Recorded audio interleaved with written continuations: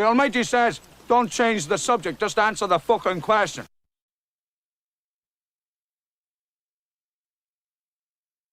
Well, why you do it then, baby Billy? Well, 'cause I'm selfless. Yeah, didn't help.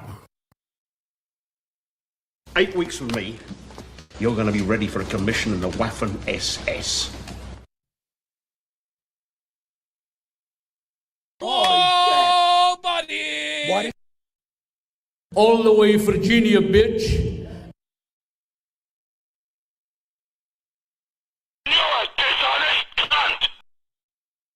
Who the fuck okayed that? Hold us hostage. You little bastard, you attacked my stepson? This is the type of shit we do, roll up on niggas at the goddamn barbershop.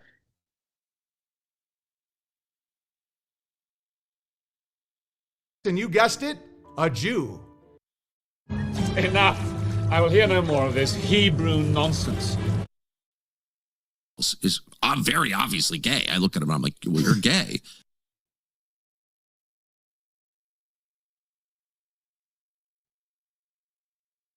I'm white, you know? I'm white.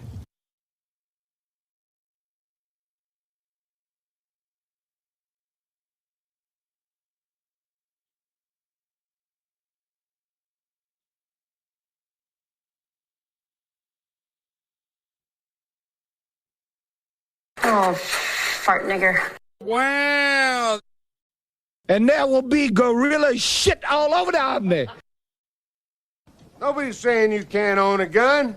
Nobody's even saying you can't carry a gun. All we're saying is you can't carry a gun in town. Well, I can't understand none of it.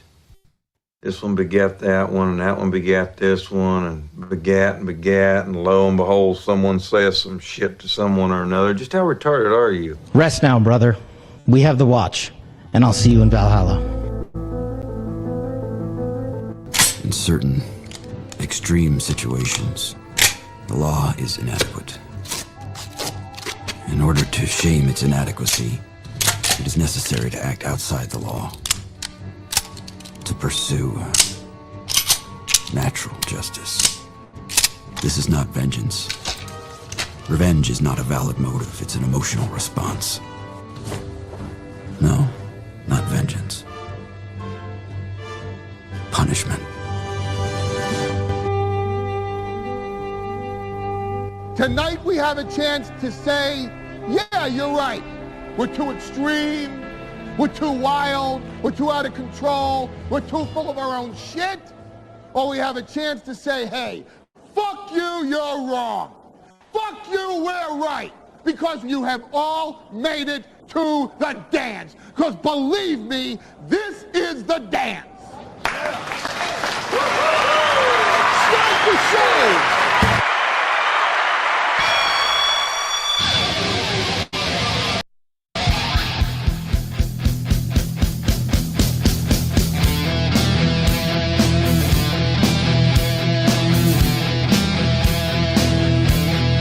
Good morning, boys and girls. Let's get to work. Oh, no.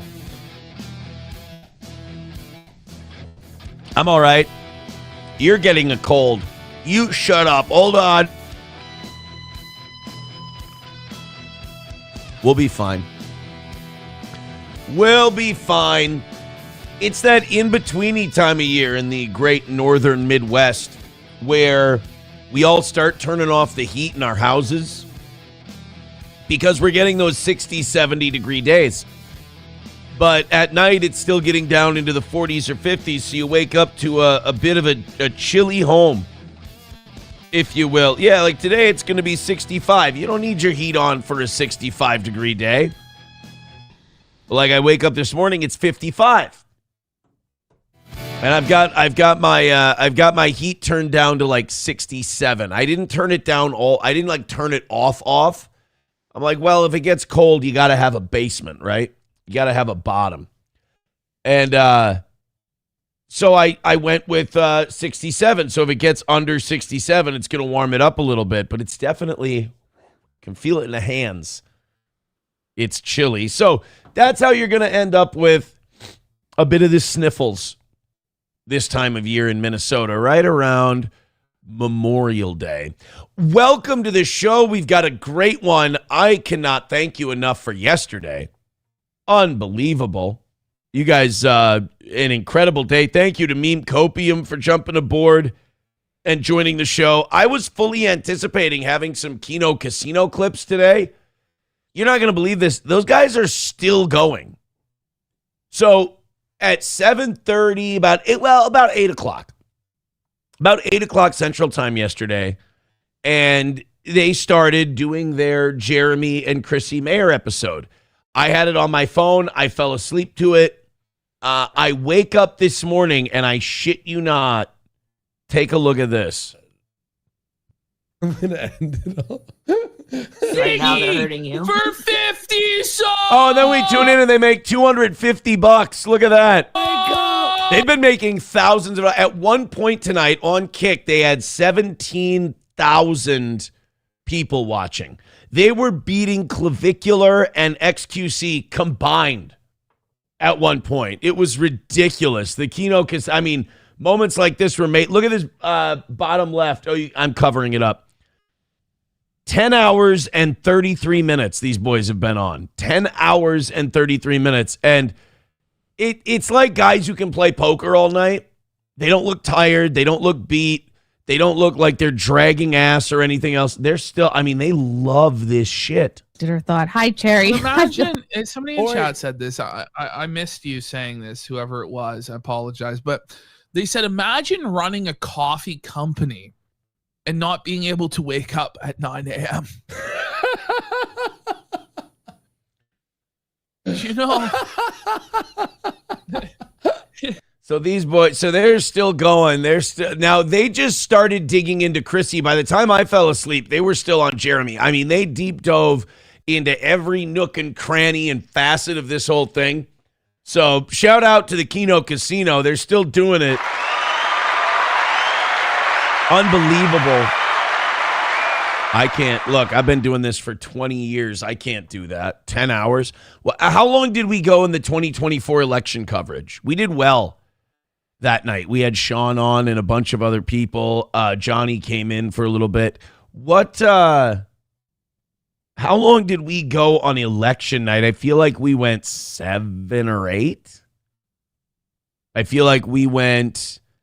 Well, I think we started at like 6 when the polls started closing on the East Coast. And then Trump got announced early. It was like 11 o'clock or something like that. And I think we went till 1. So I think we did 7 hours. And by the end of that 7 hours, I was ready to be done. These guys are at 10 and a half, and they're still going over Chrissy Mayer's Simpcast episode. So these guys aren't ending anytime soon. So big ups to the Keno Casino. Unbelievable that they're still going 10 and a half hours in. All right, let's say good morning to some of you. Trucker 18-wheeler with $1 says scientists got so tired of watching the earth spin around for 24 hours, they called it a day. State Farm Litchfield. Oh, is that what the State Farm Litchfield sign said? They have a sign outside their door or on Main Street there, and they always change the message. $1 from Scott Jonesy. Good to see Scott Jonesy back in the game. Says so... And then right after I say that, what does he say? So sorry to hear that you have acquired immune deficiency syndrome, mate. That would be AIDS. Genuinely.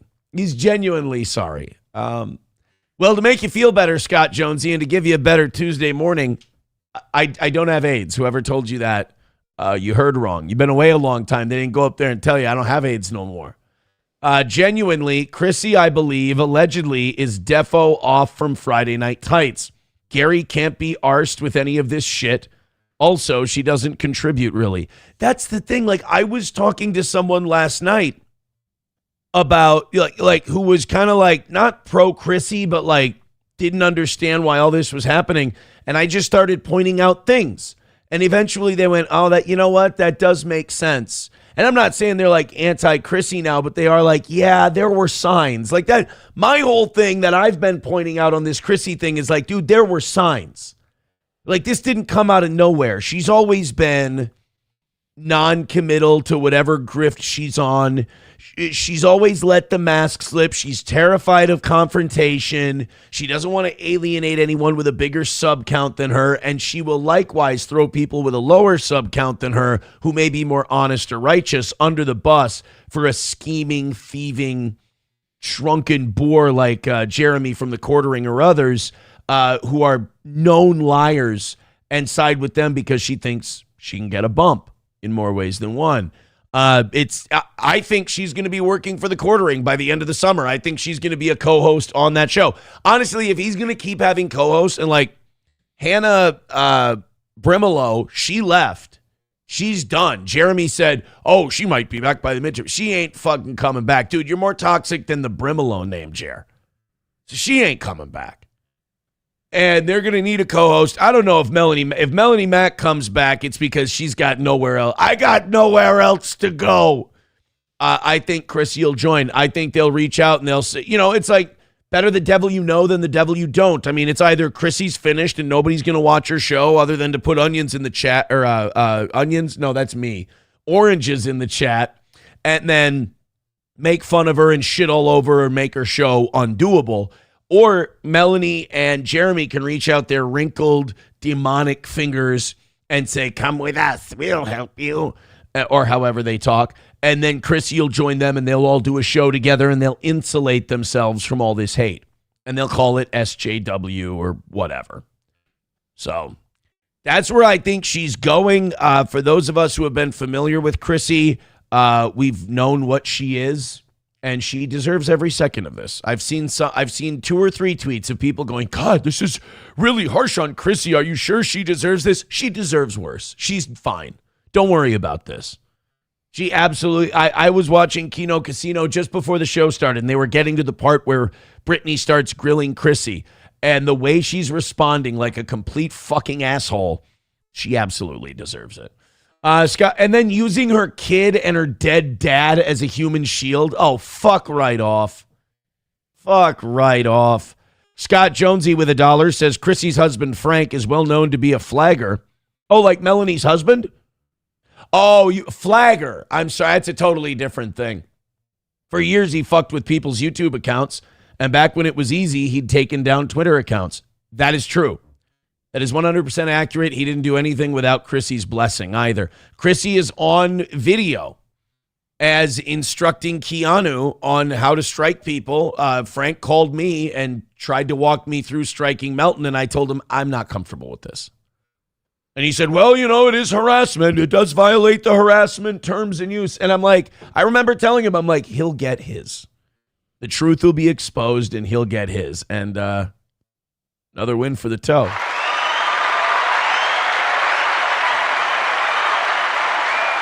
I've always been very confident in that. So, yeah. And Frank is utterly useless. And I mean that not in like an internet drama terms. I mean that in the most Oxford Dictionary definition of the word useless. Frank is useless as a husband. He's useless as a father. Frank is a tick on a parasite. Chrissie's a parasite who leeches on to bigger subscription number brands and tries to suck clout out of them. And then Frank is then a tick on the parasite. That is Chrissie. Time for Frank to get in an office, get a fucking gig. You're not managing anyone's career. She doesn't have one. Time for Frank to carry the load. If Chrissie wants to be a stay-at-home mom, which it sounds like that's what she wants to be, then Frank better get his ass out there and start earning. Better be a good earner. Pellegrino, you better start earning the money. I don't get La Cosa Nostra or sales. I guess they're both the mob. Do one of the two. But sitting around and holding Chrissie's purse while she streams, that ain't a life, brother. That ain't a life. I just can't keep up and follow things. Yes, you can. You got caught lying. Just admit you lied. Chrissy Nixon. Veldrain with $1 says, the enemy of my enemy is my friend until that enemy becomes irrelevant. Boom. Boom. Drop that bomb. Shut that bomb off. We got to bring the bomb. We got to bring the bomb back. We're going to talk about I don't know if you guys have heard this. I still don't buy it. Elliot Page playing Achilles in the Odyssey. I don't believe it. I don't think it's going to happen. Second of all, we don't need to remake an Odyssey movie. Isn't Oh Brother, Where Art Thou based on the Odyssey, but it takes place in Depression-era America? Is it the Iliad or the Odyssey? What is Oh Brother, Where Art Thou based on? The Odyssey. We don't need another Odyssey. And Christopher... I was talking about this the other day. I can't remember if I said this on the show or off the air. Christopher Nolan ruined movies. Like I'm not saying he's great at what he does, and I love the Batman movies, but he ruined them because now everyone's obsessed with dark. Oh, it has to be dark, and everything has to be cynical. I was watching a YouTube video yesterday on the making of Euro Trip and then the making of Mighty Ducks 2, or D2 The Mighty Ducks. And they're all just so earnest, and they're all just so like fun and silly and wacky movies.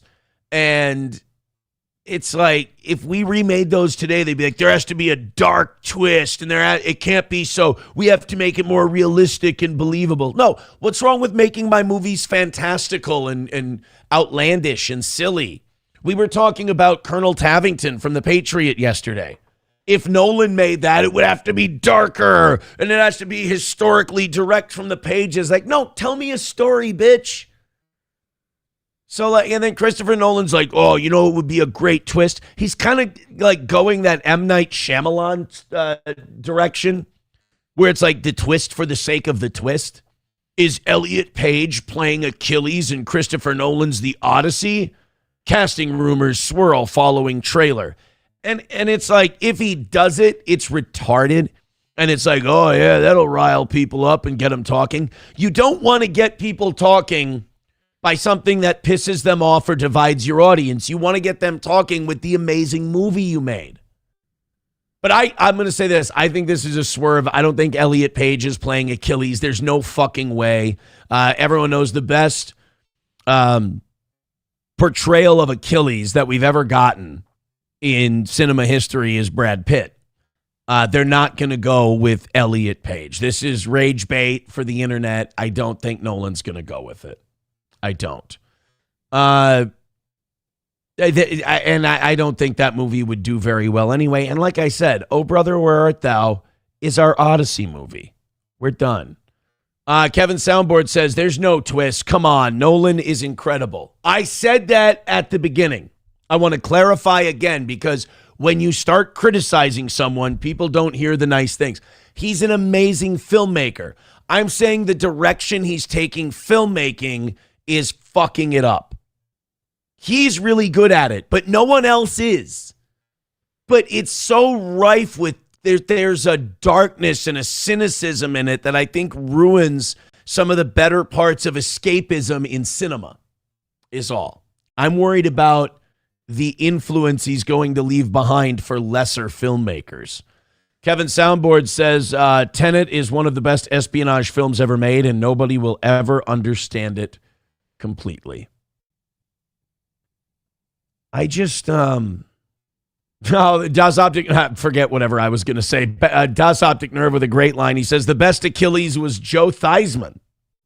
How was it? No, that was a terrible Achilles. That was a bad Achilles, naughty Achilles.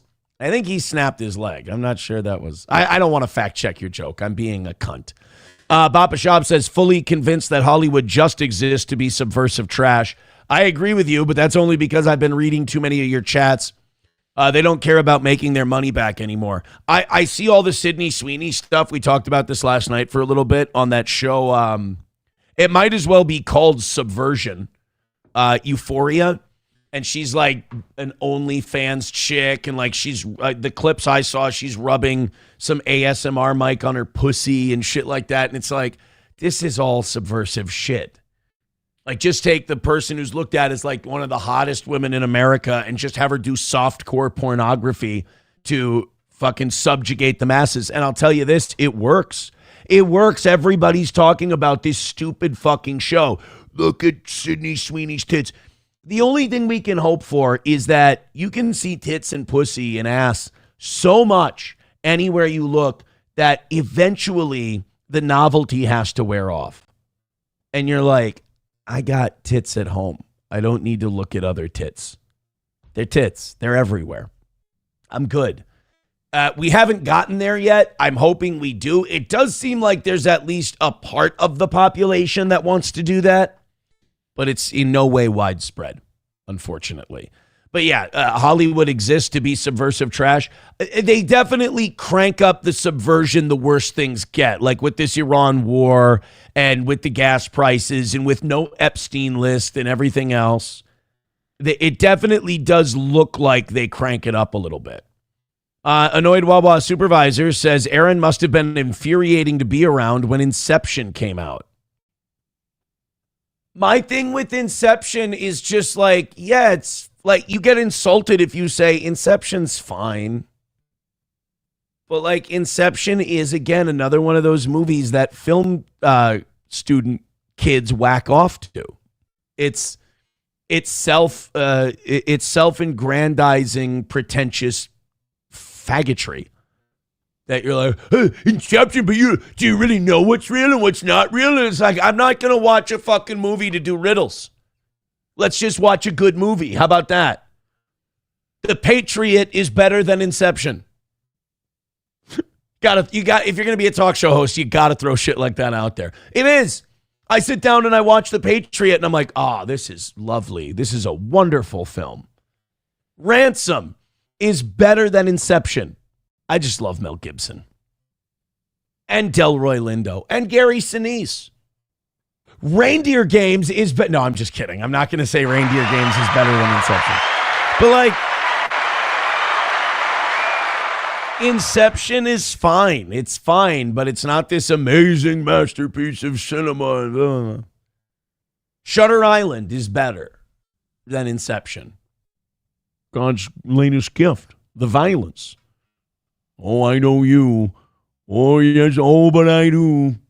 Scott Jonesy with $1 says, massive aside, Trump said our prime minister was shit. Keir Starmer? Wow, hot take.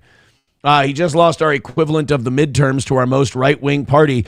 Something about bringing in enough fucking immigrants that makes the Yardbirds look desirable. That's pretty crazy.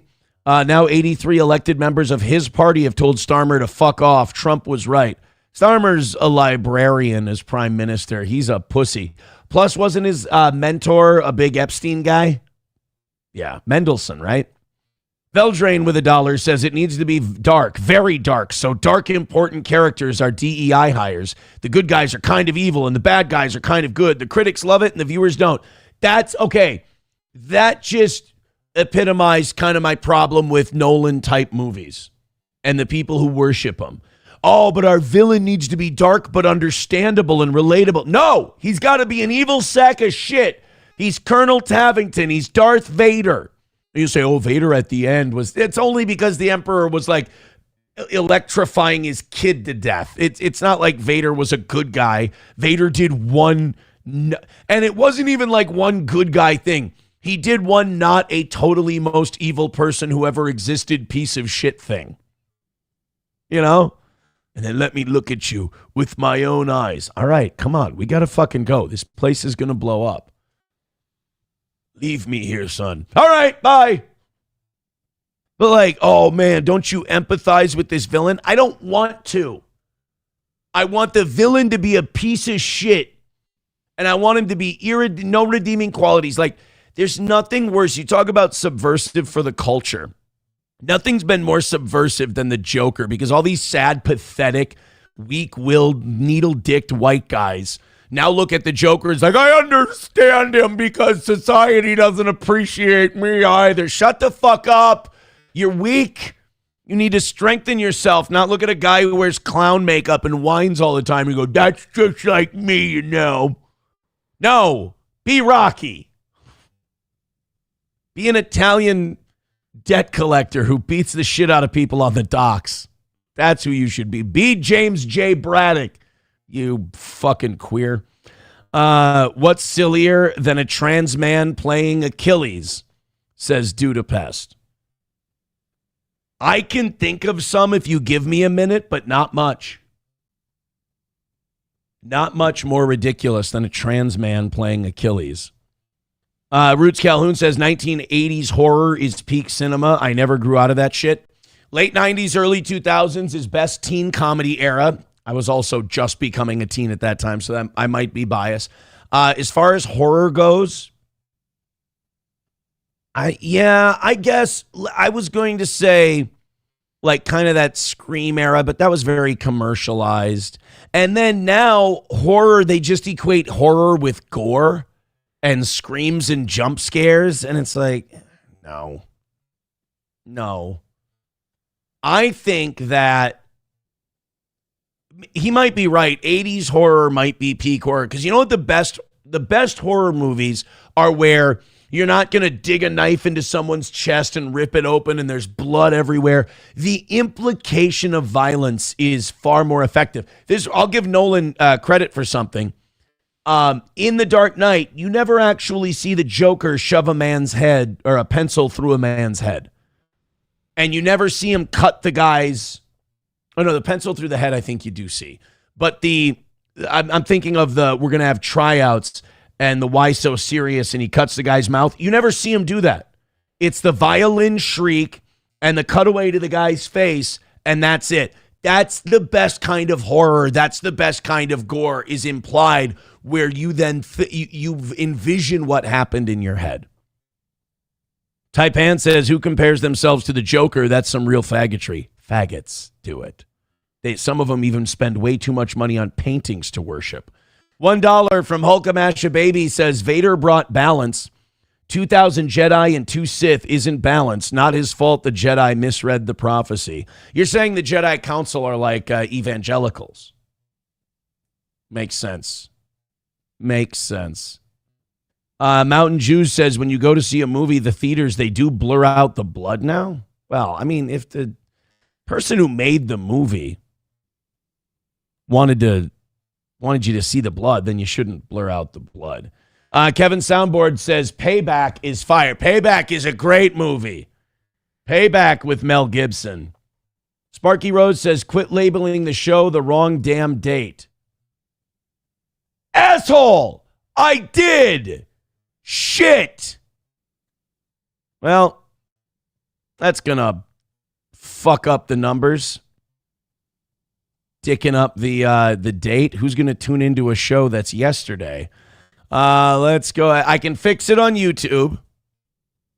There we go. It's fixed on YouTube. Can I fix it on Rumble? Let me look through Rumble Studio right now. I don't think it'll end stream if I leave the room. Here we go. Oh, I can fix it. Good. 5:12. Save. Enter. Uh-oh. Can I please enter there we go. Whew. I'm in. I'm back in. Yikes. That was touch and go. I fixed it. All right, let's do some business today. Oh, no, you guys can't see that one. That was the wrong thing. All right, we're going to knock it out for a second day in a row. We didn't need any rally segments or anything yesterday. We just did it. So thank you very much. What are we, 86 memberships away from 600? What do you say? You guys got an 86 membership run in you? Let's do it. All right, now here we are talking movies and all this other shit. Let's try to adjust to what we're going to be doing today. Please do me a favor. Hit like, hit subscribe, hit follow, spread the word, hit the share button. Let's do this thing. Guys, I am very happy to announce that this weekend through yesterday has been a weekend and a week of the toe. It has been nothing but toe W's. It has been people who were long since lied to and propagandized against. Now I see why those guys, even as they were failing, kept that Friday afternoon show going. They had to hold back the irresistible force that is the toe, because as soon as they stopped, people started coming over here and going, oh, those guys were full of shit, Aaron. I'm supposed to hate you, but you know what? I find myself unironically listening to more Steel Toe. I have seen that comment in the last week more times than ever. So I appreciate that. I mean, those of you who have been able to admit. Now, beta cuck males like the Carls and the Moody's and the Patricks and guys like that, they're very adept at brainwashing people because they have no other skills.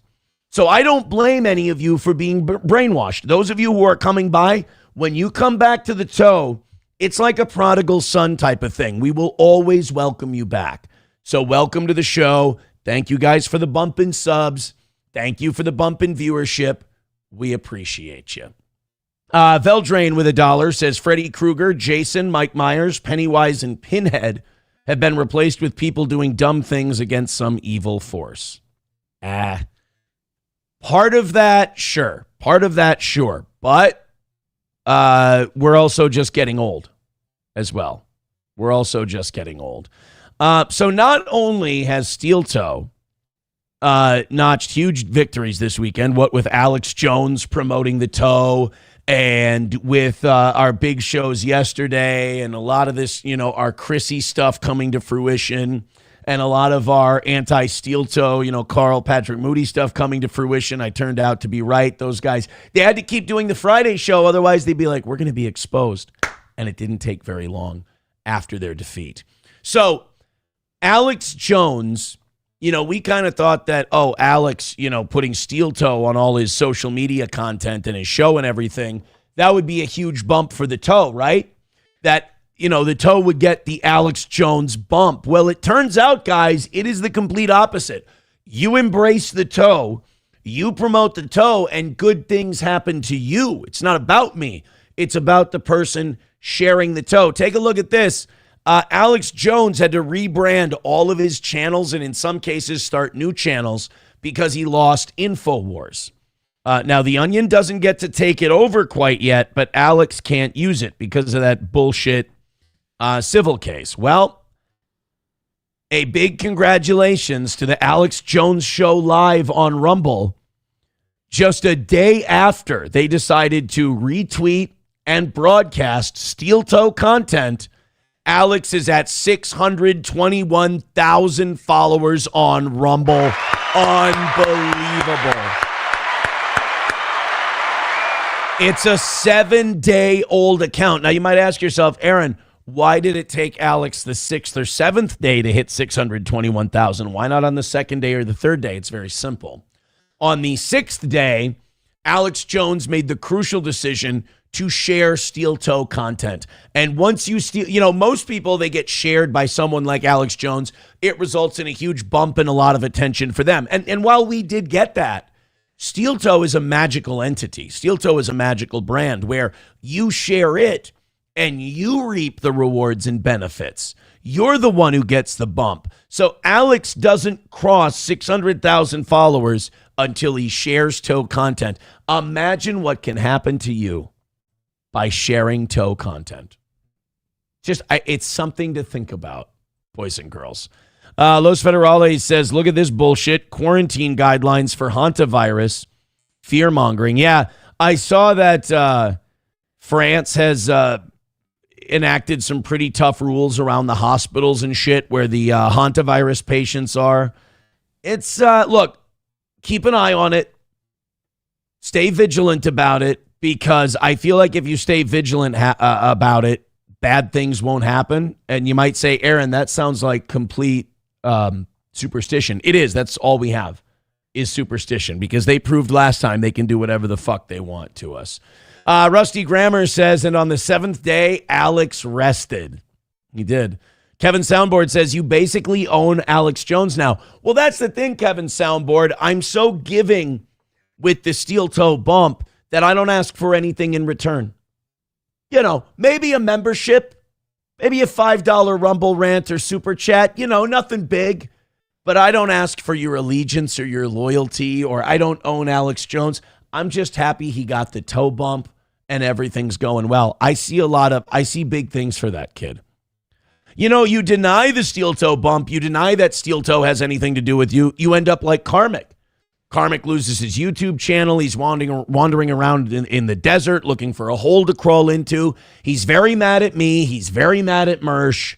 I don't know. I feel for the kid. He's obviously going through it. I mean, look, if you'd been fucking someone that you just found out was trans for like a year, I mean, we all knew about that Felicia Gillespie chick, but like, he didn't know. And like, he was in love. He'd never known the love of a woman before.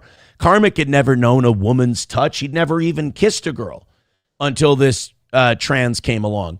And then he's like, oh my God, I'm kissing a girl. Why does she always want me to stuff it in her ass? And then, Karmic's dumb. He's an Iron Range retard, but like, he's still human and he'll still figure things out after a while. And when he felt that dickhead tickle against his back, Karmic, I think he went nuts. They say he just went crazy, screaming out her name. He ran out into the ocean. And to this day, they claim that if you go down by the water, you'll see his footprints in the sand because every night he walks the beaches of Cheyenne. So Karmic fucked a trans and then lost his mind and ran off to the desert. And now he's angry at me. He's angry at Mersh. And all we ever did was try to help. So best of luck to Karmic. Karmic is the control in this experiment. What happens when you deny the steel toe bump? You can go one of two ways. You can go Alex Jones live, or you can go Karmic X. And again, Karmic is being very rude because I keep asking him for his YouTube channel links so I can share it to my much bigger audience. But for some reason, he doesn't send me that YouTube channel link. Scousko says, Alex should have you on for an interview. I reached out. What do you think I am? You think I'm not a creep? You think I'm not totally trying to milk this for everything it's worth? I DM'd Alex. And I'm going to email Alex's people and try to do it the right way. But I'm going to see. I've got something to offer. We cover a lot of the Minnesota fraud stuff. I've been covering the all the rallies and the riots here. So I can contribute. I can help too, Alex. I can help too. Canuter Valve says, I knew a guy that was banging a he-she in Mexico. I think we call them trannies now. He-she is rude.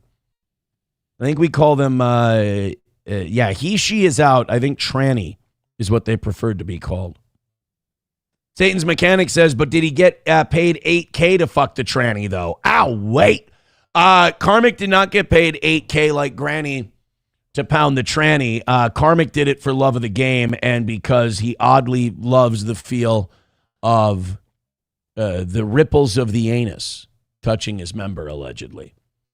$1 says, didn't Aussie troll guy explain the Rumble numbers are all horse hooey? Keep away from him. He was very condescending to you. I kind of beat him up, though, on Hughesy's show. I was a bit mean to him. The Rumble cope was when Rumble started really taking off for us, that became their new cope. Let me tell you something. Rumble views, I get paid based on them, on the creator program and anything else. I don't think Rumble's going to fake our views so they have to pay me more money. So no, the fake thing is a YouTube cope so that people don't have to admit that people do well on other channels. Kino Casino gets accused of that too. People who don't like Kino Casinos, they're botting. They're botting their big episodes, and it's like, you watch their chat. They're not botting a damn thing. That's for sure. They're not botting.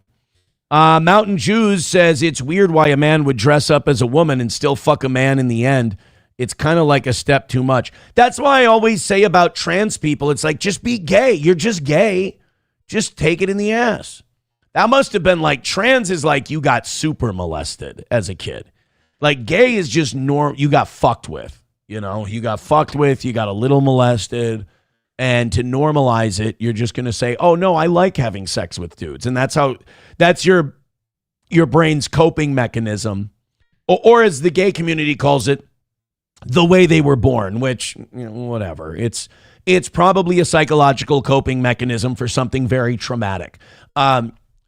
The trans thing, though, that's above and beyond. Plus, you also have to have a blue-haired liberal single mom that wants to use you as like a unique talking point at all of her Democratic Party parties.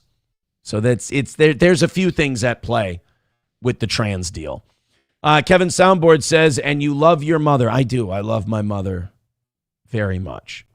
Tommy from MySpace says, okay, Toe, you just won me over with that Karmic take. What's going on this week? All these anti-steel toe people are coming around. And I wish I could be one of those cantankerous souls who's like, no, fuck you, blah, blah, blah. But I love it. I welcome them. Thank you, Tommy from MySpace. Pretty soon you'll be dropping $50 super chats on the toe and making my day a lot easier. By the way, I am telling you right now, I am going to commit to something right now. I am going to pay Kevin Brennan $500 at some point this summer, and I am going to have Kevin Brennan on the show and acquiesce to his $500 demand. I just want him on. I love Kevin Brennan. I mean, he said some things that weren't true, but there's a difference between Kevin Brennan saying things that are demonstrably untrue and Kevin Brennan lying. I don't think Kevin Brennan's lying about me. I think Kevin Brennan believes that what he's saying is true. I just can document that he even documented that it's not. He's like, Toe never thanked me after the 500. And then he's like, June 9th, after my second appearance on the show, he texted me June 9th and said, thank you. That's thank you. Yeah, people were writing in yesterday and like, oh, I'll donate the money to have Kevin come on the show. No, that's not your job. Your job is not to pay a bounty. Hit the goal every day. That's it. I will pay Kevin out of our own pocket. Thank you very much. Kevin Soundboard says morning only. Morning doesn't need the numbers bump, though. Like we did 760 at our peak. We do Kevin's numbers in the morning. I need the bump in the evening, though. You know? I need the Kevin Brennan. I need the MLC bump on the evening shows. All right, guys, we got a lot to talk about today. We're hanging out in the chat. We're having some fun, but we do have a lot of stuff to talk about today. So these dollars at a time, gifted memberships, all that, we appreciate it. Thank you for the money. Frida says, as a new Toe grandpa, well, congratulations, Frida. Please explain Chad Zumick. I was singing your praises on X, and he replied saying you asked him to dress as a woman. Yes, I had a very cringe, but I thought we could pull it off, funny, kind of wacky radio stunt idea. On Saturday, I wrote to Chad. I'm like, Chad does a funny Chrissie impression. What if I wanted to interview Chrissie? And what if I wanted to have Chad on, play it straight, promote it as a Chrissie interview, and then as soon as, all these people gather, like, holy shit, Steel Toe's having Chrissie on. And then it's just Chad in a wig doing his shitty Chrissie impression, and we just kind of figure it out from there. I thought it would be really funny. Not everything has to be mean and harsh and like dark. Again, that's that Nolan shit. It doesn't have to be dark. It can be wacky, silly, stupid shit. I thought it would be funny. Chad didn't like it. Here's the thing about Chad and Kevin both. I don't think they understand you can counter offer shit to people. They're like, this thing he proposed was terrible. I fucking hated it. I was insulted. If you were insulted, instead of crying about it, why don't you make a counter offer? But I think they want it just so they can have it as content and bitch about it, which I kind of appreciate. Joey Caravello with $1 says, I will be attending the Steel Toe anniversary show at Stoney's White Power Bar and Grill. Also, there will be a toucan tip Johnny's wheel. Who I think he meant. Oh, no, I read that wrong. That's on me. There will also be a who can tip Johnny's wheelchair over the most contest. Oh, not who can tip Johnny's wheelchair over, but who can tip it over the most. Okay. So multiple times. Nigel Rhodes says, Chad was awful as April, so annoying. I always thought his April impression was actually pretty good. His Carl impression is probably his best work, but April is pretty good. Pretty solid. Kevin Soundboard says, Chad ran into a TV on his first night of stand-up. This bit wasn't too bad of an idea, right? It was a solid idea. It was playful. It was fun. It wasn't too terribly hurtful. It was a good one. I think he should have done it. I do. Chad's boyfriend, Nick Swartzen, makes him wear a wig all the time. What's the issue, says Bappa Shab. Right? I mean, you know what, though? That might be my fault. I think it's my fault because that might have reminded him of Swartz. Like the wig might be a him and Swartzen thing, and I kind of like, that's me invading and intruding on that. Oh, that makes a lot of sense now. I'm sorry. I do that sometimes. Like, I don't mean it, but I trigger emotional responses because I'm not aware of the lore. If I would have known that Swartzen made Zumock wear a wig with built-in handlebars on it so he could pull back and get a little extra something, I wouldn't have suggested the wig thing. Oh, man. Thanks a lot, Bappa. Now I feel like shit. Now I just feel bad. Nigel Rhodes says, I hear Chad shakes from anxiety when he goes to events. Well, most people's number one fear is public speaking. How dare you? All right, guys, hit like, hit subscribe, hit follow. I really am out of the chat now. I'm done. We're moving on. We only did 40 minutes of steel toe chat time.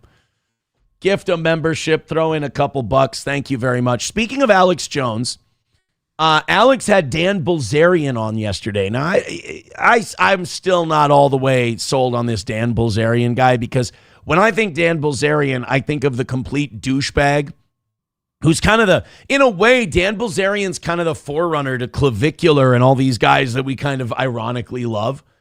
But Dan Bilzerian was like, I play poker and I'm so rich. Like, he was the original Wes Watson and these Manosphere guys. And it turns out he's just a rich kid. Turns out his dad's got a fuckload of money. He's like, I made my fortune playing poker. No, you made your fortune being your dad's son, which is fine. There's nothing wrong with that. But this whole idea that Dan Bilzerian was this self-made man and shit. Well, now he went away for a little while. I think he got in some legal trouble and lawsuits and stuff. And he went away for a while, and now he's come back as like all the Jews are terrible. He's like an anti-Zionist, but I think he's all the way. Like Holocaust denial. He was on Piers Morgan a year and a half ago or so, and he just let loose. He was on PBD, and he just let loose with the World War II and the Holocaust stuff. He was on Alex Jones yesterday, and he let us know what his foreign policy would be if he was elected president. Now, I still think Dan Bilzerian's kind of a tool. I'm not like, oh, I love this guy, he's so great. But he was certainly entertaining on Alex's show. Let's take a look. If you were the president, what would you do? He's running against Randy Fine, by the way, who is the biggest piece of Zionist war criminal trash that the United States has in its Congress. And that's saying a lot. I would declare war on Israel. I would cut off, at a minimum, I would cut off all foreign aid. I would let Iran have free will to do what they want with Israel. I would kind of let... Yeah, these are real tweets from Randy Fine. Kill them all, hashtag no mercy, bombs away. And then there is no suffering adequate for those animals. May the streets of Gaza overflow with blood. See, like when the United States goes to war, a lot of times it'll be like, I hope our boys come home safe. I hope we can settle this conflict as quickly as possible. We can win, and our boys aren't injured or killed. Whether it's Ben Gvir or Smotrich or Randy Fine or a lot of these Jewish guys that are pro-Israel, a lot of these Israel first Jews, they're really nasty. Like, they're really bloodthirsty. Like, it's not just like, you never hear Randy Fine or Smotrich or Ben Gvir go, we really hope our IDF patriots come home safe. They're always like, I hope they fucking drank from the skulls of a Palestinian baby. And you're like, what the fuck, guys? Relax. It's the way you talk when you've dehumanized someone to the point where you don't see them as an equal, or you don't see them as a child of God, or you don't see them as one of you. You see them as an other. You know, it's amazing. When we were in elementary and middle school, we would have Holocaust survivors. We'd have these Jews come lecture us about don't other people and don't treat people like animals, because when you do that, it makes it easy to do to them what happened to us. And it's like, you know, if I would have known then what I know now, I'd be like, but that's what your country has been doing since 1948. You've been dehumanizing these Arabs, whether it's through the Nakba, which was ethnic cleansing, whether it's the occupation of southern Lebanon and Gaza Bank in the West, the Gaza Strip in the West Bank, or whether it's what's happening in Gaza right now and southern Lebanon right now. I mean, it seems like a blood grudge. It seems like a bloodlust.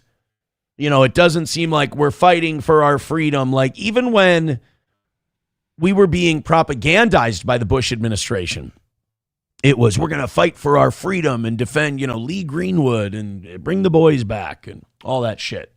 With Israel, it's like Ben Gvir posing next to gallows with a bottle of champagne. It's Ben Shapiro saying they're not human. They like to destroy things and live in mud huts. It's Randy Fine saying there is no suffering adequate for these animals.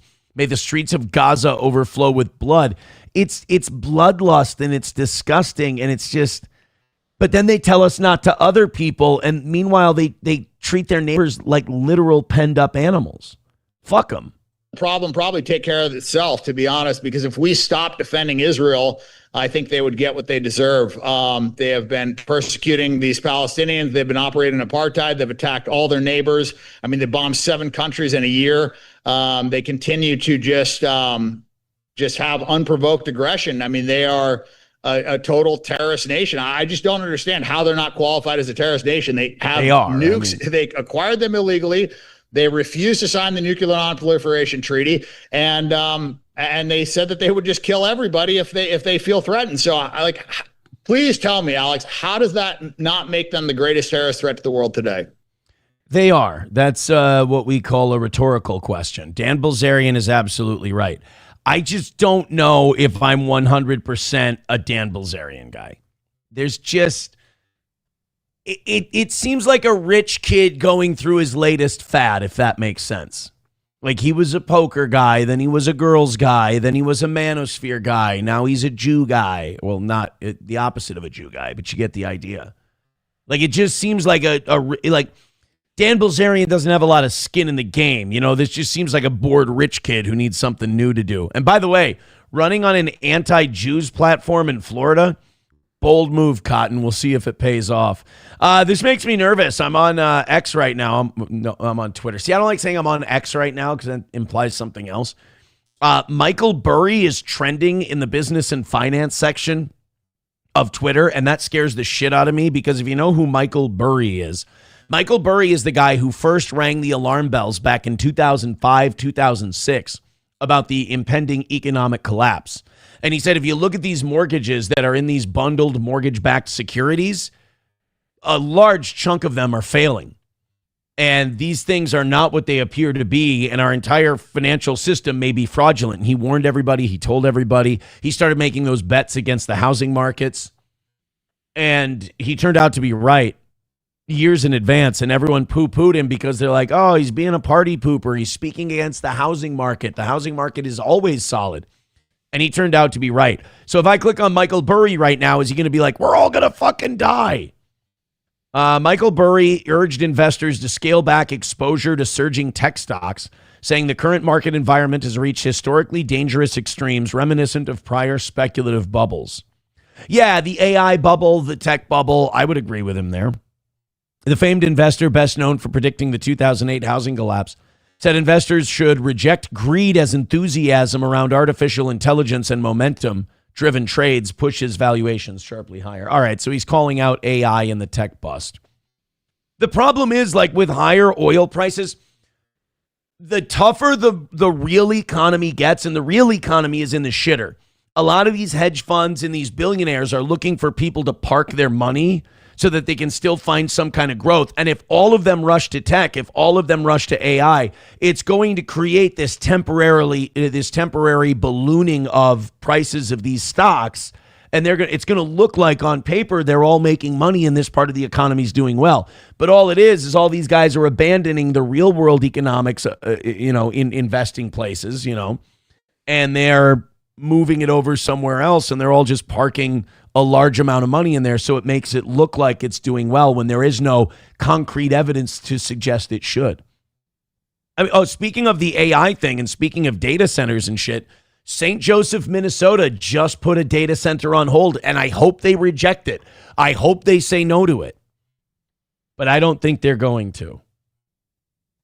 I think it's going to get built. They put it on hold right now, though, for environmental reasons. They're worried about what impact on the environment the data center is going to have in St. Joe. But I think the wheels are already in motion for this thing, and they're going to build it.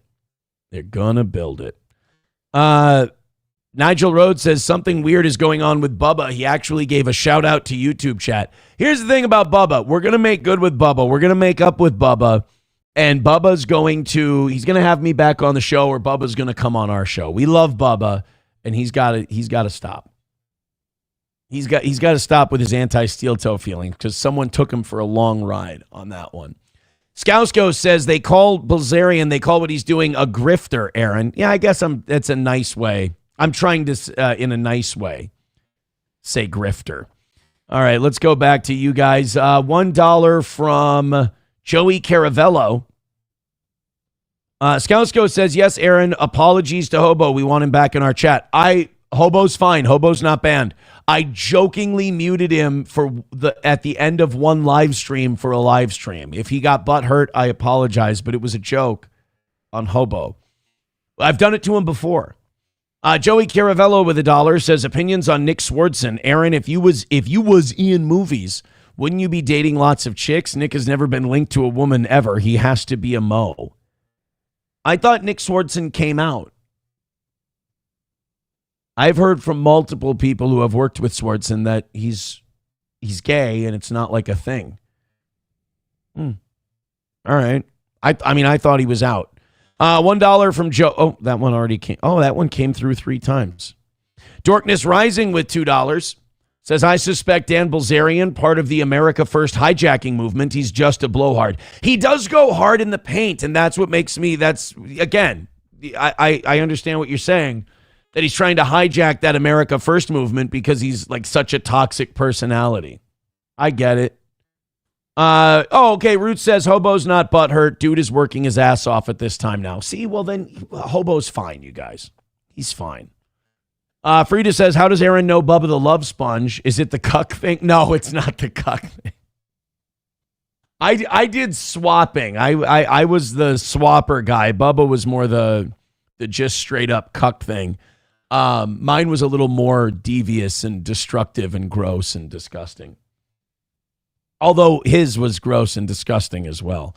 Bubba had me on his show after I got canceled from radio for the Iowa thing. And Bubba had me on his show, and we all got along great. And I think the first crack started appearing when Corey Adam couldn't help it, and he just started shit-talking Bubba on the show. And I would always go, Bubba was great to us. Bubba was fine. Bubba was awesome. We love Bubba. Respect to Bubba. Of course, like, his show is so fucking bad, and blah, blah, blah. I'm like, oh. So I don't know if that bothered Bubba, or what I heard was someone went in his chat pretending to be me, and Bubba kind of boomered it up and went, oh, Steel Toe turned on me, man. Steel Toe did a heel turn, man. And I didn't. I like Bubba. Canuter Valve says, wait, you've been canceled? Oh, man, I love that we've been around long enough on the internet now that new fans don't know the lore. Yeah, we had the #1 show. We were the highest rated show in Minnesota outside of Minneapolis. Like there's like 2 or 3 other media markets. Nobody was even close to our show. We were in the top 10 in Minneapolis, a couple books even. We don't even broadcast there. So we had a massive show here in Minnesota. And we talked a little too much shit about a station in Iowa. We were going back and forth, and all of a sudden we started getting the better of them, and they started clipping our shit out of context, and the station panicked and said, delete the show. And I'm like, the show, it shows the context that these people are retarded. And they were like, no, we got to get rid of it. And then they were like, all right, you got to give us all your social medias. You got to give us control of all that stuff and all your streaming, because we were like the only radio show out there that was simulcasting. You know, we were one of the first to do that. We were really pioneers. And I was like, no, we can't do that because I'm worried you'll just fire me. Anyway, so we'll do the internet thing. We were on Twitch at the time. I'm like, we'll just do Twitch. We're good, thanks. So, yeah, we did. We were one of the bigger radio shows here in Minnesota. And I wouldn't even say we fucked it up. I say we just fucked with the wrong people who, after they got their shit rocked by us, they cried victim. I mean, that Heather chick is a fucking expert in pretending to be a victim. She's pathetic, and that's why her career hasn't gone anywhere. We both stagnated. Yay. Myself says, what about that time we voted for that radio guy? Voted for that radio guy? I don't know. All right, we got to, you know what? Let's bring Johnny in before we get to the Minneapolis car break-ins. Then we got the quartering, I think, paving the way for Chrissie Mayer to become his co-host coming up. And then also we've got that Richfield Police Department releasing the video of the shooting of DeSaver Brian Hollis. This is the newest one. This is the newest shooting in Minnesota where a black family is like, this is terrible. This is awful. The police shot our baby and he didn't do nothing and he was a good boy. And the police went, okay, look, we don't want to look like dicks, but fuck you. Here's the body cam. And that's the problem. Like, these cops get accused of like, you're all racist and you just shot him for being black. And the cops are like, no, we didn't. Like, in no way is that why we shot this guy. He was being a piece of shit. And they're like, no, you guys are racist and we're going to get you. And it's like, you don't want to show the family the body cam footage because you don't want to show the family their relative being killed. That's incredibly traumatic. But you're like, all right, fuck you. If you're going to keep chirping at me, here's the evidence. We're going to do this story today, even though it's 8 years old. I never knew this existed. But before we do that, let's bring Johnny in. There he is. Good morning, sir. Good morning. How are you doing? I realize not only is the virtual camera not on, I'm not recording at the moment. There we go. That's all right. Now we got both. I finally got the audio fixed a little bit on my end. I just toned you down a bunch through the app. I was always wondering, like, why can't you just do that part? Even doing like that doesn't fix the problem. It just lessens it a lot. Okay. See, now I'm going to take my speaker thing. I'm going to turn it all the way up to 100. But I'm worried now. And see, now I have. Oh, no, don't do that because now everything's overmodulated on OBS. Let's go back to 75. There. Now that's. Is that better? All right. No. Sounds good. I should have never fucked with anything. What an asshole. There we go. All right. $2 from Unnerving Brain says, why does SteelToeMorningshow.com go to Chuck and Larry? Does it really? Thank you for the $2. I appreciate that. Oh, that's awesome. There's a show called Dave and Chuck and the Freak. Yeah. And I guess they thought the Steel Toe Morning Show was like such a thing that they would grab our name and bring it to their site. That's kind of a compliment. That's a little hilarious. Do they claim to be like guys that are just like wear steel toe boots, like working dudes? No, they're pretending to do our show. We try our best to help you get your ass out of bed by poking fun at pretty much everything that's going on around us. If you're easily offended, take caution. So they're like a low. Oh, they're borrowing your gimmick. Yeah, they're like a low rent. You know, they're the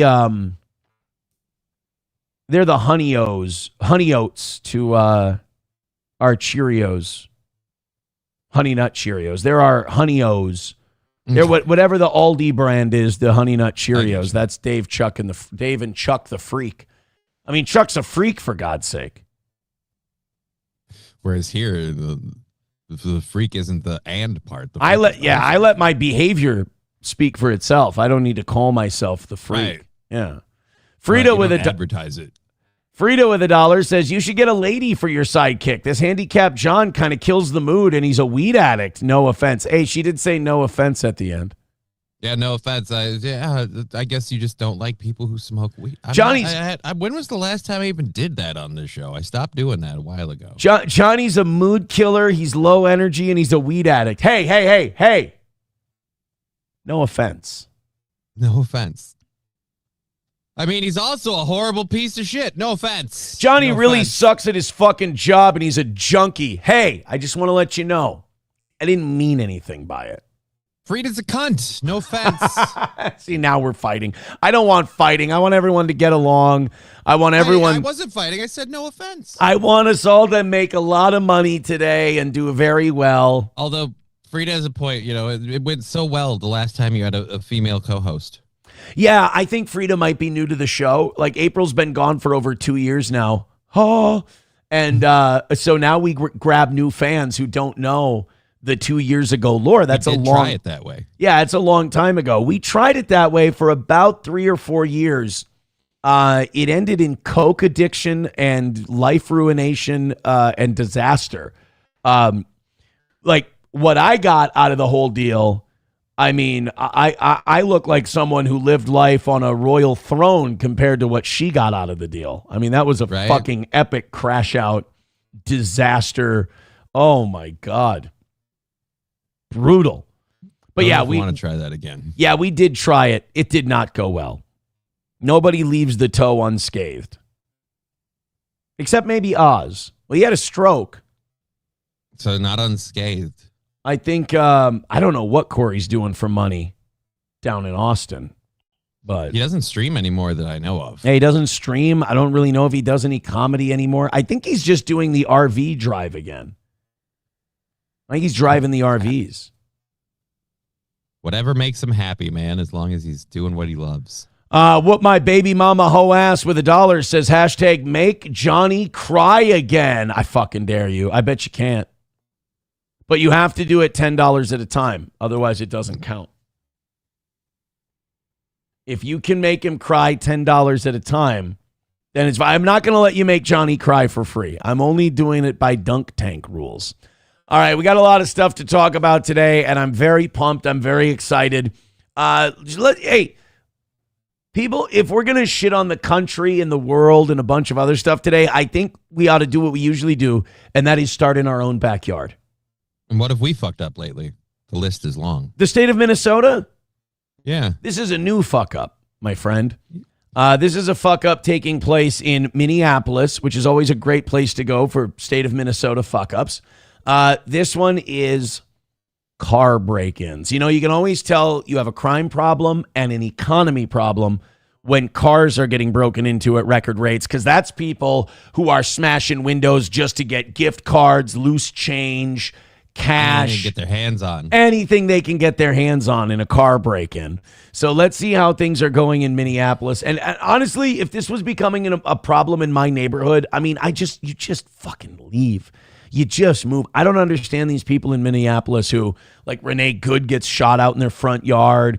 There's car break-ins everywhere. You live on like Jackson Street or whatever in Northeast, and they're just like, first of all, you ever go to those streets on Northeast Minneapolis or North Minneapolis, and like the narrowness, like you got all the cars parking on both sides of the street, and you're like, if another car comes down this 2-lane road, we're both gonna die.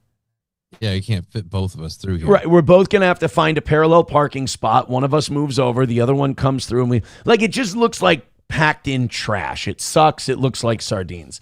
So then you add on top of that you're gonna leave your car out on the street, and there's a good chance somebody's going to smash through your window and steal your stuff.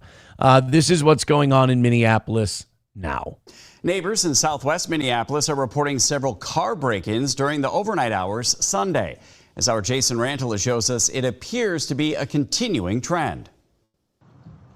After a weekend trip, Eric Skyda came home to this, glass on the ground from a busted-out car window. Despite this damage, Skyda says nothing was taken here in the Lyndhurst neighborhood of Minneapolis. Sunday, and like you broke into a Ford, bro. Like you didn't even you weren't even like discriminate about the brand or like I'm only breaking into luxury vehicles or whatever. You broke into an old Ford.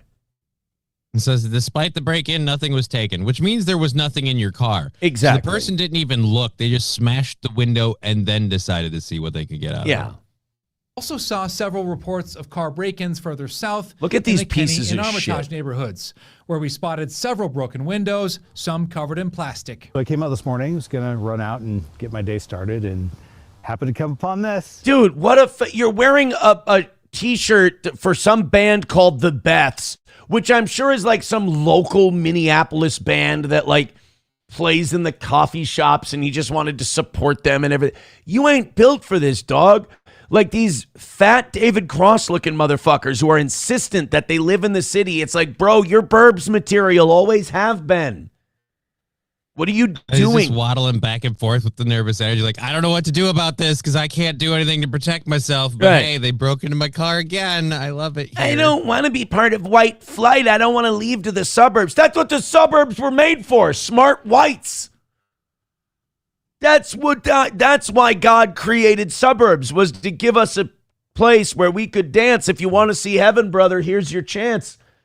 This guy's like, I'm going to wear my indie band shirt from the coffee shop, and I'm going to live in an ethnically diverse neighborhood. And then you're like, oh, gee, God. And then when your car gets broken into, gee, shucks, this sure is a yucky way to start my day. Instead of being like, Charles Bronson and going, I'm camping out tonight with grease paint on my face and I'm going to cap any motherfuckers breaking into cars.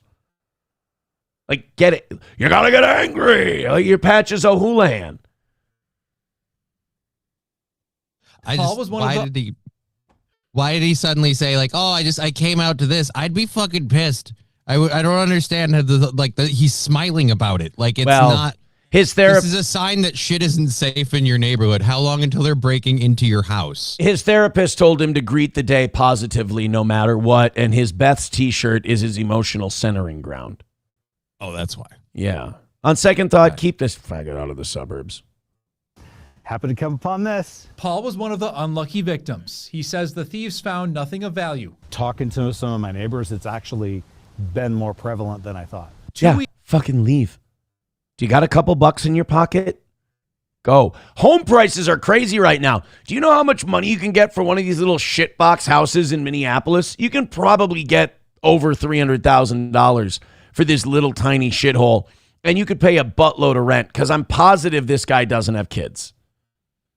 So, like, what makes you think that? I bet he's fucking killing it on the dating scene. Oh, God. Weeks ago, video footage caught crooks smashing car windows near Lake Nokomis. Probably saw 2 to 5 cars on every block for about 5 blocks. On April 27th, Minneapolis police say more than 30 cars were damaged in an 8-hour span on the city's south side. 30 Residents cars. who spoke with WCCO say the most that was taken was spare change. Funny thing about it is they don't necessarily steal anything. Right. It just costs you a fuckload of money in insurance premiums to get the thing fixed. Yeah. And, you know, again, don't ask what policies, practices, or things that are going on in your city led to this and just continue to go, oh, I guess I just found this morning. Fuck my ass. I got $3.70 in spare change. Meanwhile, this guy's going to pay a $500 deductible to fix that car. That's great. I would smile about it, too, and go, well, I just love my neighborhood. It doesn't love you back, brother. They're just either smashing windows or maybe just, seeing if there's anything in there. During a 30-day span last summer, police say there were nearly 500 car break-ins between July and August. Paul is puzzled by this latest round of break-ins and what he says. People are desperate. The economy's in the shitter. Nobody has money. They can't afford a place to live. So they're smashing car windows to find money so that they can, live whatever lifestyle they've become accustomed to. I'd like it if he had like the subtle racist thing come out where it's like, I don't get it. We said George Floyd was a victim and we attacked the cops. Why are the blacks doing this? Like nobody said it was the blacks, dude. People like this have no sense of defense or survival skills. They're just like, oh, well, I guess it's just bad luck. Like there's no pattern recognition, nothing in these people. This is a normally pretty safe neighborhood. It doesn't seem to be any kind of an organized attempt at theft. It's more either vandalism or I don't know what it is. In Minneapolis. The good one. It's either vandalism. It's vandalism or I don't know what it is. Oh, hey. No, it's an organized attempt at theft. But don't worry. He's like, it's just vandalism 500 times in a month. Don't worry. It's not an organized thing. Yeah. In no way does that make me feel better. Did they smash my windows? Yeah. I don't give a shit if it's organized or not. 500 people in a month. I would hope that's organized. That's one hell of a random happening. Right? Hey, guys, guess what? It turns out it's not an organized thing. Yeah. Didn't help. I want to train this poor guy. You know what I think, Johnny? If you know what would happen if I train this guy? What happens if you train? 8 weeks from me, you're going to be ready for a commission in the Waffen SS. He's going to be ready for a commission in the Waffen SS when we're done with him. This poor guy. $1 from Veldrain says Aaron has a dewlap, a spider on his head where his hair should be, and 3 chins. But of course, no offense. See, he said no offense. No offense, which means he meant it only in the best. Frida with $1 says, I'm a man, John Handicap. Actually, John Handicap is kind of I don't know if you like it or not. I dig that. And I like the name John Handicap. Yeah, it's just go around spreading cripple people. That just, I can't tell gender from your text. It seemed like you were bitching. I'm sorry. I thought you were a lady. I'm a man, John Handicap. Frida is my dog's name and wanted to send that in before you came on the show. Sorry you had to see that. Oh, that's nice. Oh, well, thank you for the apology. That's very sweet of you. I See, appreciate that. You guys are, Sorry I called you a chick. It's just the way your text read. oh, look, everybody's apologizing. This is such an adult moment We're having making on the good. show. We're fucking building inroads. Papa Shab is an Oz guy over a Johnny guy, and here's the reason. He says, Oz would already make an end joke. Johnny is just gay. I feel like you were racist. Yeah, didn't I make a joke where he said something about blaming it on the blacks? You were definitely racist, you know. I don't want to take every one of Oz beats. Then it's like stealing his stuff. I gotta do it my own way. Here's my thing. Here's what I love about the audience we have. You're going to get in trouble if they sense you're not leaning into racism. Right? Yeah. Like a lot of audiences would go, hey, that felt like an end joke. That's a little inappropriate. You're like, hey, whoa, I want to apologize to our diverse audience and blah, blah, blah. In this show, it's like, hey, was that a multiracial jab? Because this should be directed at the blacks in this story. Like, if you would have made a Mexican joke, they also would have been upset with you. They're like, no, the joke here is black. It's breaking into cars in the inner city. This was a layup. What's wrong with you? Minneapolis, black. Trucker 18-wheeler with $1 says, Johnny is a lazy cunt. No offense. He said no offense. Again, no offense. It means that it's only with the best intent. Remember, guys, our theme today is no offense. You send in your money. you leave a grave insult at either a chatter or a show member. And then you say no offense. End it with no offense. And you can say whatever you want. Wally World kicking us off on the membership side of things today with 5 gifted memberships. Big support. I learned that from the Keno Casino. I have to do that. Wanna fuck? Let's fuck! 5 gifted memberships. Let's go. Oh, buddy.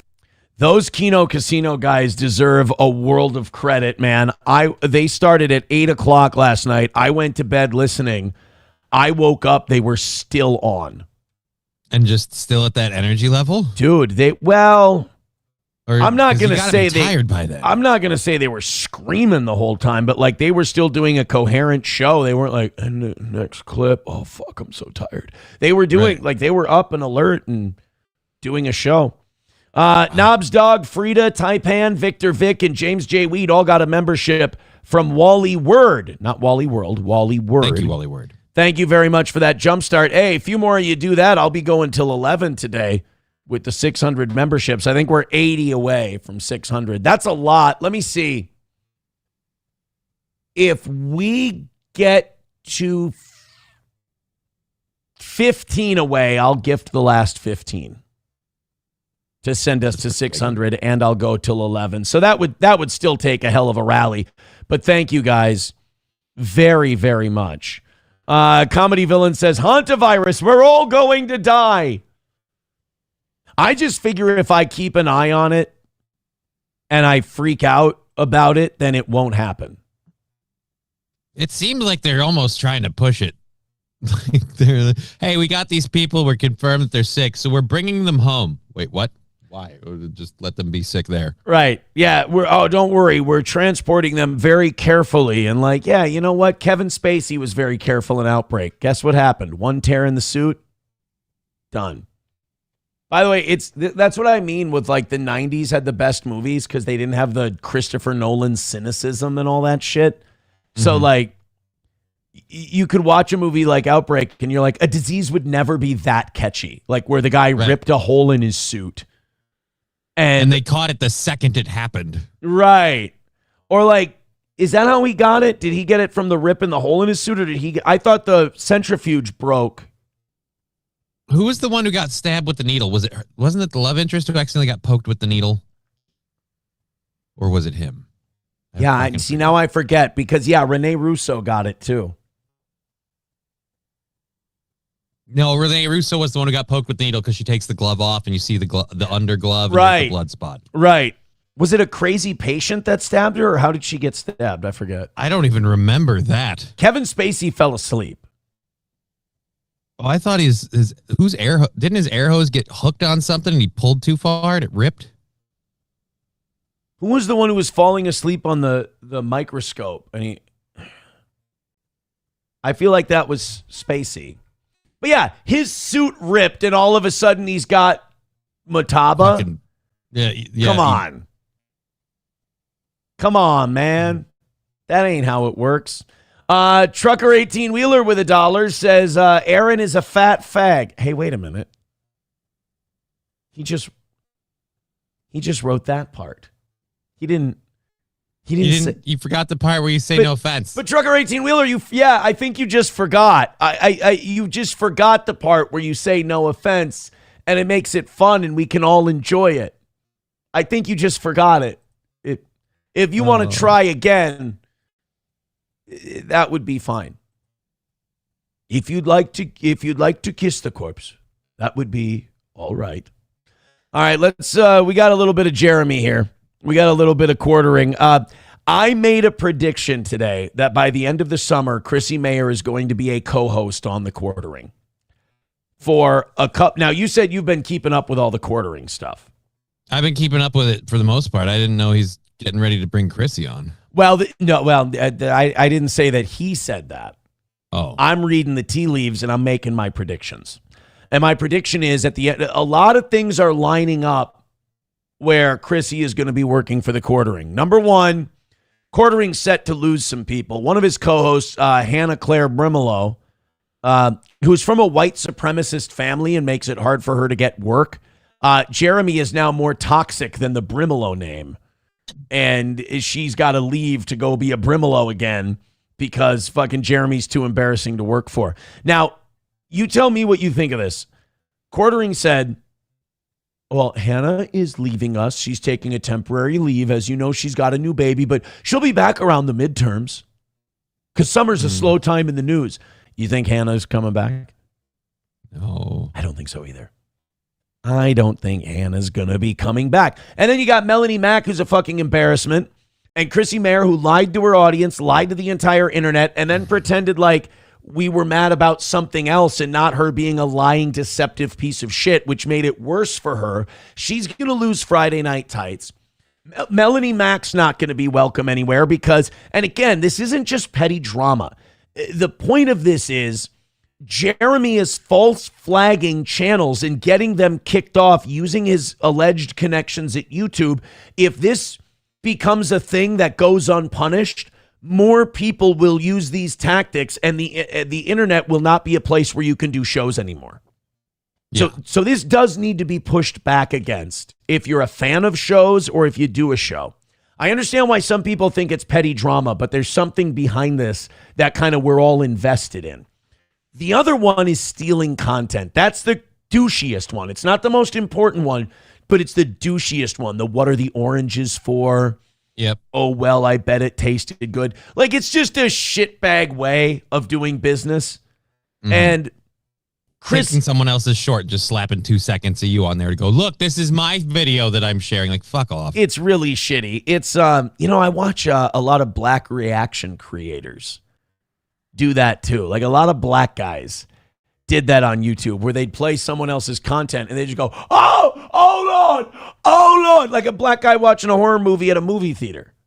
And there's people even lazier than that just put stupid fake laugh tracks on videos. Like they play a goofy clip and you just hear this stupid fake like in the background. You're like, that's no, all that's they not do? A real laugh. Yeah. And why this isn't your video. So the striking channels thing, I don't know about you, but to me the striking channels is way worse.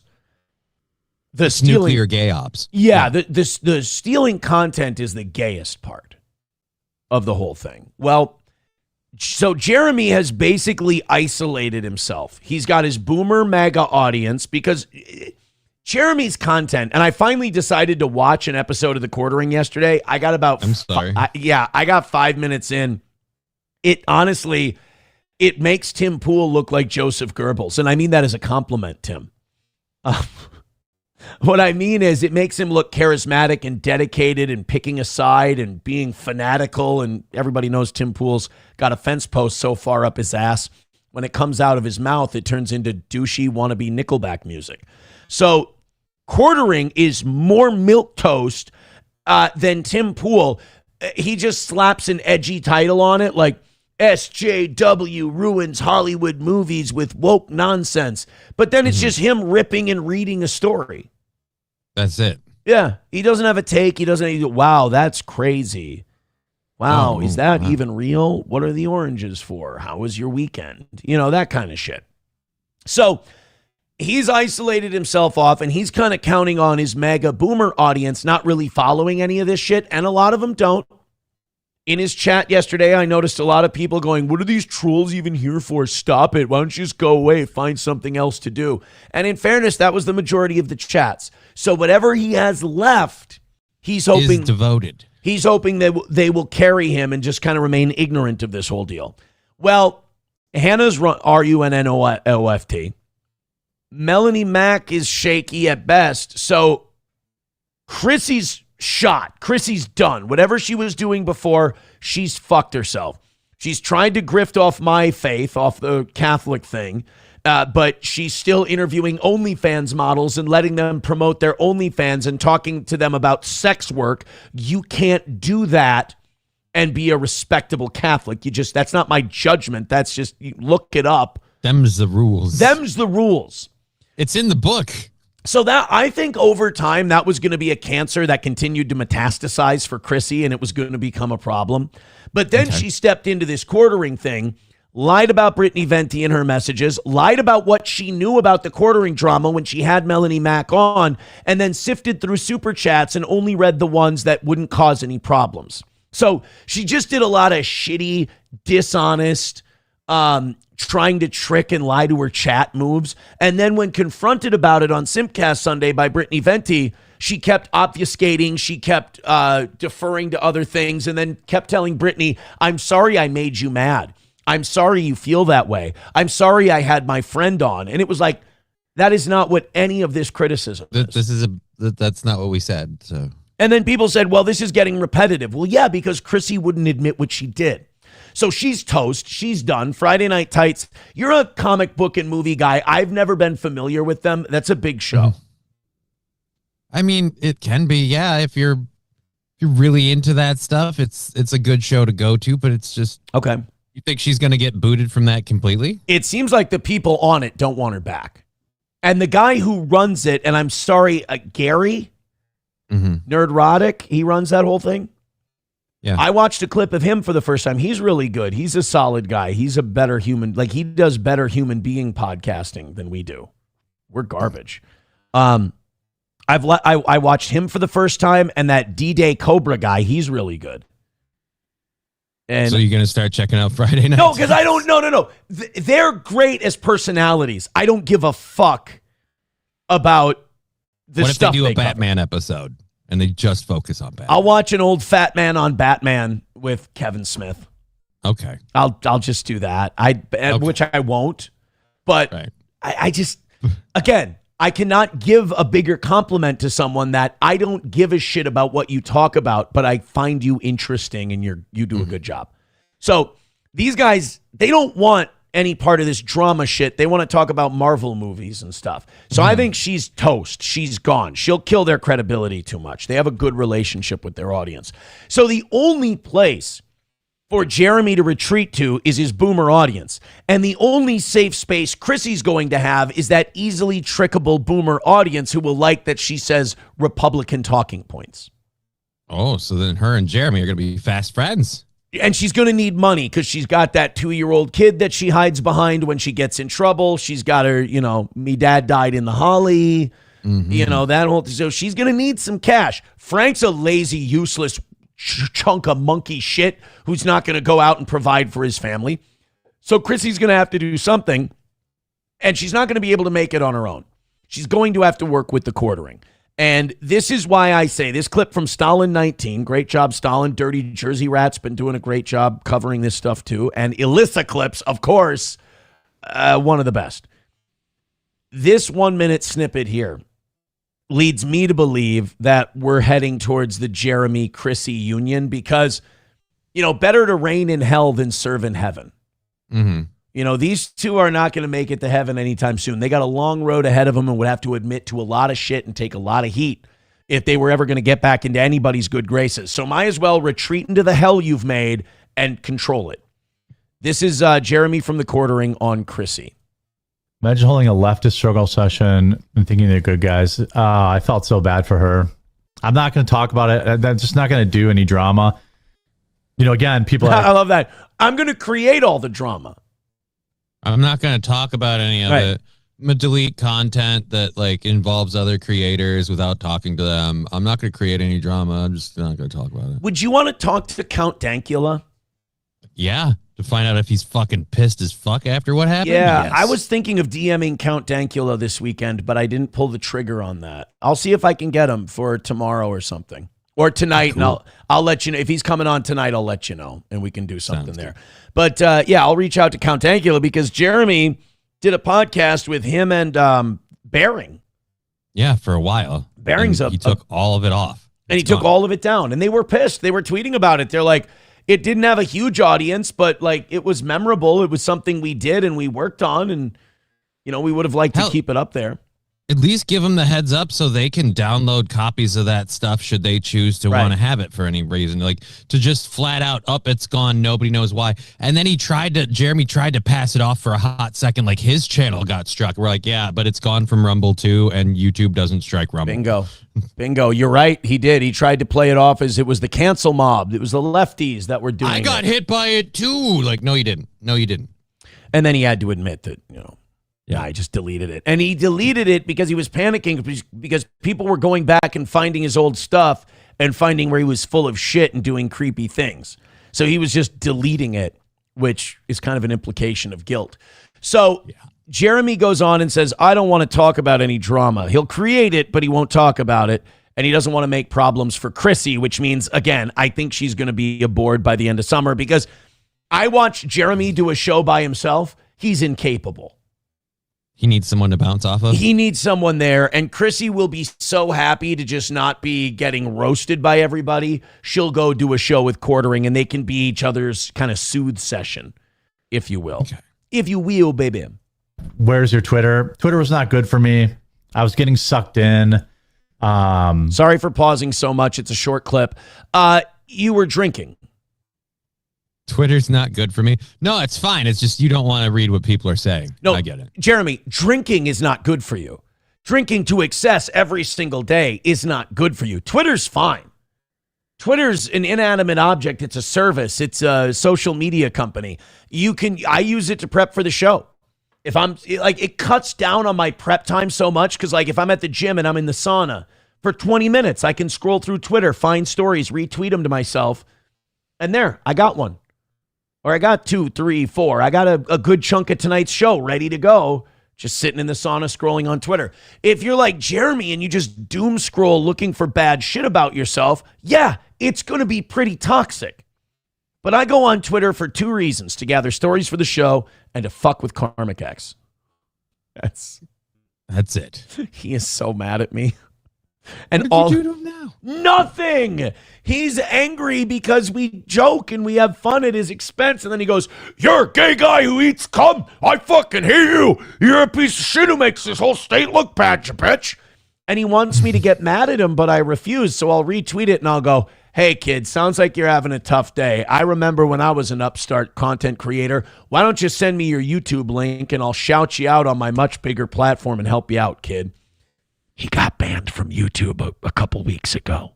So he wants me to get mad at him, but I refuse because he's so much fun to fuck around with. And for like a brief moment, like Mersh and I weren't on the same team against Karmic X, but like our interests aligned. And Right. Mersh is in my comments shitting on Karmic. So poor Karmic can't win. He just wants to call me a bitch and a cum eater and a gay guy. And he just ends up getting fucking goofed on. Like there's nothing worse when you're like being angry at someone and they're giggling at you. Right. It really kind of sucks the wind out of everything. You're emasculated at the same blow. Then again, he was fucking that trans comedian woman for so long. It's like I'd be humiliated too. So I empathize. I feel bad for Karmic. So anyway, back to the Quartering. He thinks X is toxic when in reality it's the fireball that he's pouring down his gullet, which is probably toxic. You know, I was getting sucked in to it and being cringe, and it was bad. And but dude, that's like the black hole saying it was getting sucked into a black hole. Like, nigga, you're the event horizon. You're the one that built this sumbitch, sir. Right. Like, you are the gravitational pull, and that's not a fat joke.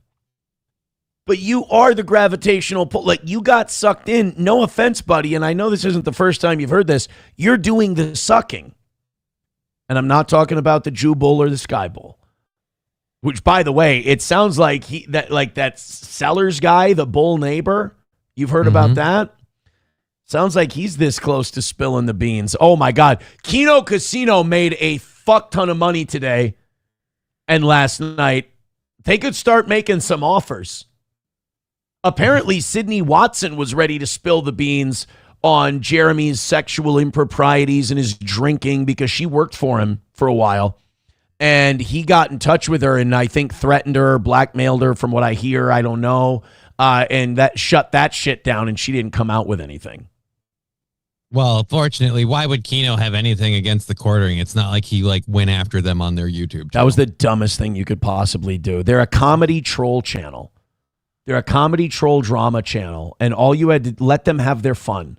All you had to do is just leave them a fuck alone and let them do what they're doing. That's it. Two people I don't want blood feud heat with, PPP and Brittany Venti. And he decided to pick fights. He pissed off both of them. Yeah, great job, dickhead.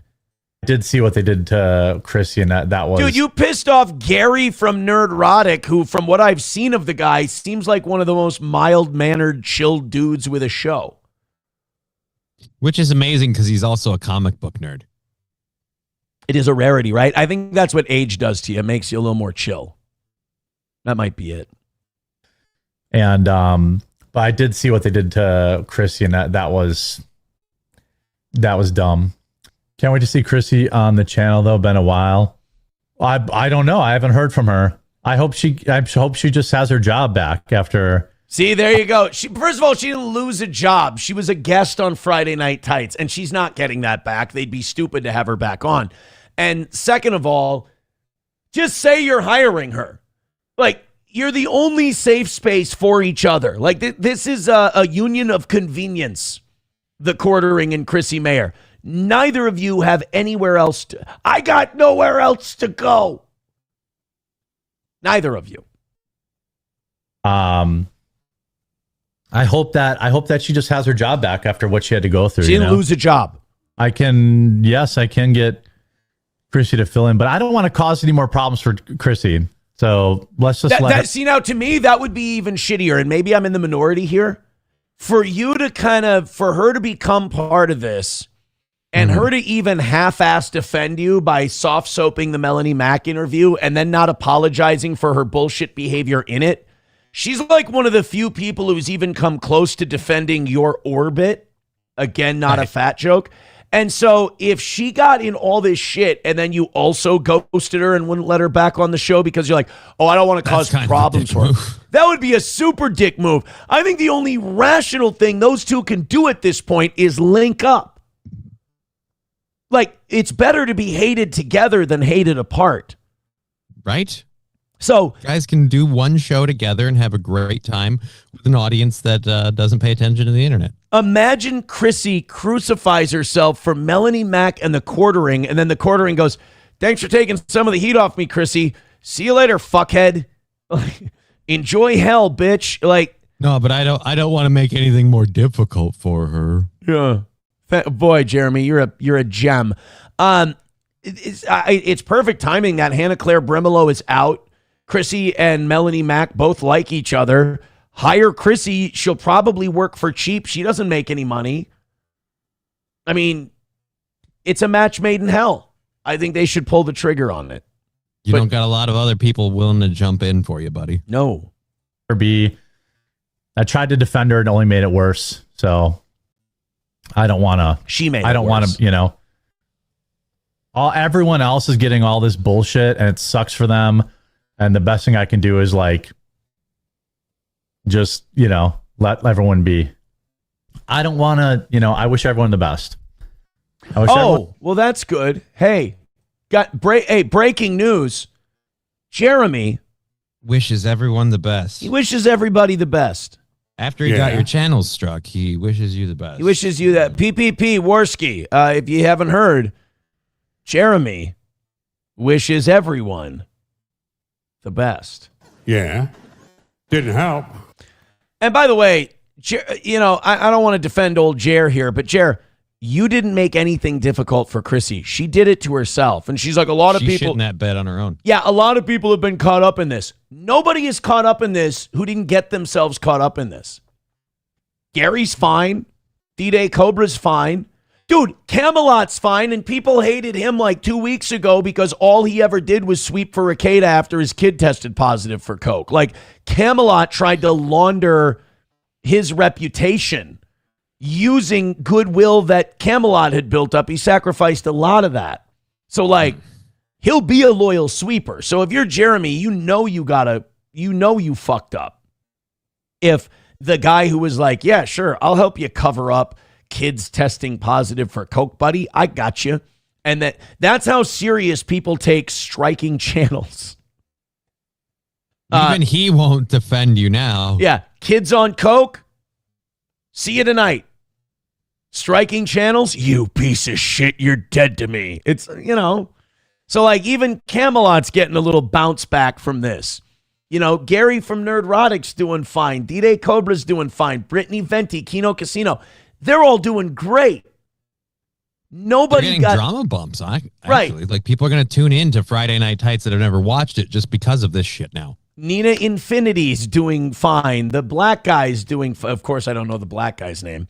But you're not getting anybody sucked into this. They're doing it to themselves. Chrissy could have avoided this whole thing by confronting Melanie Mack and asking her about what her boss was doing and what she's co-signing. Do you want to see a Melanie Mack video of her being super Christian? Okay. It's, I hope I can find it easily. If I had like 5 minutes, I would find it no problem. Oh God, this one was so bad. I've been told that Jeremy from the Quartering wanted Kino Casino to know he got their channel struck, but hey, no offense. I heard that. I heard he said no offense. No offense. Oh, God, I can't find this video. There's a video where she's doing a techno girl dance to Christ is King. Okay. It's... oh, God, the video I saw yesterday is gone. Come on, quit taking shit down just when we're ready to make fun of you. It was this fat, bearded guy. It was Melanie Mack in her car. And she was like, Islam is not compatible with Western civilization. And the other guy with a beard and a big cross on his chest was like, actually, Islam is not compatible with anything. It's actually demonic. And Melanie Mack goes, hey, Christ is king. And then this boom, boom, boom, boom, boom, boom, boom. And then like sparkle bursts were on the screen and she's fucking dancing to it and shit. And Christ is king is popping up on the screen. And I'm like, oh my God, I feel like I'm at a non-denominational church. I feel like that's the clip that plays at the pearly gates before they send you downstairs. They're like, oh, and by the way, the reason for your destination, Exhibit A. And they just hit play. That's how you know you're in hell. Is you see Melanie Mack dancing to Christ is King.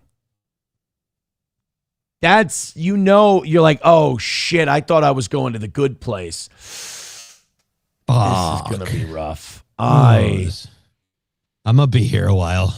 This is Bad News Bears, guys. Oh boy. All right, let's go to a couple of these. By the way, if someone can find that video and put it in either the YouTube or Rumble chat or send it to me as a DM, I would love to play that for Johnny because I think he would cringe out. Trucker 18 Wheeler with $1 says, I think my no offense button was broken when I called you a fat fag. Oh, well, that explains it. Joey Caravello with $1 says, Johnny is a nerd with erectile dysfunction unless he's huffing a pair of dirty boxers that belong to young men. Where was was there supposed to be a no offense part in that? That was the whole thing. Maybe there's a part 2 that comes later. He's got weird dreams. Joey Caravello's a pervert. It's let's state that allegedly. Joey Caravello is a perv. Wally Word with $1 says, sorry for wasting my money on memberships to this crappy show. No offense. Oh, I don't know. I think you could waste another 5. Frida with $1 says, I say no offense because I want you to get help. Chat told me you're living in your ex-wife's basement. Get him a sponsor or something. He's working on his shit. I don't know if you know this. He's literally a handicap. You can't just get up and move into a third floor walk up when you're handicapped. It's a huge thing. He's crippled. He's in a wheelchair. His legs don't work. Oh, buddy. What? Frito with another $1 says, who is the quartering? Ooh, I like the way they spelled it. I'm behind in the chat, so I scrolled up a bunch. The 1-4 thing. I like that for quartering. Who is the quartering? And isn't Mayor the lady who hooked the lawyer guy up with your ex? Well, that was a group failure decision. I try to learn lore from Kiwi Farms, but hard to follow. Any resources you suggest so I don't sound so boomer? Kino Casino's done a great job of it. Meme Copiums. I would say Kino's going to take more time. Elissa Clips, her channel, does a really That'll good give job. You a lot of snippets. You're going to have to go back a month or two, though. Like, this has been going on for a while. We only jumped on it recently. We held back. It depends which thing is he asking about, the quartering stuff or the you stuff? Oh, my stuff? Yeah, I got into wife swapping, and my wife got super addicted to cocaine and ended up in a really shitty place, and had to make her great escape after I divorced her. But yeah, that's about the long and short of that. Luckily, I was only in that shitty situation for about 3 or 4 months. She really damaged her soul and her life, and it almost feels like she went to prison without actually going to prison. Like, you have to rebuild everything. Well, hopefully she's in a better place now. Fingers crossed, man. I haven't checked up on it. Lord, no. Yeah, but she's like getting out of prison. I mean, not a lot of employment opportunities, not a lot of shit to build on. You're in your 30s and childless and so, like, I mean, you can blame other people for keeping her dependent and hooked and everything else, but you make your own decisions in this world, and you decide to be a coke fiend. And, you know, that's kind of on you. No offense. No offense. No offense. Professor Tie-Dye with $1 says it's good that Chrissy and most of the e-whores are Catholic. They're in a church with standards low enough to have them as members. No offense.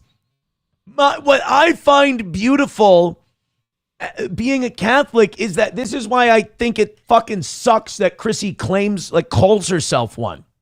We are the one church that if you do, well, I shouldn't say one church. I should be like, I've talked to people about this. I'm trying to be nicer. And every Sunday at Mass, I do when I genuflect and then I say a prayer, I do say, help me be more humble in my faith and towards other religions. I wouldn't even limit it to just the faith. I just ended it to help me be more humble. But I got to keep my aura, you know? All right. So, okay. But the thing that's shitty about Chrissy claiming Catholicism is that when you do Catholicism right, there's rules. Like, everybody who's encountered Catholicism knows it's not just sola scriptura, like the Protestants say. It's scripture, accepting Christ as your savior, and acts, good acts. There's things we're supposed to do. The problem is so many people, it's such a big church, and so many people just got raised in it by default that they just almost resent it. Not even those people. I'm talking about the ones who just go, oh, poof, I say I'm Catholic.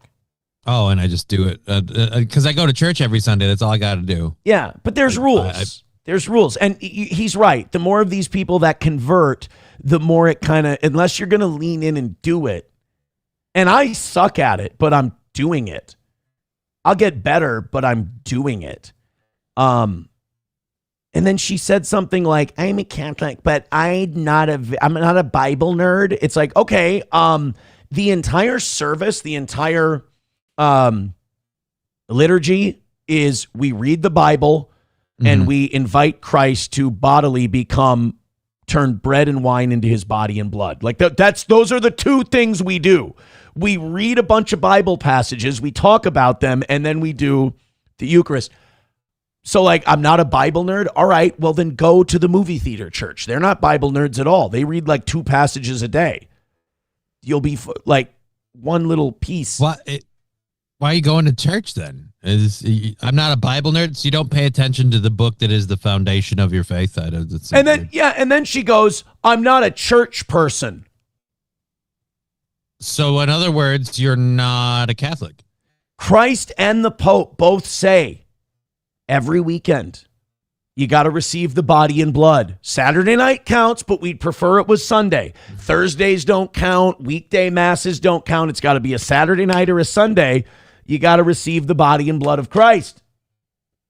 I'm not a churchy person. I'm not a Bible nerd. Then go to where the fucking rock band plays and everybody goes like this and bangs a fucking tambourine. Don't be Lutheran because they're pretty tight on shit too.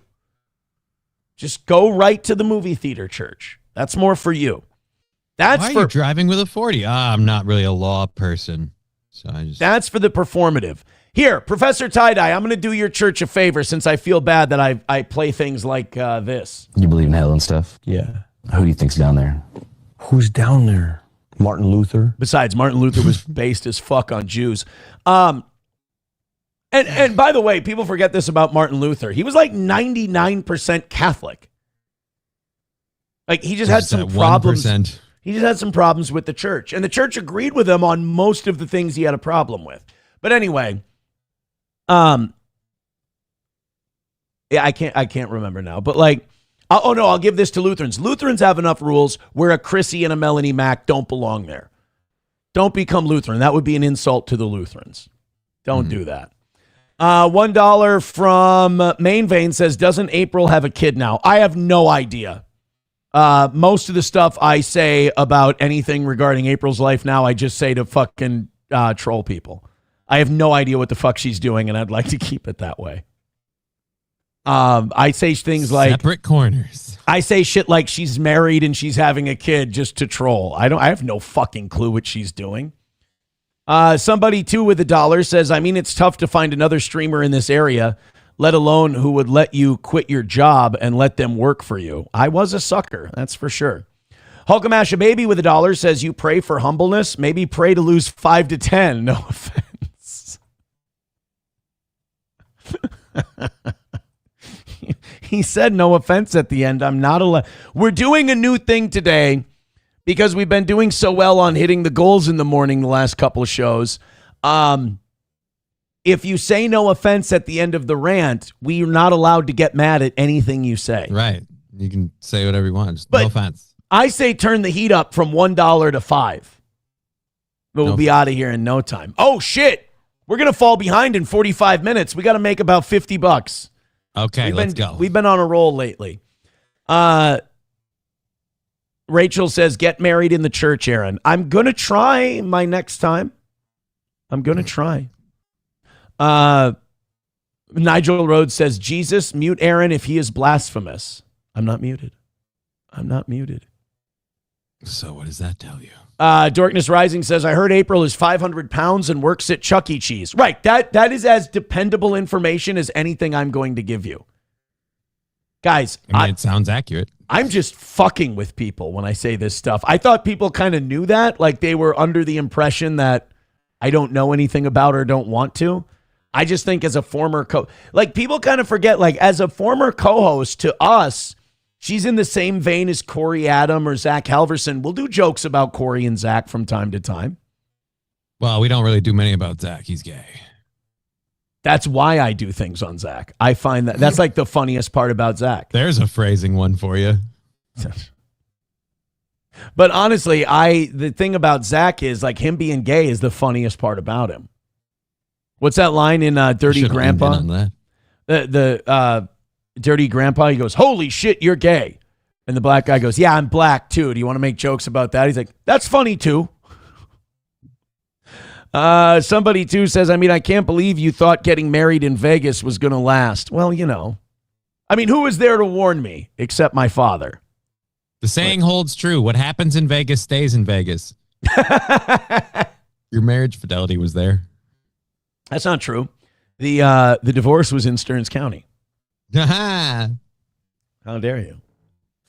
Aaron used to massage Corey and Zach. What did I tell you guys about the word allegedly? How dare you?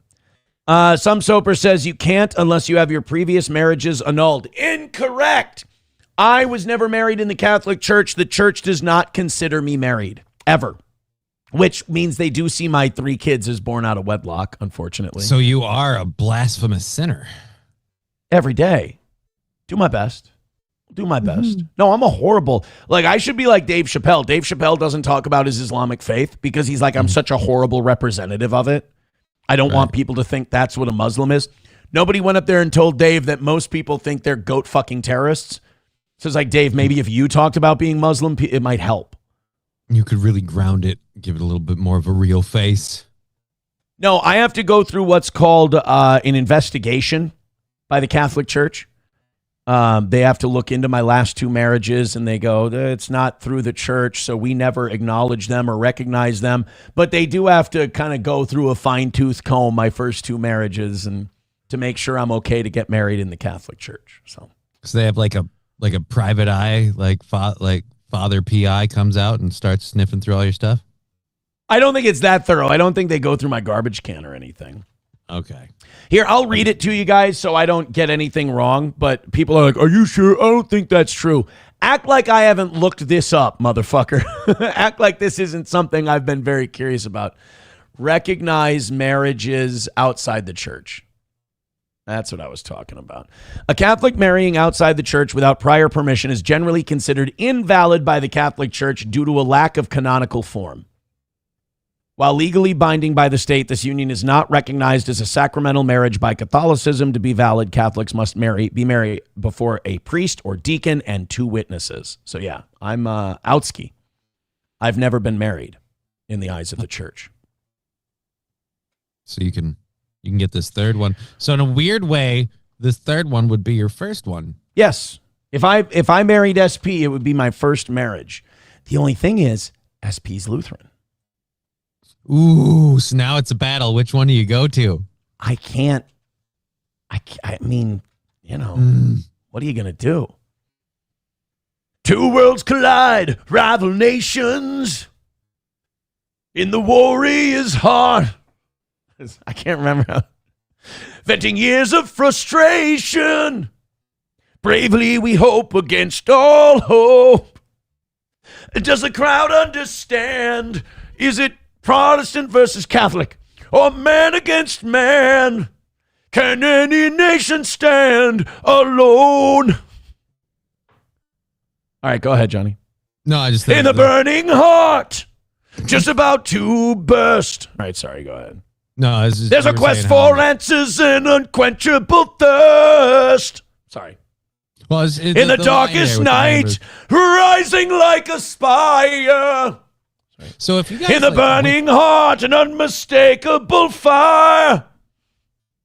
That was Sabaton doing Survivor. Yep.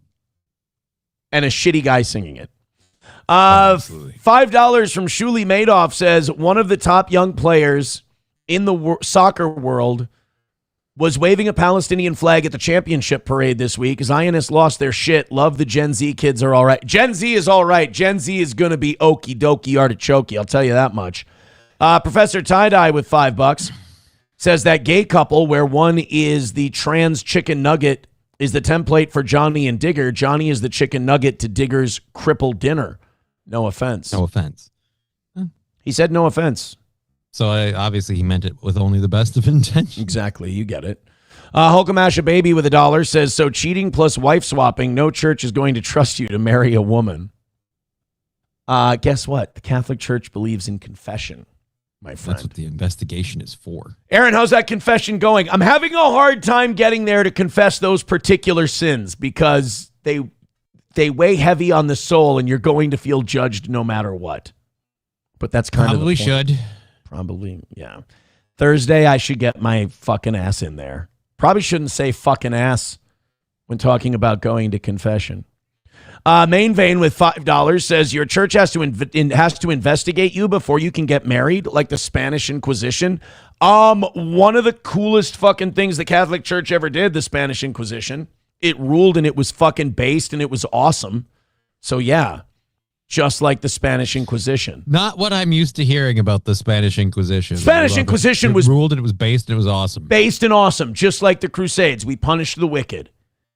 All those fucking pieces of shit who opened the doors for the Moors to come in and rape and pillage the Iberian Peninsula. Yeah, after we spent hundreds of years rooting those fuckers out, we got to punish the wicked afterwards.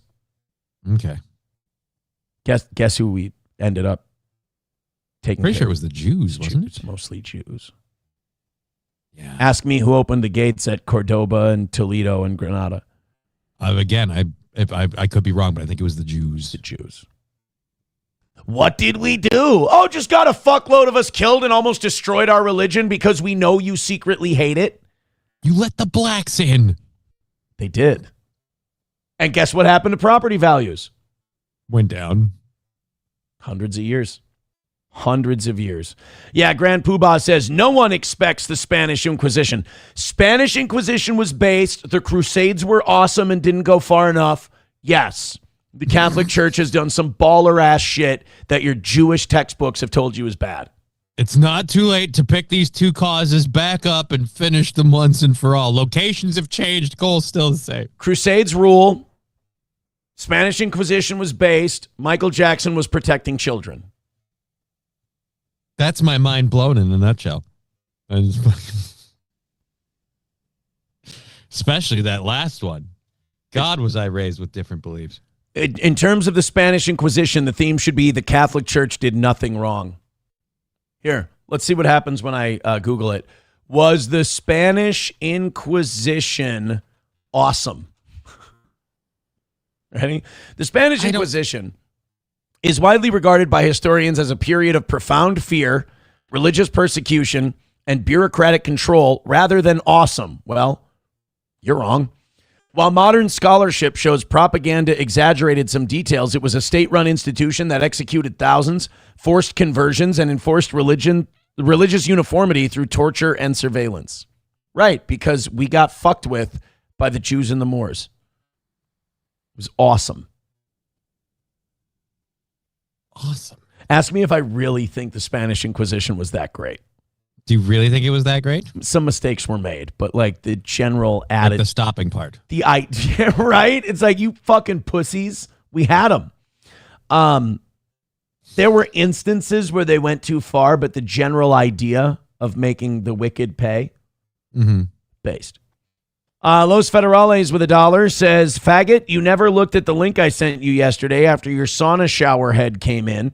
Just what the doctor ordered. Uh-oh, my sauna shower head? What happened? What happened? That looks like a...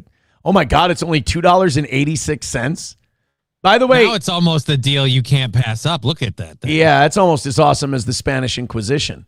By the way, if you think about shoving this up your ass the first time you saw it, you're gay. That is a shower extension pipe suitable for all shower kits. There's nothing gay about that. In fact, if you shove that up your ass, you're the gayest guy in the world. Well, at the very least, you're head and shoulders whoever's in second.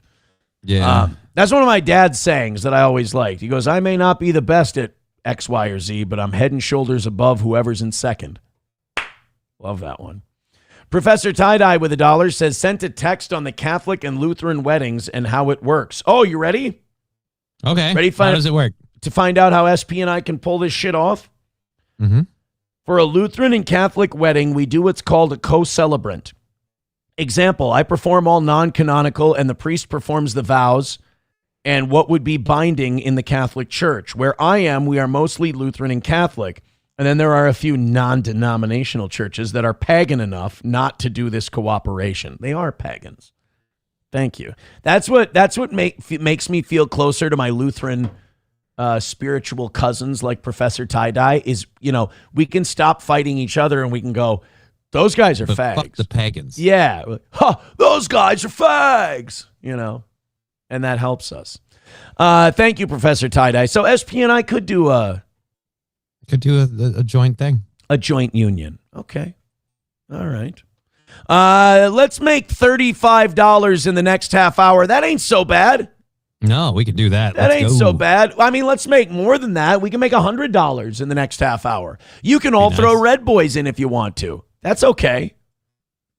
Hit like, hit subscribe, and hit follow, and hit share, and all that happy horse shit. We're at 600 of you checking out the toe right now, but we need to pump that number up a little bit. Hit like, hit subscribe, and hit follow. and get us on those front pages.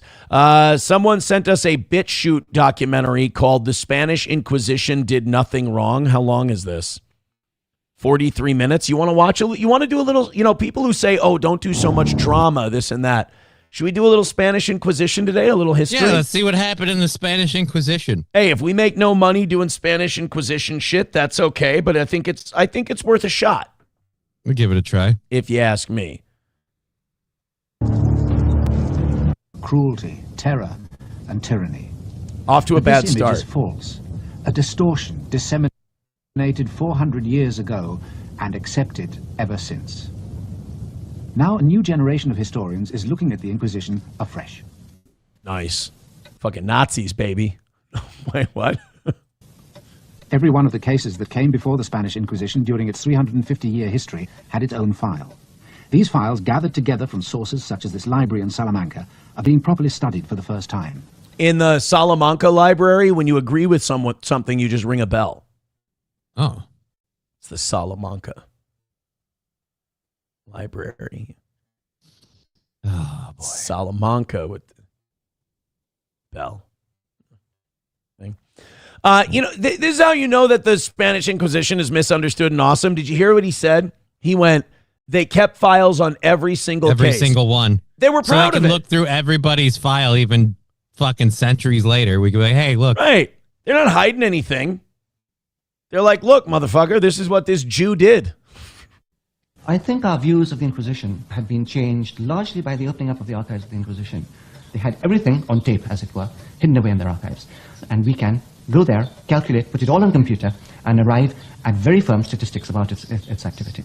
And so all of this has opened wide the debate about the Inquisition and has also demolished totally the previous image, which all of us had. The files are detailed and exhaustive. I told you it was based. The Inquisition kept its activities secret from the outside world, but its clerks wrote down every detail in the confidence that their records were for the eyes of the Inquisition only. Right. They didn't want the fucking Jewish collaborators to know what they were doing. Because then they can't publish this shit. You guys will know then. You got to give them credit. When the Jews do find out what's going on, they're very good at subverting it. Like, they're good. They're already controlling the media. The huge task of sifting this material, previously scattered throughout Spain, daunted earlier generations. Systematic analysis is only just beginning, but already a very different version of the Spanish Inquisition can be brought to light. Ooh, fun. We get reenactments. I love reenactment documentaries. The Spain that gave birth to the Inquisition in the 15th century was barren and isolated on the fringe of Europe. Half of its land unproductive, half barely sustained. Why? Because for 400 years, the fucking Moors did jack and shit with it. And they got kind of fucked up a lot by all that. So they kind of want to hold someone responsible. Exactly. You held us back for 400 years. We were the original black people, the Catholics. You've been holding us down for 400 years, these Moors. You've been led astray, run amok, bamboozled. We didn't land on Gibraltar Rock. Gibraltar Rock landed on us. When you break a seal on that Bible, that's an Allah seal you're breaking. We can get wool from sheep, but where are our clothing stores? Africa for the Africans. Oh, that's a wrong one. That's that was a different speech. I apologize. Whoops. What I'm saying is that there's a powder keg in the Jewish man's house. And if he doesn't get that powder keg out of the house, there's going to be an explosion. And my friend, a religious explosion is way more powerful than an atomic explosion. That was Malcolm X being a Catholic in the Spanish Inquisition. Yeah, I think this is an impression with layers. Yes, I'm way more intellectual than what you usually watch. We put guys like Malcolm X, who was a fundamentalist Muslim, in the Catholic Inquisition. We, like Johnny said, we layer shit here. Well, I think as a fundamentalist Muslim, him and the Catholic Inquisition might agree on a couple of points. We did spend the last 400 years booting their ass off the peninsula. They might be upset.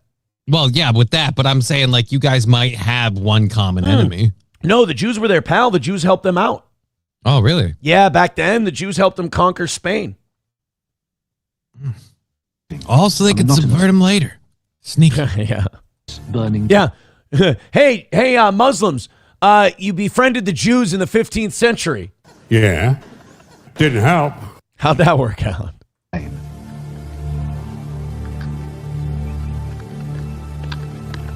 No easy routes, no natural center, no one leader.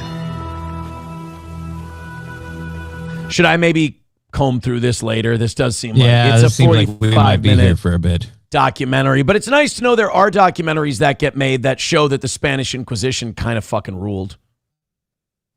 Catholic Church has opened the Spanish Inquisition to public files, and in other news, Epstein documents still redacted. Yeah, hey, the Catholic Church opens up all their shit. Dude, we let ourselves be fucking humiliated on how badly we covered up all those kid rapes. Mm-hmm. We said, we're going to open the files. We're going to show you what we did. Fuck, we're really sorry. We're even going to kick a pope out while he's still alive, which never happens. Right. And meanwhile, the Epstein files, yeah, we're going to hold on to these 3 million. Yeah. But hey, the Trump administration wants everyone to know about all the UFO stuff. You know, the important shit. Dude, the amount of sleight of hand they're throwing at Epstein is fucking insane. We started a war to cover up the Epstein files. We're letting a hantavirus blow up to cover the Epstein files. And now we're like, you guys want to know about all the fucking aliens? Like, what? You really... We've got all this footage. We've got a document of government officials stating they ran into a real live cat lady. Right. That's weird. Like, what about the Epstein stuff? That's what I'm saying. Dots in the sky. Do you know how many names and how much fucked up shit must be in those Epstein files? That shit that they've wanted to keep secret since the 50s? Is now just out on the open? Yeah. Hey, man. It's on a public website asking for other people's submissions. Hey, do you want to rip loose 80 years of secrets that may show that our Earth is actually 8th or 9th dimensional and that we can't perceive of most of it, and it would totally tear up the fabric of everything and probably make people's faith in their churches stronger because it would explain angels, demons, God, heaven, and hell? Mm-hmm. Or would it be easier for us to release a list of Jewish billionaire pedophiles? Well, I guess they better be ready for the 8th dimension. Because guess what we ain't doing? Dude, that's why it's like, oh man, it's such a conspiracy to say Jews run the government. It's like they'd rather expose the secrets of heaven and hell in the 8th dimension than show us the Jewish pedophiles who fucked kids on an island. I would love it if Donald Trump had a Gary Oldman moment. Well, you know, the Jews run the government, and you can't say that, or they'll kick you out of being vice president. And then I have to apologize. If I don't do this, I'm not going to be the president anymore. No, that's not how they do it when you're president. What they do is they go to a mentally ill man who was a good shot in the military and that we've MK Ultra'd to death. They hand him a Mannlicher Kakano rifle and say, go up in that window until we tell you to come out. Oh no, OG's gifting 5 memberships. Thank you very much. Oh no! Oh geez! Thank you very much. Let's fuck! I appreciate that. That's very kind of you. Main Vein with $5 says, Aaron, you would have been tortured and burned at the stake for all your shenanigans. Yeah, I would not have. They might have let me go during the Spanish Inquisition because I was doing some low-level shit. I wasn't, You're not getting out unscathed. Yeah. Wally World with $5 says they let the Moors in and they just happened to build the most spectacular Alhambra Palace in Granada. Shut up! You shut up! We don't say nice things about the Moors here. In fact, in Total War 2, in Medieval 2 Total War, I always play as Spain and I always eliminate the Moors first. I call them the Beast Men because it's accurate. Don't even call them men. Oh. Just beasts. Oops. Darkness Rising with $2 says the name Fuentes has Sephardic Jewish origins, forced to convert Catholic. Nick Fuentes is a Jew. It's called the one-drop rule. Thank you, Darkness Rising. Adam Bush with $4.99 says, I guess Trump is Jewish the way you're a Catholic. I mean, if by that you mean totally 100% is, yes, I agree.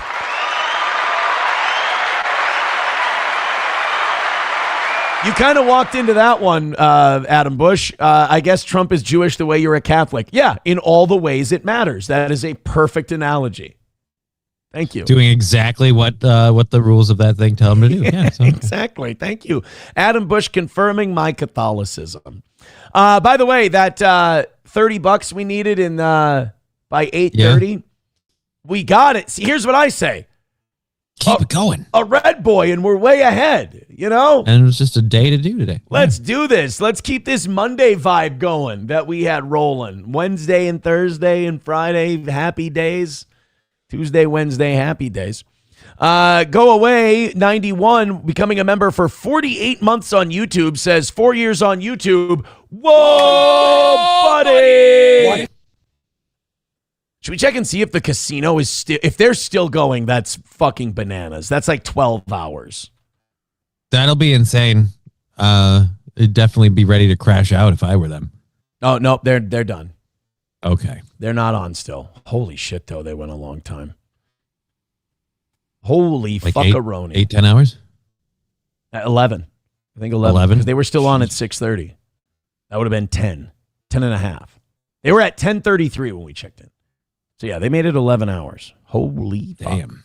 Wally World with $5 says they let the Moors in and they built massive and impressive mosque cathedral complex in Cordoba. Shut your mouth, Wally World. I don't want to hear about it. What did they do to our Hagia Sophia in Western Europe? Savages. Savages. Barely even human. Savage. Das Optic Nerve with $1 says, are there more dimensions than Aaron has chins? Well, that's ironic. In some dimensions, his chins multiply. Yeah, that wasn't the answer that was going to help me. Oh, no offense. Oh, I'm sorry. Oh, thank you. Wow, I'm sorry. I got upset. It's really a total dick move on my part. See, Yeah. I can't go into like quartering drama and shit like that because then I start looking at like the past and Dirty Jersey Rat and Stalin. I'm like, oh man, these lower beefs, these lower level scumbag beefs, I kind of want to cover these now. Like they're like Karmic and Mersh were fighting, and I'm like, I kind of want to watch that. Okay. But I can't. But you can't. I can't. It would be against my ethos. Freak597 on YouTube, becoming a member for 47 months, says one more month and I hit 4 years. Whoa, buddy, indeed. Oh, buddy! What? We also have to update. We are 75 memberships away from 600 today. Load them up. Load them up. All right, guys, keep it going. You're doing fantastic. We love you. You know, everything I hear about hantavirus so far, yeah. If I take it at face value, I'm like, okay, this is going to be all right. The problem is I just can't take it at face value. So RFK Jr. was talking about hantavirus, and he was, we're gonna take a look at what's going on here, and we're gonna. Hold on. Well, you know, the thing about hantavirus is that everything that's going to come out, off of this boat and off of this ship, if you breathe in enough rat feces, you're going to get hantavirus. That's why whenever I kill a rat, I just make sure I cut into the fecal sac and I tear it out and I just leave it on a bike path in New York City, and it'll self-disinfect. Just the bike path will do it. Okay.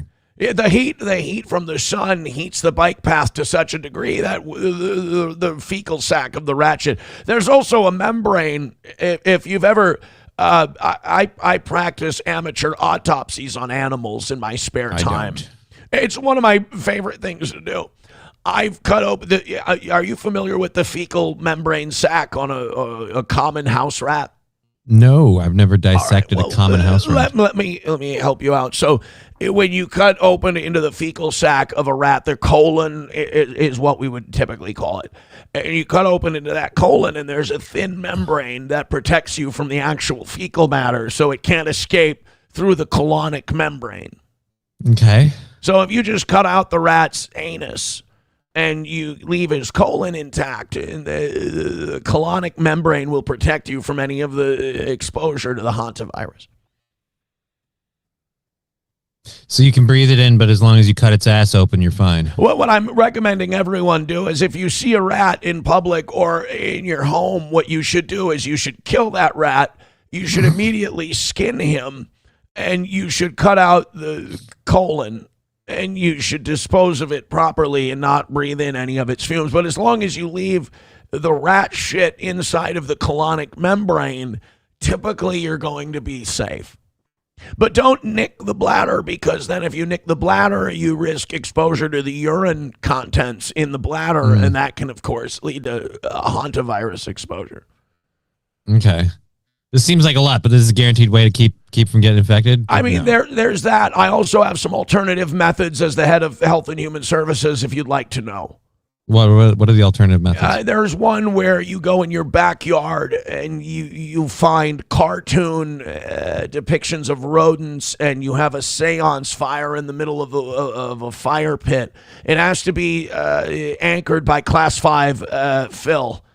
You have to put Class 5 gravel in there and then build a fire ring and burn, whether it be Mighty Mouse or the rats of Nim. You Just find some rat effigy? Okay. You find rat effigies and you burn them, and it wards off hantavirus. Some people say for your own home. I say there are some lines of study that say it actually protects the entire neighborhood, the whole block. All right, so everyone can join in on this, like pitch in. There you Right, yeah. You know, Templeton from Charlotte's Web works very well, from what I've heard. Great exposure. Mrs. Risby of the Rats of Nim, that's a big one. The more obscure the reference, the denser the protection. So like Fievel is going to get you some serious power. Fievel, and I've said this before at many of my health briefings, Fievel is, and pardon my French, a faggot.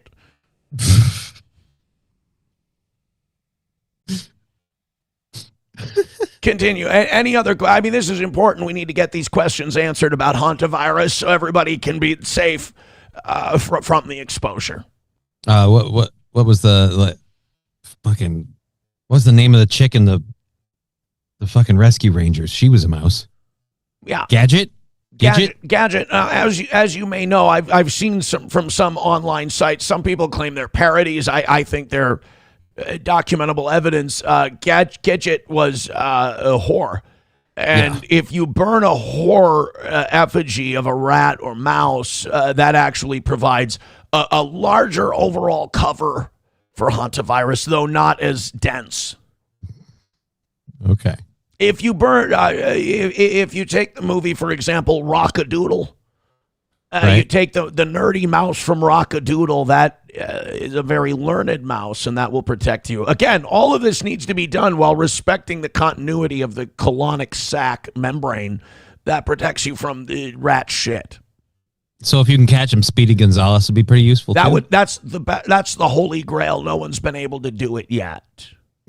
He's very fast. It's all that cocaine. All of this is going to be spelled out in the UFO files, by the way. Oh. Yeah. So we can protect the Jewish pedophiles. Wally World.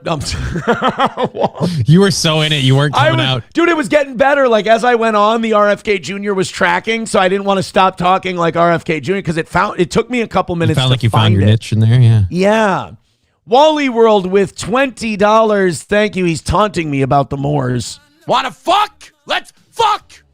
And he says they let the Moors in and they built the exceptional Alcazar of Seville. Thank you. We don't need your fucking... And no, they didn't. They enslaved the Christians and made them build it, asshole. Actually, I have no idea if that's true. They might be... Hold on a minute. MSO with a great, I'm glad that people, that laymen are understanding how to ward off hantavirus. MSO says Ratso Rizzo. That's another one of the best ones that you could have. So. Rizzo. The other way that I'm personally am inoculated against hantavirus, I cannot catch it. Oh, how did you get inoculated? You know the tunnels under Las Vegas that a lot of people live in, and it's rat infested? Yeah. I went in there, and it started as I was just going to allow myself to be bitten by a bunch of the rats. And then I did meet one rat who called herself Lawanda, and we had a lot in common. We like to go on long walks, and I sodomized her repeatedly. And it turns out through the sodomy of the sewer rats in Las Vegas, I then, through that sexual relationship, I became inoculated against the hantavirus. So you're saying your inoculation was an STD? The doctors are calling it a strange nexus of gonorrhea, herpes, and the clap. In rat form, but they said they've never seen it in a human specimen, so I consider myself very lucky. I cannot get hantavirus. I could eat I could eat rat shit like truffles and it wouldn't matter. I don't know if it's worth it, but okay. Says you. Yeah. Well, I mean, I feel comfortable in that it's rat shit.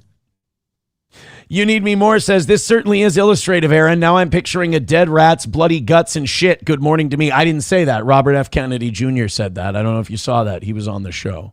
Yeah, you want to go with the Department of Health on this one. Those are the people you got to grudge with. You Need Me More says, you just love the sound of your own voice, don't you? I was definitely falling in love with the RFK Jr. today. Yeah, you're enjoying the bit. That's for certain. Tilt says, Aaron, do Dusty Rhodes talking to RFK. Where are we? If we get to $100 away from the goal by 9 o'clock, I will do Dusty Rhodes talking to RFK Jr. RFK? Yes, so we're 175 away right now. All right? That's my rule. $1 from Professor Tie-Dye says, Dr. Strange examined all the dimensions and realities and found one where Aaron is fully heterosexual and Johnny has working legs. Well, can we get? Shit, I want to go to that one. Can we get that Mexican chick who opens up starbursts in the time? Oh yeah. Oh, you watched the Multiverse of Madness or whatever, that last Doctor Strange movie that fucking sucked. Did it? I kind of thought it did. I like that Wanda was a rat cunt piece of shit, and Doctor Strange had to stop her by becoming a corpse. Here's the thing. It was what superhero movies used to be. It was fantastical. It was unbelievable. It had no continuity. It was insane. They just made MacGuffins up as they needed them. Like the Darkhold. We never heard about the Darkhold. Not in the movies, but again, this is where they just took stuff from the comic book universe. Because technically, the Scarlet Witch isn't really a good character. Like, she's not a heroine. Normally, she's more of a villain character, so they kind of brought her more to her roots. And then on top of that, the Darkhold, like I said, is something they don't ever touch, but it has to do with a whole bunch of other shit that it exists as a thing. It's been a known thing for people that have played video games or read comics that they've known about that. Dude, are you trying? Are you trying to? They shoehorned it all. Are together. you trying to get Chrissy's spot on Friday Night Tights right now? Wouldn't hurt. Hey, you know what? Shoot for the stars. They're looking for somebody.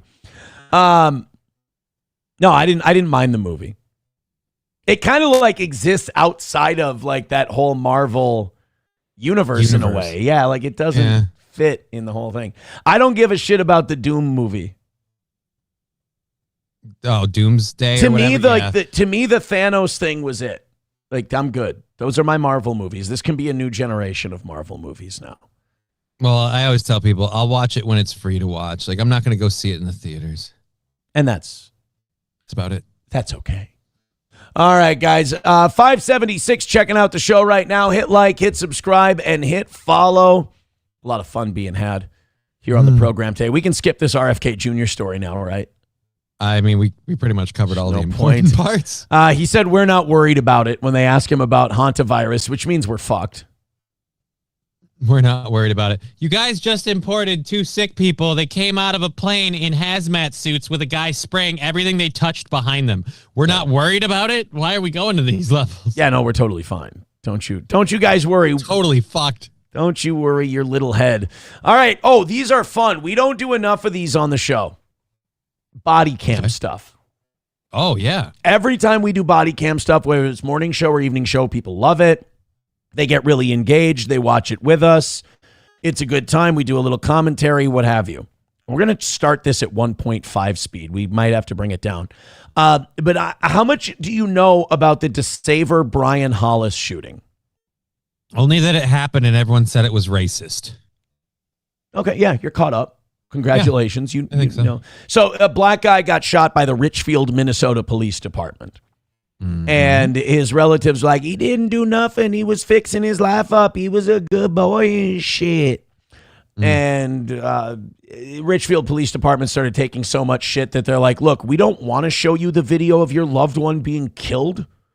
But since you're calling us pieces of shit, here's how it happened. Like, we find it kind of gross and like we find it a bit much to be showing you this, but you won't stop calling us racist pigs for shooting your relatives. So here, we don't think this is a good idea for you to see this, but here's us shooting him. So this is the whole, instead of like the news stories or instead of the testimony of the officers, this is how you know the cops kind of feel justified about the whole thing when they go, here's 9 minutes and 45 seconds, unedited, here's the whole encounter. Watch it. Pick it apart. Right. I think if the George Floyd thing hadn't been a fucking kangaroo court against those officers, those body cams that they released are really interesting. I think they're really illuminating, and it doesn't show this cold-blooded bushwhacking. It shows a guy high as a fucking kite losing his mind and his fucking blood pressure and heart rate going insane. Not being uncooperative the whole time. The entire time. Getting out of the car, this giant mountain of a man just needing to be restrained somehow. And by the way, if they would have tased him, he would have died. Oh, as much shit as he had in his system, yeah. And the way give him a heart attack. He was foaming at the mouth, dude. He's foaming at the mouth, George Floyd was, and he was like, you could tell his blood pressure, as Gary Sinise said in Ransom, his heart was pumping Kool-Aid.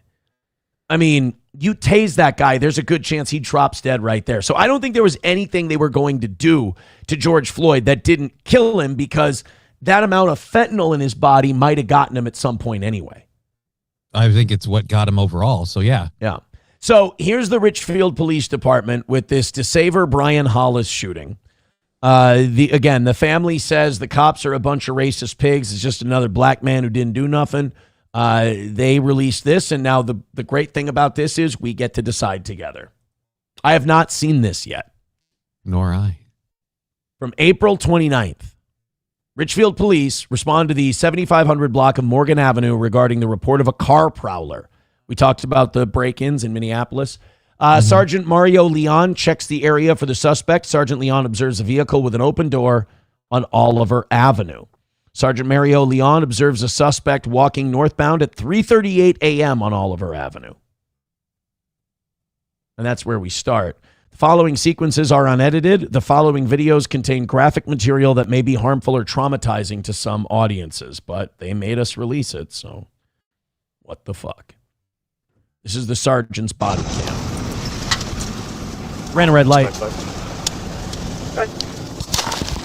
I normally get a ticket. 7500 block of Oliver has an open door. Might be going too fast. I might have to slow this down.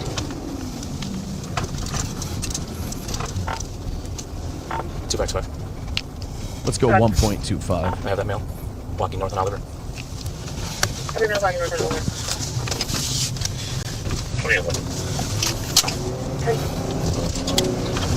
Finds him, hits the lights. Stop right there. You're joining southbound. Westbound through the lot. Towards 10. Yep, go around. Coming out to 10. It's funny, like, these cops are pursuing a break-in suspect who's been robbing cars in the area.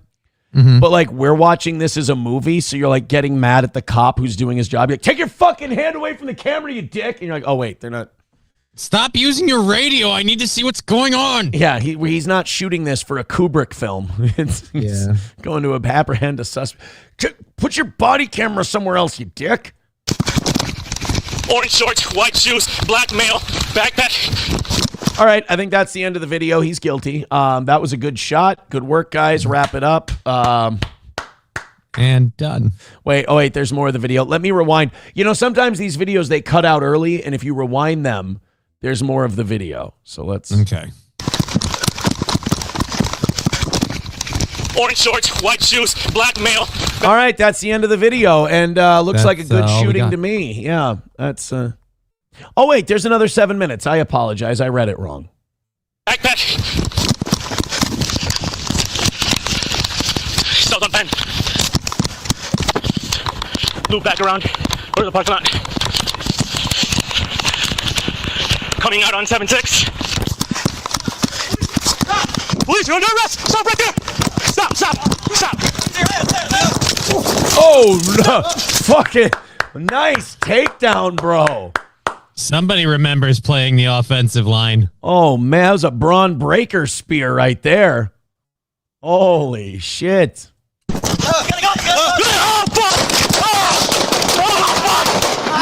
Whoa. Oh, he got hit.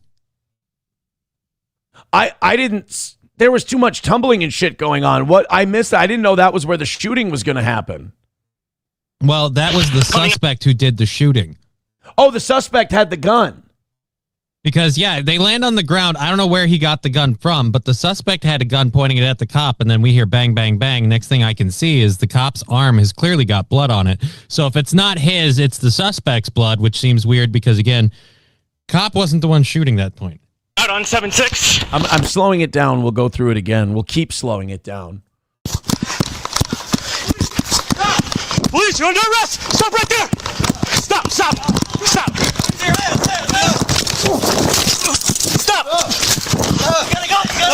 Oh shit! Yeah, he had. Holy fuck! Yeah, that's a good shot. Let's slow it down to.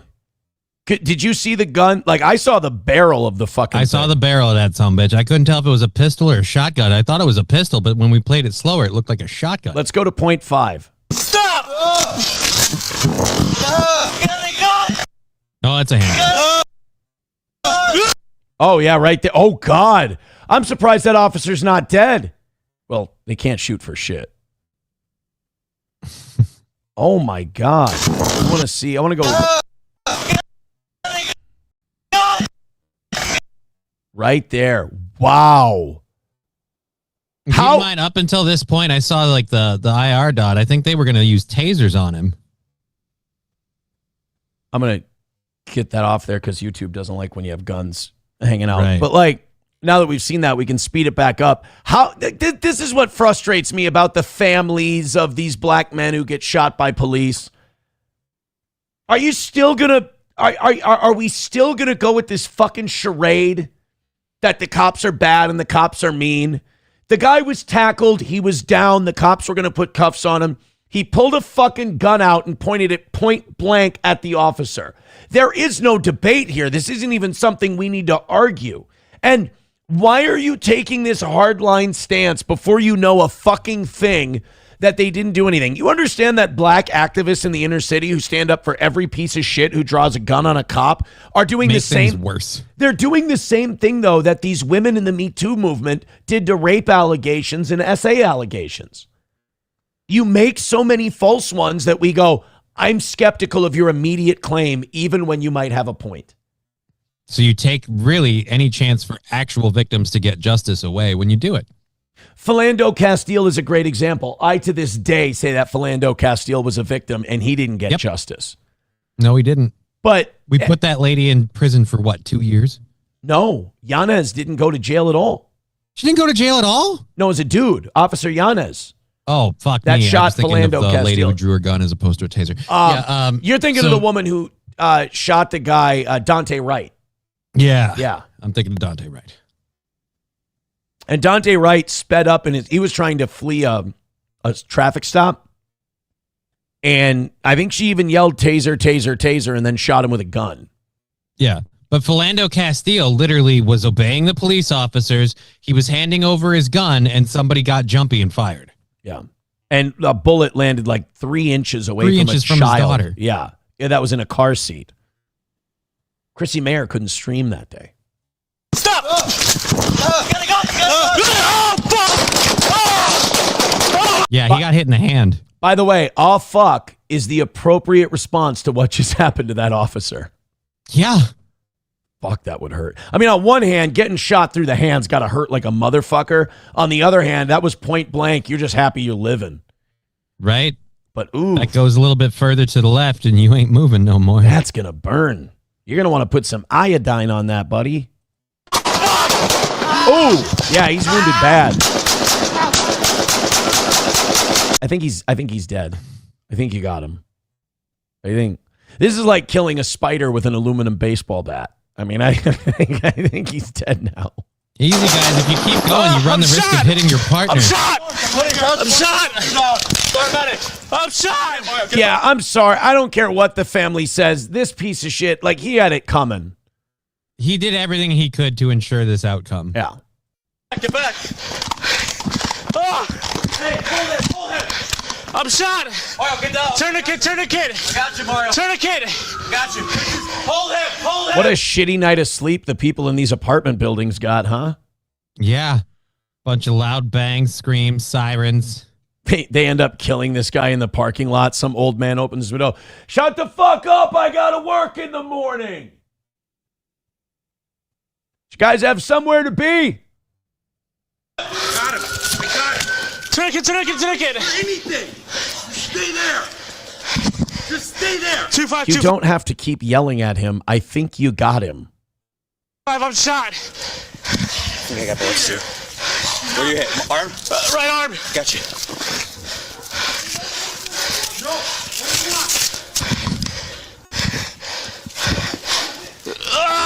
Ooh. In the wrestling biz, we call that selling. I just call it bleeding. Oh, we got another. Oh, we got another person. Do we want to see another? I feel like we got kind of the perspective you need, but we'll watch another one. Yeah. All right. What's happened to Christian Schultz?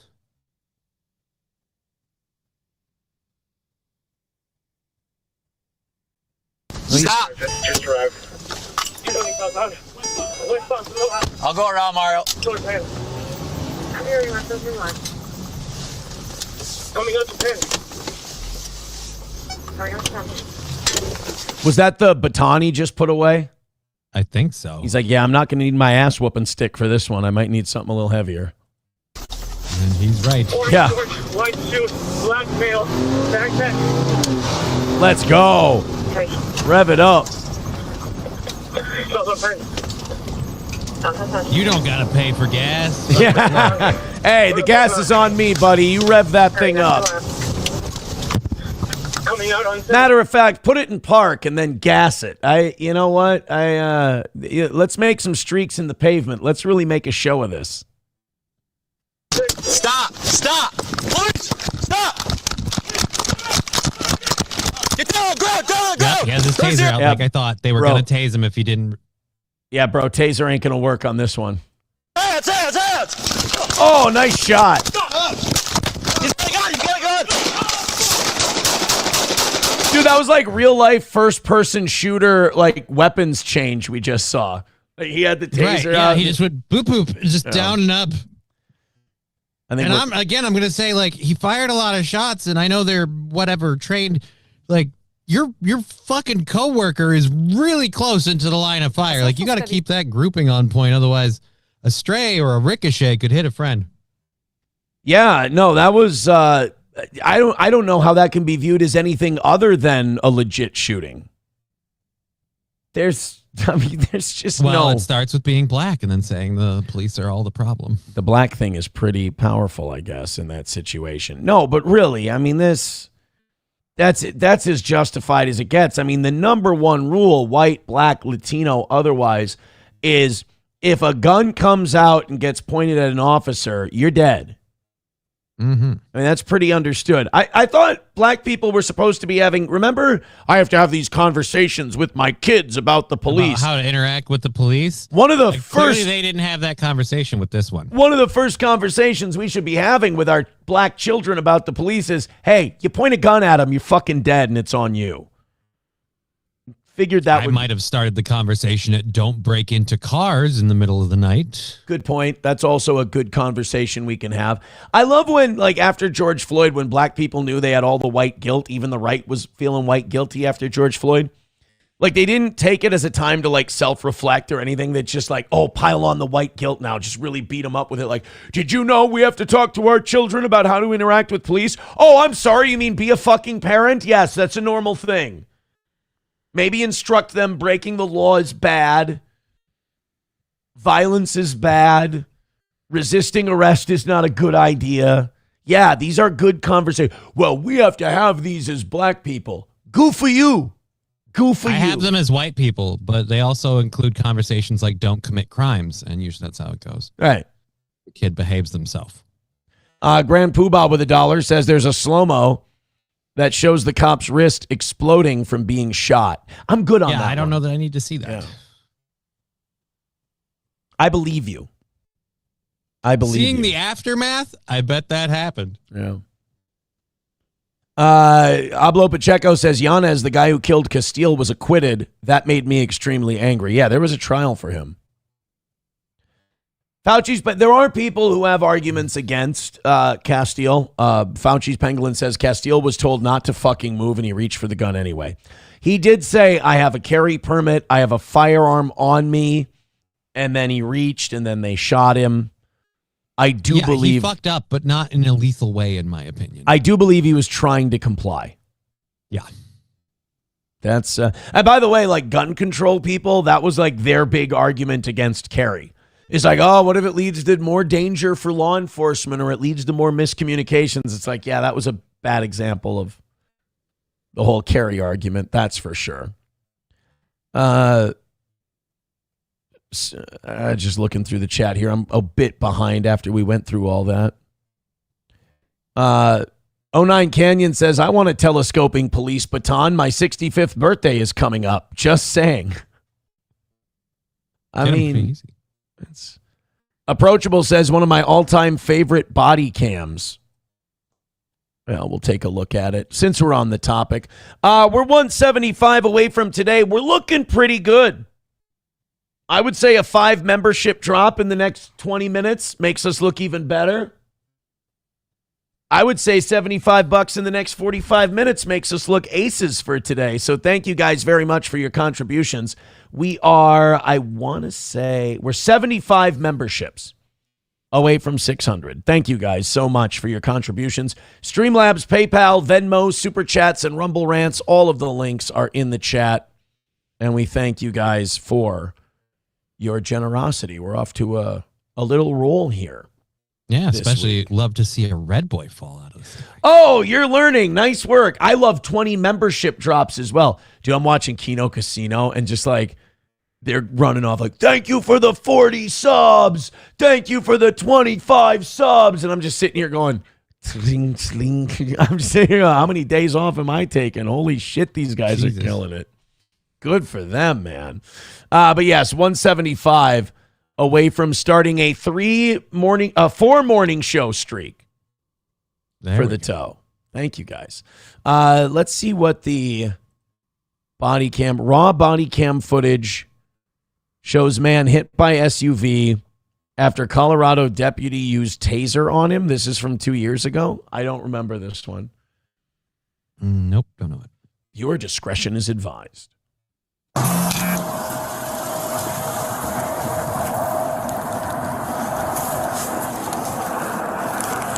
Bro, time for a fucking car wash. Oh my God. What, you just drive through a fucking dust storm? Jesus. Looks like one of those cars you find in The Walking Dead abandoned as you're like looking for your community. You gonna roll down the window for me? Yeah, sorry, it's just a cat, and then I was vaping my nicotine. Gotcha. I'm vaping my nicotine. Is he's hotboxing himself with nicotine? Jesus, you pussy. Out for me? Yeah, what's the problem? Yeah. Oh, yeah, I'm sure that's just nicotine. Johnny, I hate to judge your people based on appearance. No, that's probably a pot vape. But I don't know many people who are hotboxing nicotine with a beanie on. No, I believe that's a pothead. Can I roll up the window? That's fine, yeah. He wants to seal in the flavor. Thank you. Can you keep your hands where I can see them? Yeah. Come back here. Yeah, he's a very slow draw, so I wouldn't worry about him. Yeah. Patch down just to make sure you don't have any weapons on you, okay?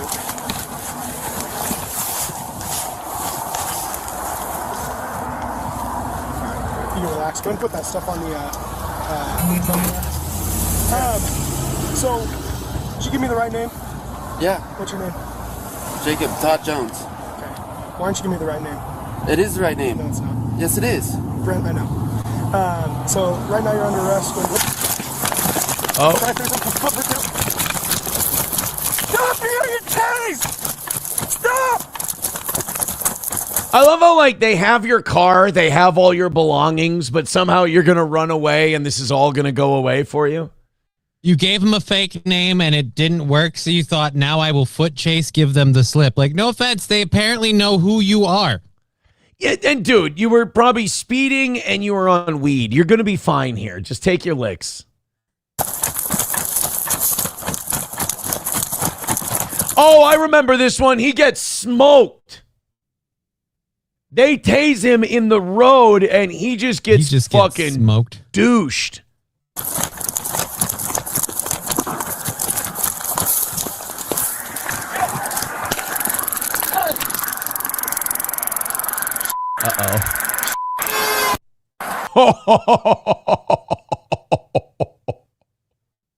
Oh boy. I think today might be $5 to $10 submissions for your favorite body cam moments. Approachable got a freebie, the cunt. Oh boy. That guy just got turned into street pizza. Not only that, the guy who tased him is just still processing and he's like, oh, fuck. Fuck.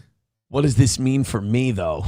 The only one that's worse to me in this, in my opinion, is the person who parked on the fucking train tracks. Yeah, but That they one was pretty lived, bad. didn't they? Oh yeah, the lady in the car lived.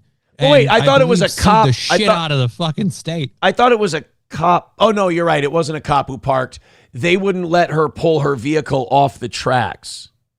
No. They put her in a cop car that they parked on the tracks.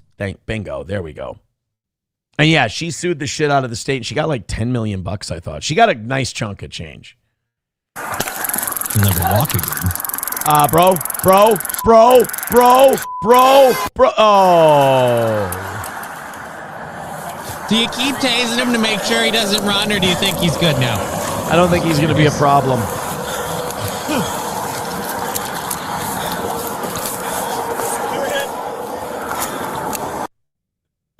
The other cop wasn't there yet, so he looked at the kid. He goes, "What the fuck did your taser do, bro?"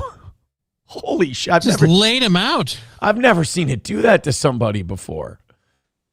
Oh, man.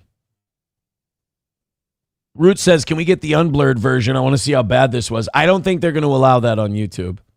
Yeah, I don't know that that'll happen. I'm surprised we saw what we saw of that Rochester one. Yeah.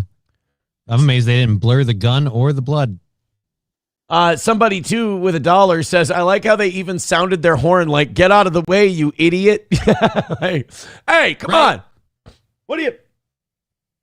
Get out of there. What are you doing arresting a suspect in the road? I'm driving here. Millionaire says, does the driver get in trouble, though? How? Like, what did the driver do wrong? I can't tell that he tried to slow down at all. Maybe he did. It's dark out. You can't see and that guy's wearing a dark hoodie with dark pants. Fuck that. You're not seeing a damn thing. If I were that driver, I would have called the cops to report this suspicious behavior.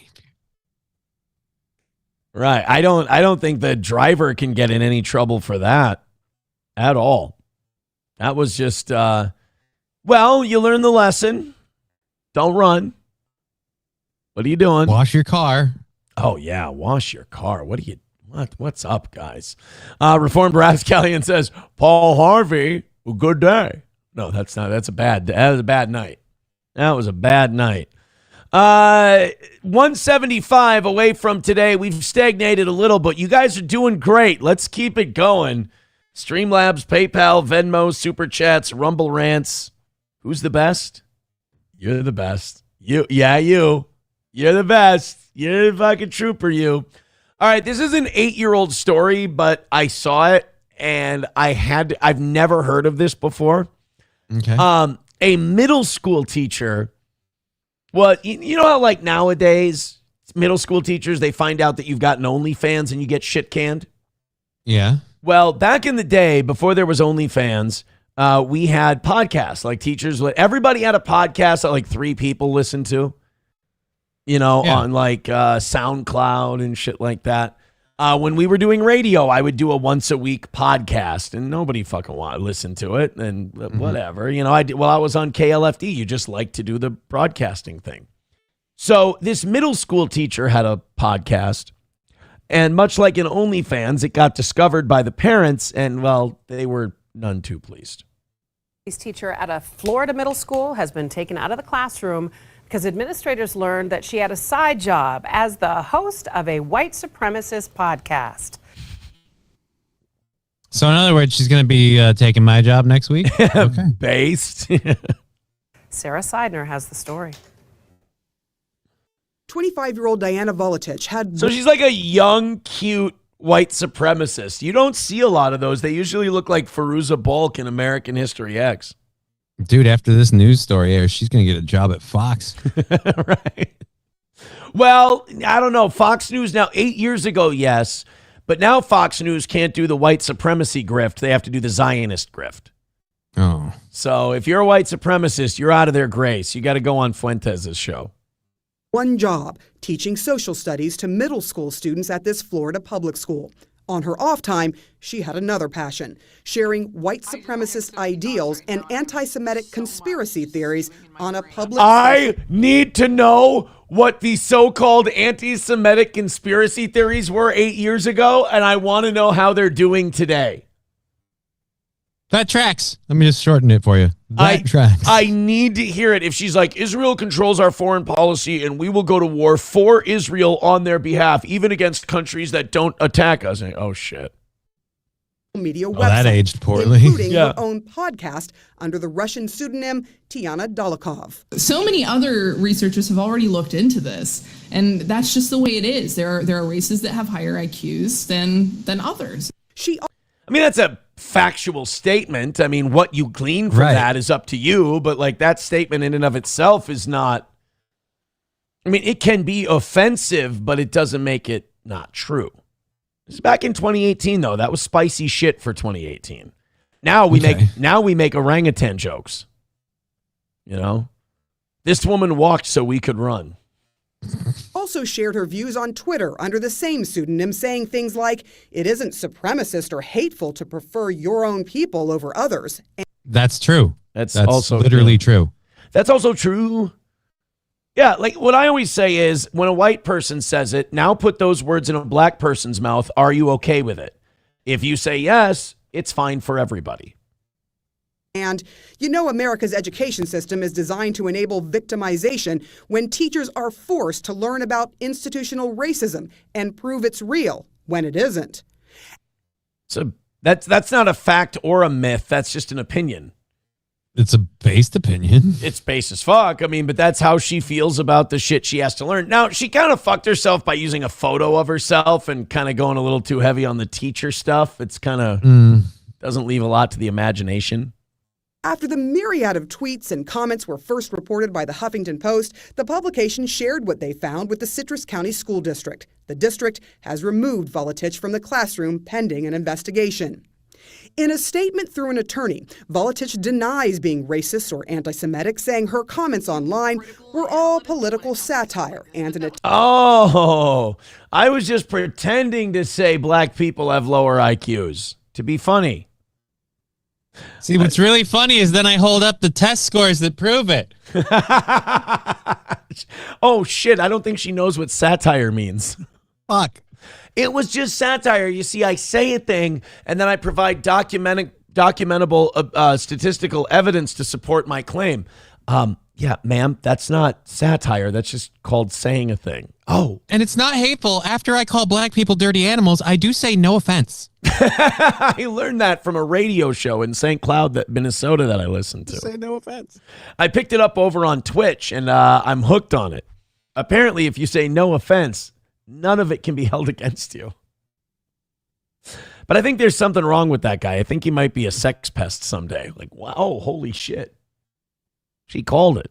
Attempt to get more followers. None of the statements released about my being a white nationalist or white supremacist have any truth to them, nor are my political beliefs injected into my teaching of social studies curriculum. It's just a bunch of low IQ blacks not understanding my satire. Oh shit, I just did it again, didn't I? Look, guys, I'm not like one of these race baiting preachers that's going to go into my classroom and start interjecting all my political opinions into the audience. Look at my skin. But she did admit at least... I just tell all the white girls in my class that they're so beautiful and to only date within their own race. All right, you got a C- on this study, Karina, and if you get R-worded by a bunch of blacks, it'll be your own fucking fault now, won't it? Now, I saw, Laura, that on your test score, you received a C-. You understand C- is how people turn into mud sharks. Let's start studying up a little bit, huh? We don't want to dilute those beautiful genes. You don't want to caramelize your babies, do you, Laura? I didn't think you did. Let's try harder. I don't want you to misunderstand the grading. It is a D, but it's in black ink because I know that's how you like your Ds. Now cut it out or Jesus wept. One parent complained about her political bias in class. I've had a couple instances where, parents were concerned. I had one at the beginning of this year who emailed the principal over my head and basically, told her, I'm worried that your teacher is she's injecting political bias into her teaching. And the principal came to me. And I told that stupid Mexican bitch to shut her fucking tortilla-eating mouth. I don't think we're helping. Come on, it's satire. She was a woke liberal cunt. I'm glad I did it. Not worried. Should I be worried? And I'm like, no. She complained to me behind my back to the principal, and I went, "Oh, teacher, me so sad that you say politics in the classroom." She was black. Wait, what? And she believed me, and she backed off. Another parent, Meredith Blakely, says her daughter attended Miss Volatich's class. On a personal level, I'm outraged that people in 2018 still think this way. Oh, wait till you get to 2026. It's going to be fucking based, lady. It's going to be really good. Wait till you hear what we say about Israel.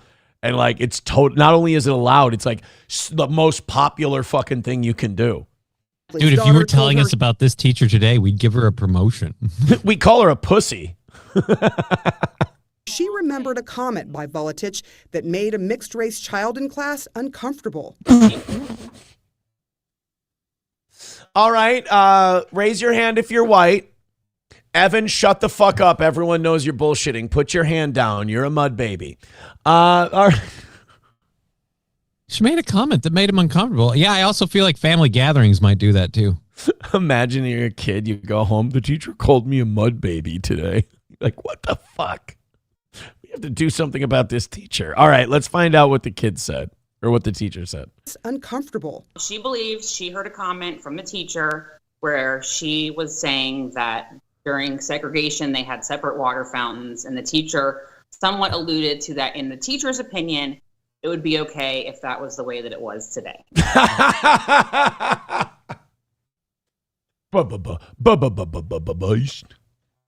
That made her incredibly uncomfortable. You're mixed race. You could use either one. Yeah, it would you get both lines. Right. It would change your life zero. You would get to pick the shortest line. You're upset. If a black kid was upset, that would be understandable. They always got the shittier fountains.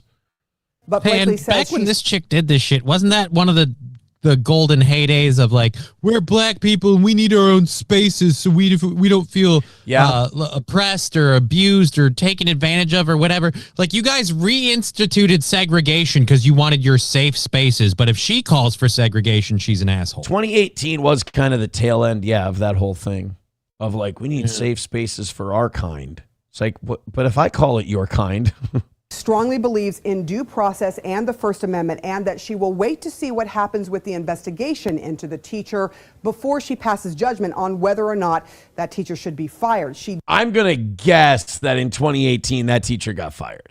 I'm guessing she got fired. In 2026, that teacher would be fired. Diana. I just like her a lot more. Diana Volatich fired. Let's see. Teacher who ran white supremacist podcast submitted her resignation April 2nd of 2018. Okay, so she didn't finish the year. Mm-mm. She was relieved of her duties as a podcast host. Yeah, she was let go. $1. Okay, that's where we left off in the chat. Zen Man with $5. Thank you very much, Zen Man. Very nice of you. I think they're sending in body cams. He says, until Valhalla, brothers. Oops.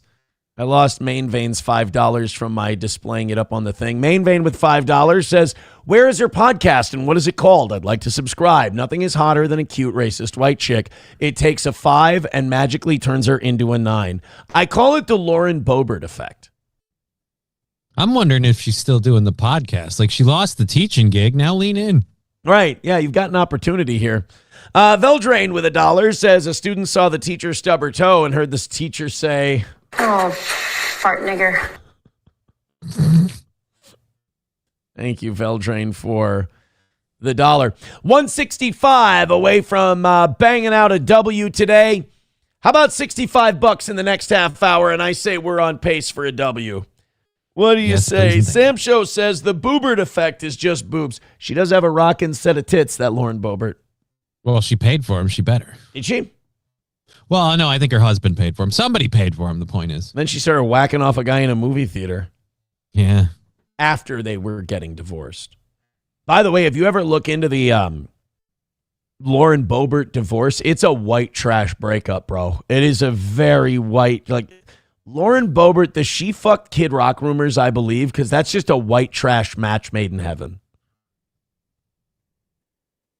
She went to the Southern White House and just banged one out at Kid Rock's Infinity Pool. She seems like someone who would that's a notch on the old belt. That's crossing one off the bucket list. Is taking some Kid Rock cock. Some kid cock, if you will. No, not kid. No.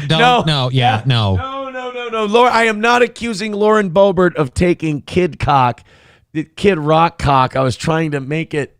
You understand what I was trying to? I get where you were going, but boy, did you take a wrong turn. I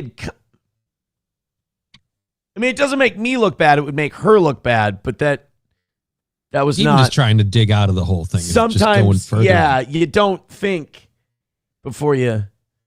What are the oranges for? You know, that's what I always say. How was your weekend?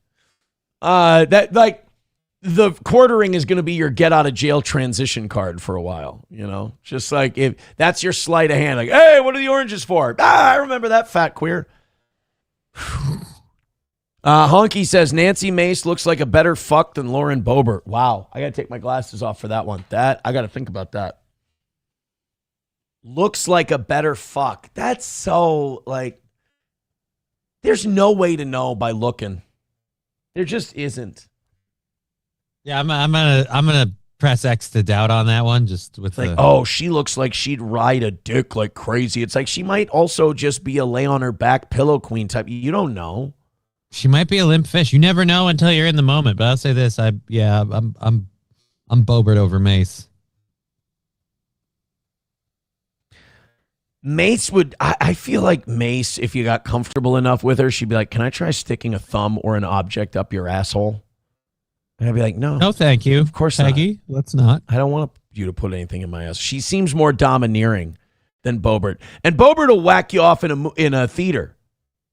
Yeah, you know Boebert's got that get after it attitude. Like, Boebert's got that trailer park enthusiasm that I don't think you can clock, you know? She almost rang one out literally during Beetlejuice. Yeah, she almost made a guy make Beetlejuice. Right? During the play.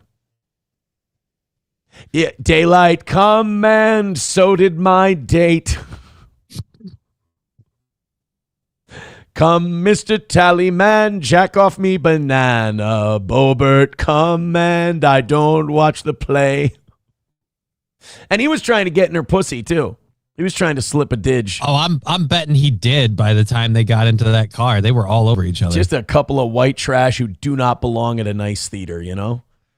Nope. Take that kind of shit to the Pee Wee Herman Theater. But I guess that was for Moe's, wasn't it?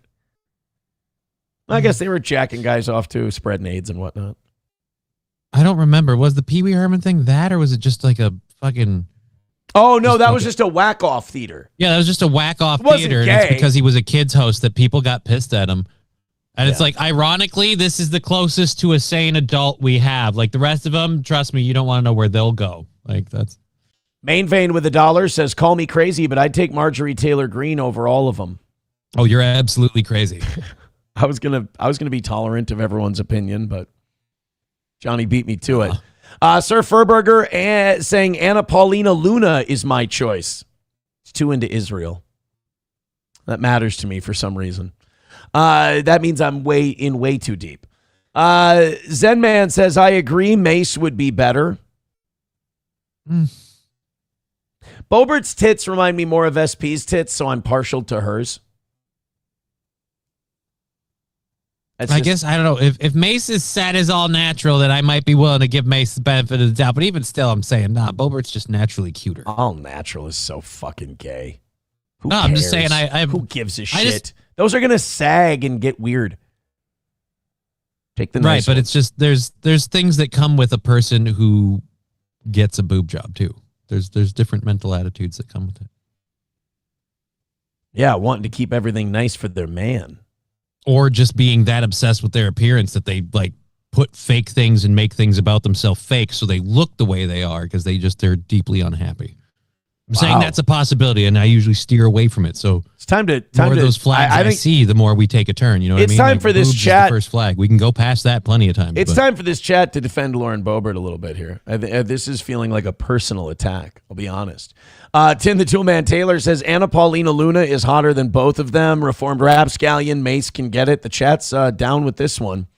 $1 from Millionaire says, does the chat think you would do one more wife swap with Boebert? No offense, SP. No, my swapping days are done. When you find a good one, you don't do your swapping shit. Found myself a good one. Whoa, I might be on board with Anna Paulina Luna. Really? She's a Jew. Yeah, she's a cutie. She's a Jew. Oh. That is the correct. Nice work. I like that sound you made.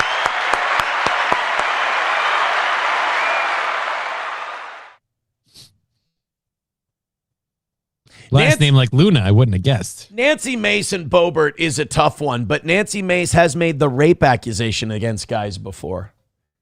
So she might keep records. You know, I don't know if the guy on the form beforehand. I don't know if the guy's guilty or not, but you know, she's and she read that shit out like in Congress. Glim Blim Blim over on YouTube says Anna Paulina Luna over them both. A lot of Anna Paulina Luna votes in the chat. I will say that. Oh, Jake Lang made an asshole out of himself yesterday. You want to see? Yeah, what did he do? He went to Dearborn, Michigan, and just did his goat fucking routine where like, the Muslims are the... It's interesting that the more shit Israel gets, the more Nick Shirley and Jake Lang are showing up at Muslim shit and going, Muslims, Muslims, Muslims, Muslims, Muslims, Muslims. Almost like they're trying to cause an incident so people can go, see, look how violent and hateful they are. Almost like they might be backed by certain people in the government. Jake Lang is a fucking fraud. I hate Jake Lang. That was funny. I like that guy. Oh, is he doing his Quran burning routine? Wild, Jake. You're fucking crazy, dude.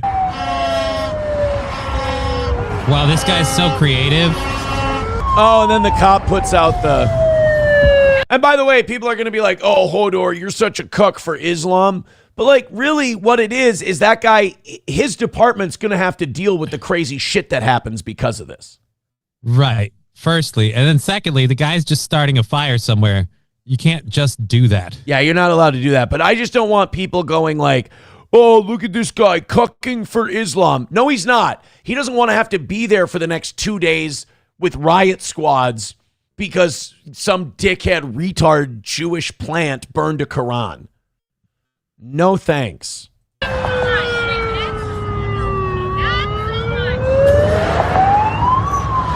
Oh, now he chucked it. And then he just chucks it at the mosque. What a child. What an absolute infant Jake Lang is. And again, Nick Shirley goes to Cuba so he can provide some bullshit propaganda so that we can try to take it over. Like, if you don't think Nick Shirley and Jake Lang have collected checks somehow connected to the U.S. government before, you're insane.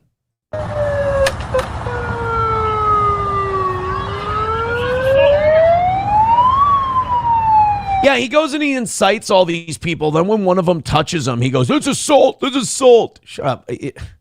Show up in military fatigues and then act like a pussy. Stolen valor. I've got a bulletproof vest on because I'm worried about people. Oh, God, they touched me. Like, oh, wow. So you are really scared. Thank you, Professor Tie-Dye, who sent us that Jake Lang clip. Scouse Ghost with $1 says, hang on. Didn't you find this good one twice before? Oh, he means women. Well, I don't think, I mean, the last one I wouldn't say Everyone good. seems like a good one at the time. Right. As Raven once said, but bad decisions don't seem so bad when we're making them. Till you look back later and wonder why. But then Raven said, I stopped wondering and I started hurting people. Uh-oh. One of my favorite wrestling promos of all time, Raven's TNA promo on Jeff Hardy. As my hero Napoleon once said, success is fleeting, but obscurity lasts forever. Sorry. I'm a corny pro wrestling fan. I get you. Veldrain with $2 says, tally me banana. Lauren Boebert will tally your banana. That's for sure. She'll make your sandworm come out of the sand. You know what I mean, babes? Sandworms, you hate them. I hate them. They're horrible. I hate them too. I've seen the Beetlejuice play 164 times, and it keeps getting funnier every time I see it. Not to mention the fact that you're talking to a guy that Lauren Boebert jerked off in a theater. What do you think? Am I qualified? Do I get the job? Do I get the job? We shop at the same store. They both have a cum stain on their pants with Lauren Boebert's initials carved into it.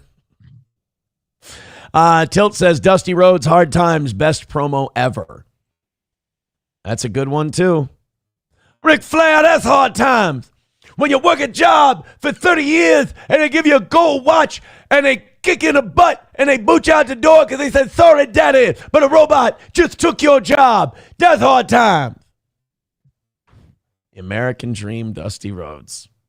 I think that Raven promo is underrated, though. That's for sure. Hold on a minute. We can. Nicole Magenta with $5 says Raven was one of my favorites, too. Raven's a drastically underrated professional wrestler. See, we've done the Dusty Rhodes one enough that I know that one for sure. I don't know that I know the Raven promo you're talking about. You know what? We're 160 away from today's goal. I trust this audience. Let's make $50 in the next 20 minutes and stay on track. I'll show you my favorite Raven promo real quick for the wrestling fans in attendance. Thank you guys very much. Hit like, hit subscribe, and hit follow. Raven Jeff Hardy promo. Of course, it's on my... You said he was on TNA? Total Nonstop Action Wrestling, yes. I watched that for a while. I wonder if... Jeff Hardy, I want to like you. Really, I do. You're reckless and you're strange, and like my heroes, Keith Richards, Joe Frazier, Jake Roberts, you're willing to take 3 just to give 1. What I love, I'll shut up after this. What I love about this promo is it just kind of embraces the corniness of pro wrestling and just digs in, and it's like he treats it like it's so real. And it's like this, to me, this promo is what's awesome about pro wrestling is forget the world and whether or not this makes sense or anything else. Just say some fucking crazy shit. That's what I want to hear. Okay. But. And he doesn't yell. As perhaps the greatest military strategist of all time, Napoleon once said, "Glory is fleeting, but obscurity is forever." And unfortunately for you, the glory in my future means extinction in yours. I know it's sad. Bad choice, perhaps. But bad choices don't seem so bad when we're making them. By the way, this was all because of Scouse Ghost's $1 Rumble rant. He got a lot of mileage out of that. Out of that $1, yeah. So you look back and wonder why. Well, I stopped wondering when I was 12. I started hurting people. He was a delinquent. Understand this, I want to care. I want to care. What I've done and seen so much. I've hurt and beat and battered, not just opponents, but family, friends, even loved ones. The caring is a luxury I can no longer afford. Understand this, there is no salvation for me. Where I'm going, the only way to advance is to cause more pain, inflict more damage, and cause more suffering. I know who and what I am. That's valuable. I live a life without illusions. When unfortunately, illusions are the one thing that comfort us all. I am the living, breathing embodiment of the Khmer Rouge. The fuck? I'm the most ruthless, unforgiving person on the planet. I am a human cancer.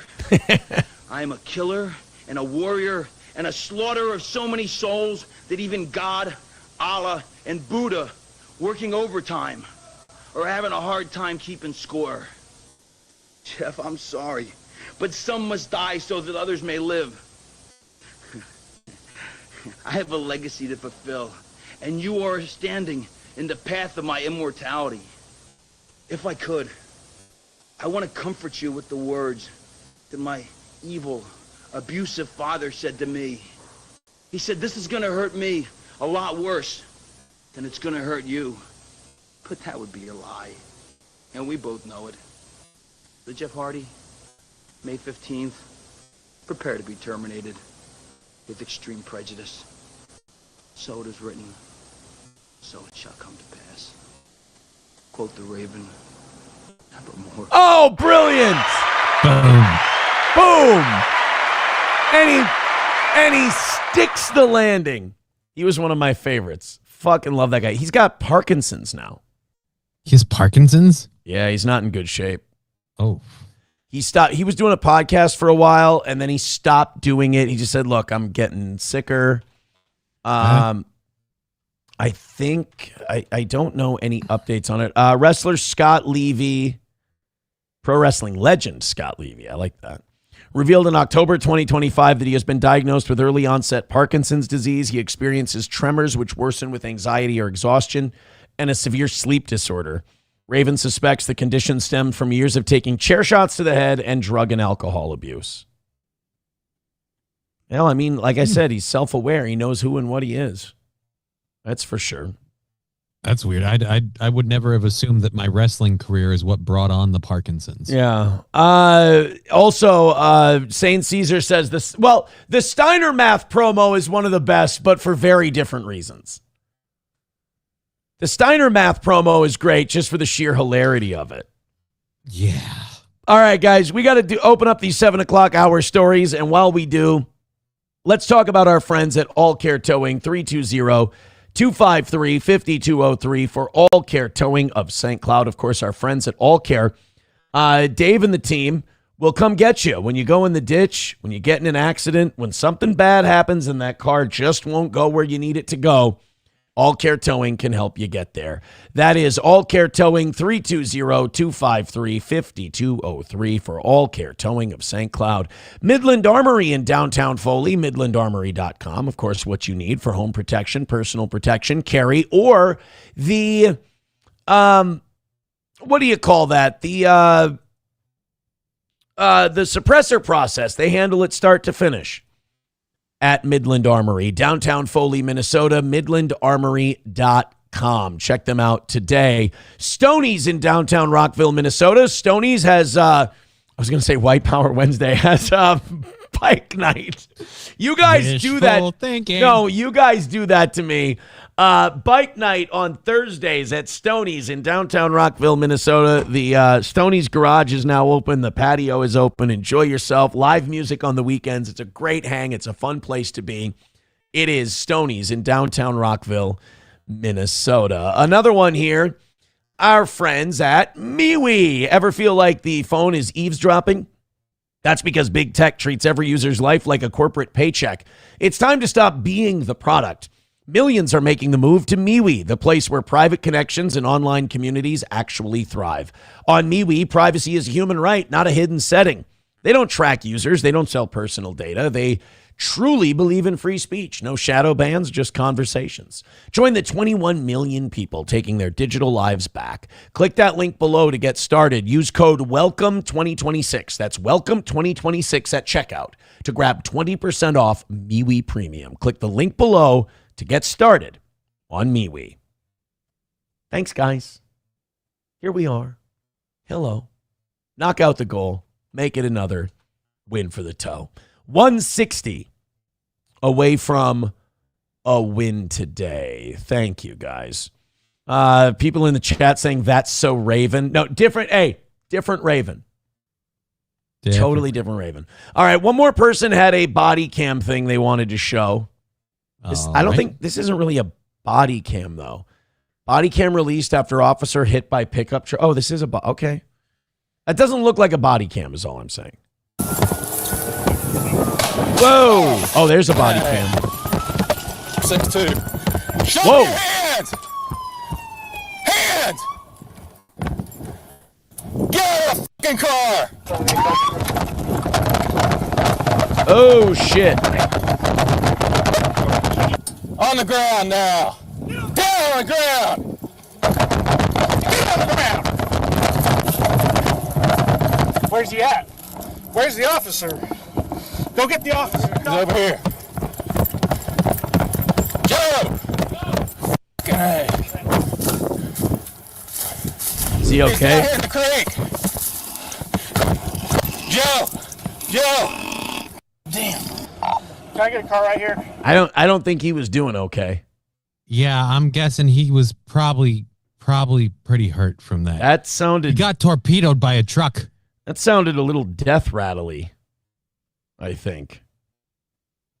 I'd like to believe he was just sleeping it off, but probably not after that hit. Well, just how long is he going to sleep it off? Oh, God, that's not good. He's in the creek. No. I don't know that we should be moving him. Oh, okay. Oh. All right. Jesus. Yeah, Rexy, I don't think this one's got the distance. I don't think that guy's going to be... No, that officer got some distance. It was easily like 100 feet. Aussie Mark says, why was he snoring? Chevy fan says he lost his legs. Oh, I didn't notice that. I didn't see his... I was more focused on the fact that... Oof. Yeah, I'm going to go ahead and say he didn't make it. If you don't mind. Hey, we got to get back into the news stuff here. While we're at it, gift your memberships, throw in a couple of bucks. Can we make $60 in 7 minutes? I don't think so, but we still have an outside shot to notch a win today. I'll tell you why in a little bit. We have a little news for you. With gas at about $4 or $5 a gallon here in Minnesota, at least, Metro mechanics are seeing a new phenomenon in the Twin Cities. And it's too bad, but it's, what do they call it? It's sign of the times, I think would be the thing that you call it. It's drilled gas tanks. People are drilling people's gas tanks open and taking their gasoline. It's like we've literally reached the Mad Max part of the economy. Just get a hose, and I suppose enough people probably lock their tanks. Oh, yeah. It's harder to siphon gas nowadays because they do have those mechanisms. Yeah. It's lifted, it's higher than the average car. It's easier to get underneath and drill a hole into the car's gas tank. And as we spoke with one St. Paul man tonight, we learned just how expensive this crime can be. You stole 5 gallons of gas. Times 5, that's $25. But in reality, that cost me $2,500. Right. I mean, it's not like you can't put duct tape over the gas tank and drive it around. Yeah, we can't patch the one little hole. We now have to replace the whole fucking thing. It's a real dick move. Jamie Phelps is looking at a steep bill. After thieves drilled holes in his truck's gas tank on Monday, he was one of 3 victims in his... Hey, bro. I'm not trying to blame the victim here, but you see that thing with the door next to your house? You see, Johnny, you see what I'm talking about, this thing here? Oh, the garage? I'm willing to bet that that door opens up and you can take that truck and you can put it in there and then it's harder for people to get to it. I'm willing to bet this asshat probably has a whole bunch of shit in there too. St. Paul neighborhood that had their tanks drilled out. This neighbor here and these neighbors here were thinking about getting cameras now. You know, that's an added cost just to live in the house that you've lived in for over 20 years. Data would suggest that the crime is pretty rare. Minneapolis police say they have at least 12 reported drilled gas tanks this year, while St. Paul police have accounted for just 7 reports since April 1st. But St. Paul police tell 5 Eyewitness News that they believe the crime is an underreported issue. Well, yeah, not everyone calls the cops when they get their gas tank drilled. They go to an auto shop and they get it repaired. Yeah. And you got to feel pretty bad. You're dropping $2,500 to put a new gas tank in that truck, but look at the rust on that thing. Like, what are we saving? Might be time to just get a new truck, buddy. That's right. All. You know, somebody shut that fucking dog up. The tank. So they said, if you saw that document there, it said they have 7 reports of it since April 1st. So that's... Wait a minute. So the last 2 months it's happened 7 reports since the beginning of April? Yeah, so about once a week, they're getting reports of someone drilling into someone's gas tank. And that makes sense as gas prices go up. Phelps says he didn't report his drilled gas tank because there wasn't enough evidence. I have no information to give them that would enable them to investigate anything. So there's at least one unreported instance of a drilled gas tank. Yeah. Colin Finley, a mechanic, says he's investigated the issue. He tells me he's seen 5 to 10 drilled gas tanks alone this year. Drill it like right here? And says while you can fix it for cheaper than the competition, it's still going to cost you. On the smaller stuff, it's upwards of $1,500 just for the tank. And labor alone is not cheap either. As for a crime solution, right now, it's a tough call. How about end the fucking war in Iran? Open up the Straits of Hormuz. These are problems that are self-inflicted by this country. No, I didn't. I thought maybe if I yelled it this time, it would work. If we do that, then we might have to talk about the Epstein list. This is a really handy distraction right now. Look at it, we're just paying dividends. No, don't worry. We can talk about the interdimensional aliens to distract us from the Epstein files. Is there anything, drivers can do out there to protect themselves from this? Keep following the manufacturer recommended specifications for what they can put in for fuel and keep just driving, stay away from high crime areas. In other words, no. Yeah, so the short answer is no. You can't do anything to fix this because some asshole with a drill isn't something you can plan for. Put in regular unleaded and stay away from minorities. That was his advice. I mean, that's how I translated it anyway. It was just grab the right gas and avoid the blacks. And you'll be fine. What? You gotta give it to the Irish. They're learning how to be a little more coded these days. Usually they would have went, "Hi, you put the right gas in there and you stay away from Negroes." Now they're going, "Well, follow the manufacturer recommendations and steer clear of high crime areas." Wow, that was good. It's pretty. No, that's not bad there, Colin. I told you, Sonny, it's the blocks. Just say it's the blocks. You were raised right. Yes, that's all you got to do. You stay with your own kind in your own neighborhood, and everything's going to be fine. Why am I sounding Scottish? Oh, I'm a race trader myself. I buggered a Scottish gal. Now listen to how I talk. I sound like a right cunt. That's really about the best you can do. So it sounds like there's nothing you can do. And Jamie says he's likely going to a junkyard to shop for secondhand parts. From St. Paul tonight, Harrison Klopp, 5 Eyewitness News. Harrison Klopp. How's he going to get to the junkyard, though? He can't put any gas in his truck. Yeah, you're going to have to walk it back. Sorry, buddy. Taking an Uber to find a gas can for my car. Some white trash shit right there. $1 from Main Vein says you could fix it with JB Weld if you did it right. Yeah, I mean, if you're in a pinch, you could use some of those epoxies. Sucks, though, that you have to. But wouldn't gasoline kind of act as somewhat of a solvent? I don't know. There's only one way to find out. Let's beat the living fuck out of Johnny's gas tank. No, dear God, no. Oh, I just meant sodomize you. Still no. Oh, ironically enough. This guy's no fun. All right, $1.60 away from a win today. Streamlabs, PayPal, Venmo, Super Chats, and Rumble Rants. We've got an hour left in today's show. This is the first time we've been behind, though, all day. Yeah. Let's go ahead and knock out that 160. It's been a great start to the week. We appreciate you. If you feel like throwing in 5 or 10 or a gifted membership, I'm happy. We have some Hayden Panettiere audio video today. Yeah, she's apparently catching some flack. Catching some flack, yes, but also like coming out and talking about how fucked up she is. Like I did not know about that. I'll be honest. She very recently came out and said, yeah, I'm a fucking nutbird. I'm a problem. And like she's owning it. She's not making excuses. I only knew recently that Vladimir Klitschko had full custody of their daughter. I did not. That she doesn't have any, she gave up custody of her daughter. Like she is not legally like in possession of her child in any way, shape, or form. And apparently it was because she was so mentally ill.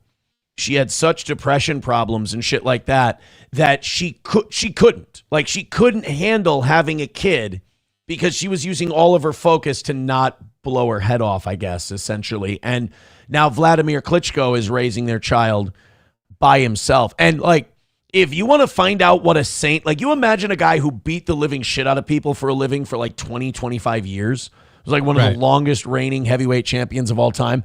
And then you find out that he's also like got the patience of a saint and is an amazing human being out of the ring.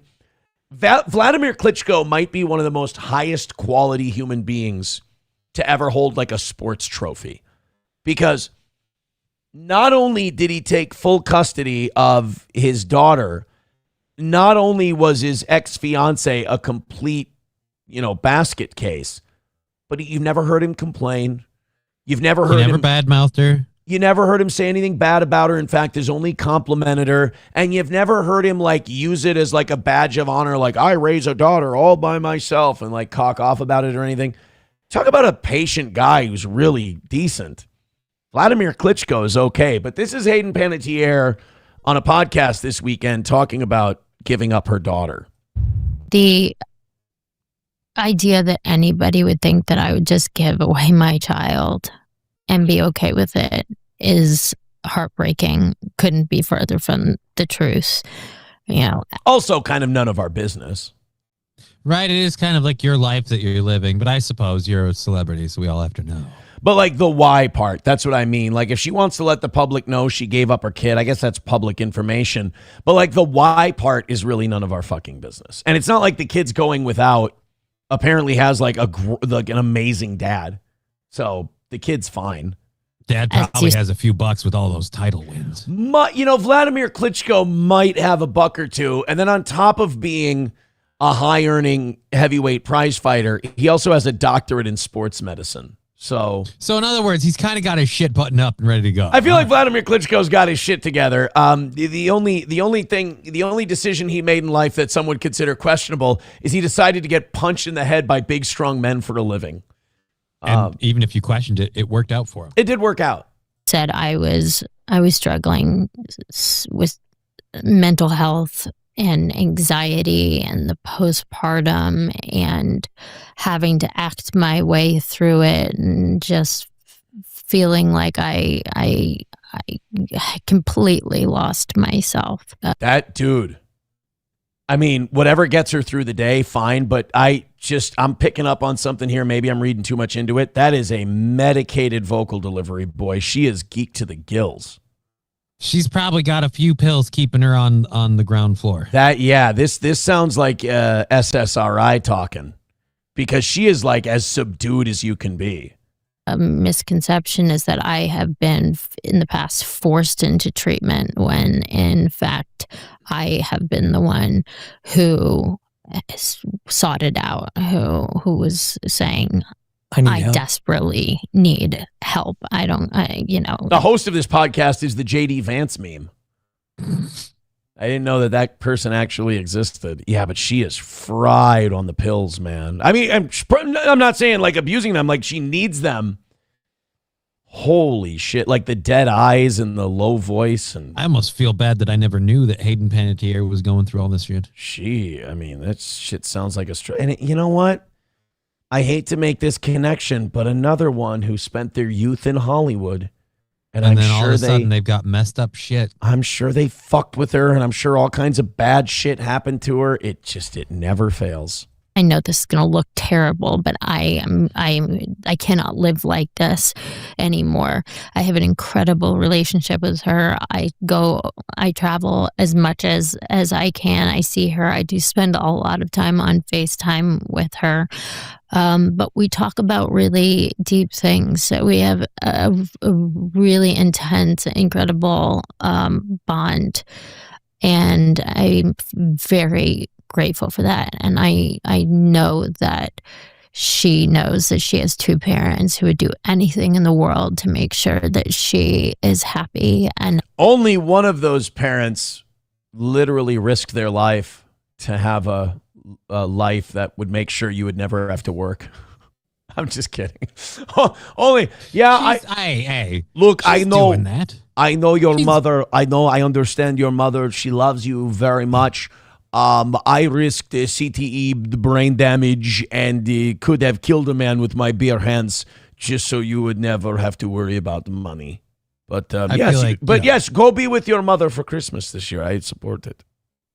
She risked anything to make sure her daughter was, safe and happy. She gave her up to make sure she'd still be around to take care of her. Yes, you can. That is fine. Go live with your mother for a couple of weeks. Have I ever showed you when Lehman Brewster nearly killed me in 2005? I made money so that you could go to university for this. You should go spend Thanksgiving with your mother. Actually, go ahead, buy plane ticket. Is fucking joke anyway. No, go ahead. Use my credit card to buy plane ticket. I probably fought one too many times because I wanted to pad your bank account. Have you ever seen Anthony Joshua knock me out? That was probably dangerous, and I didn't even have to do it. I think you should go spend time with your mother this weekend. I don't think Vladimir Klitschko would do that, for the record. I don't know. You know what? People shit on her for it. People give her shit for it. I get it. I support it. The kid had another parent, and you're no good to your kid if you kill yourself. She's very fortunate she was in a situation where she could reliably do that. Yeah. Yeah, see people in the chat saying deadbeat mom. I don't agree.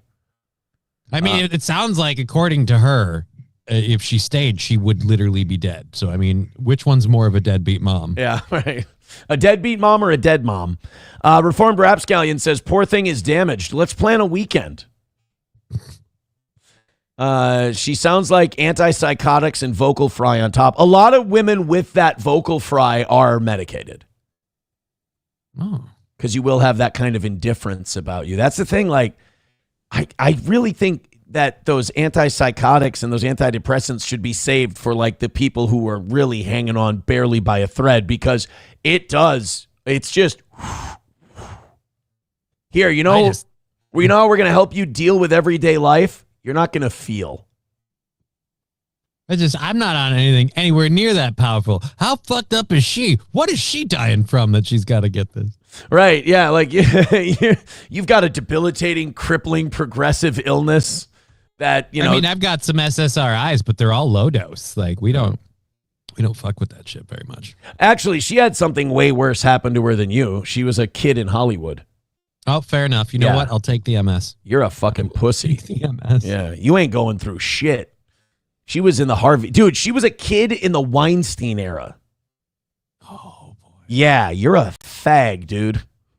See, every time I think of Hayden, I always think of her in Heroes. I keep forgetting she did stuff before that. Raising Helen, and yeah, there were things before that. She was 100% a child star. Again, in the did I say Epstein?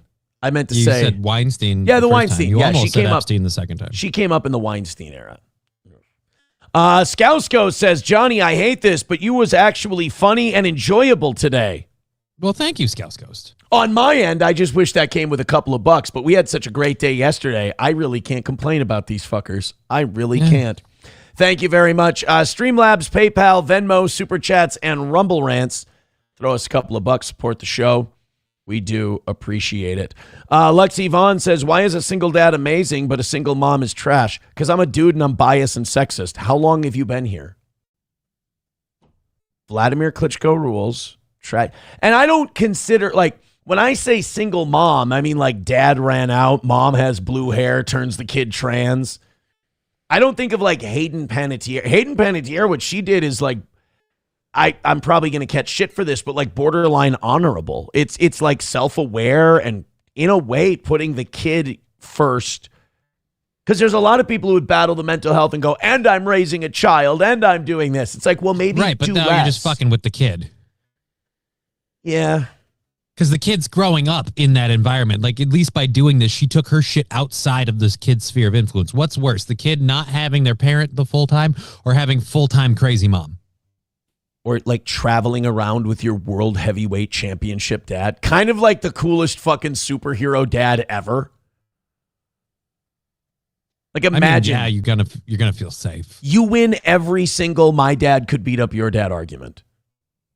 I feel like you don't even have to have the argument. You just have to point to your dad. And, yeah. Who's your dad? Oh, 6'7", 245, 20 heavyweight title defenses, second only to Larry Holmes and Joe Louis. 6'7". Longest heavyweight championship reigns. I think he's number 2 or number 3. Well, then who's above him? Joe Louis is the number 1. Joe Louis holds the record for the most title defenses. He was champion for 11 years, 8 months, and 8 days. Now, that's a little bit elongated because it was also like World War II interrupted it from 41. He was champion from 37 to 49.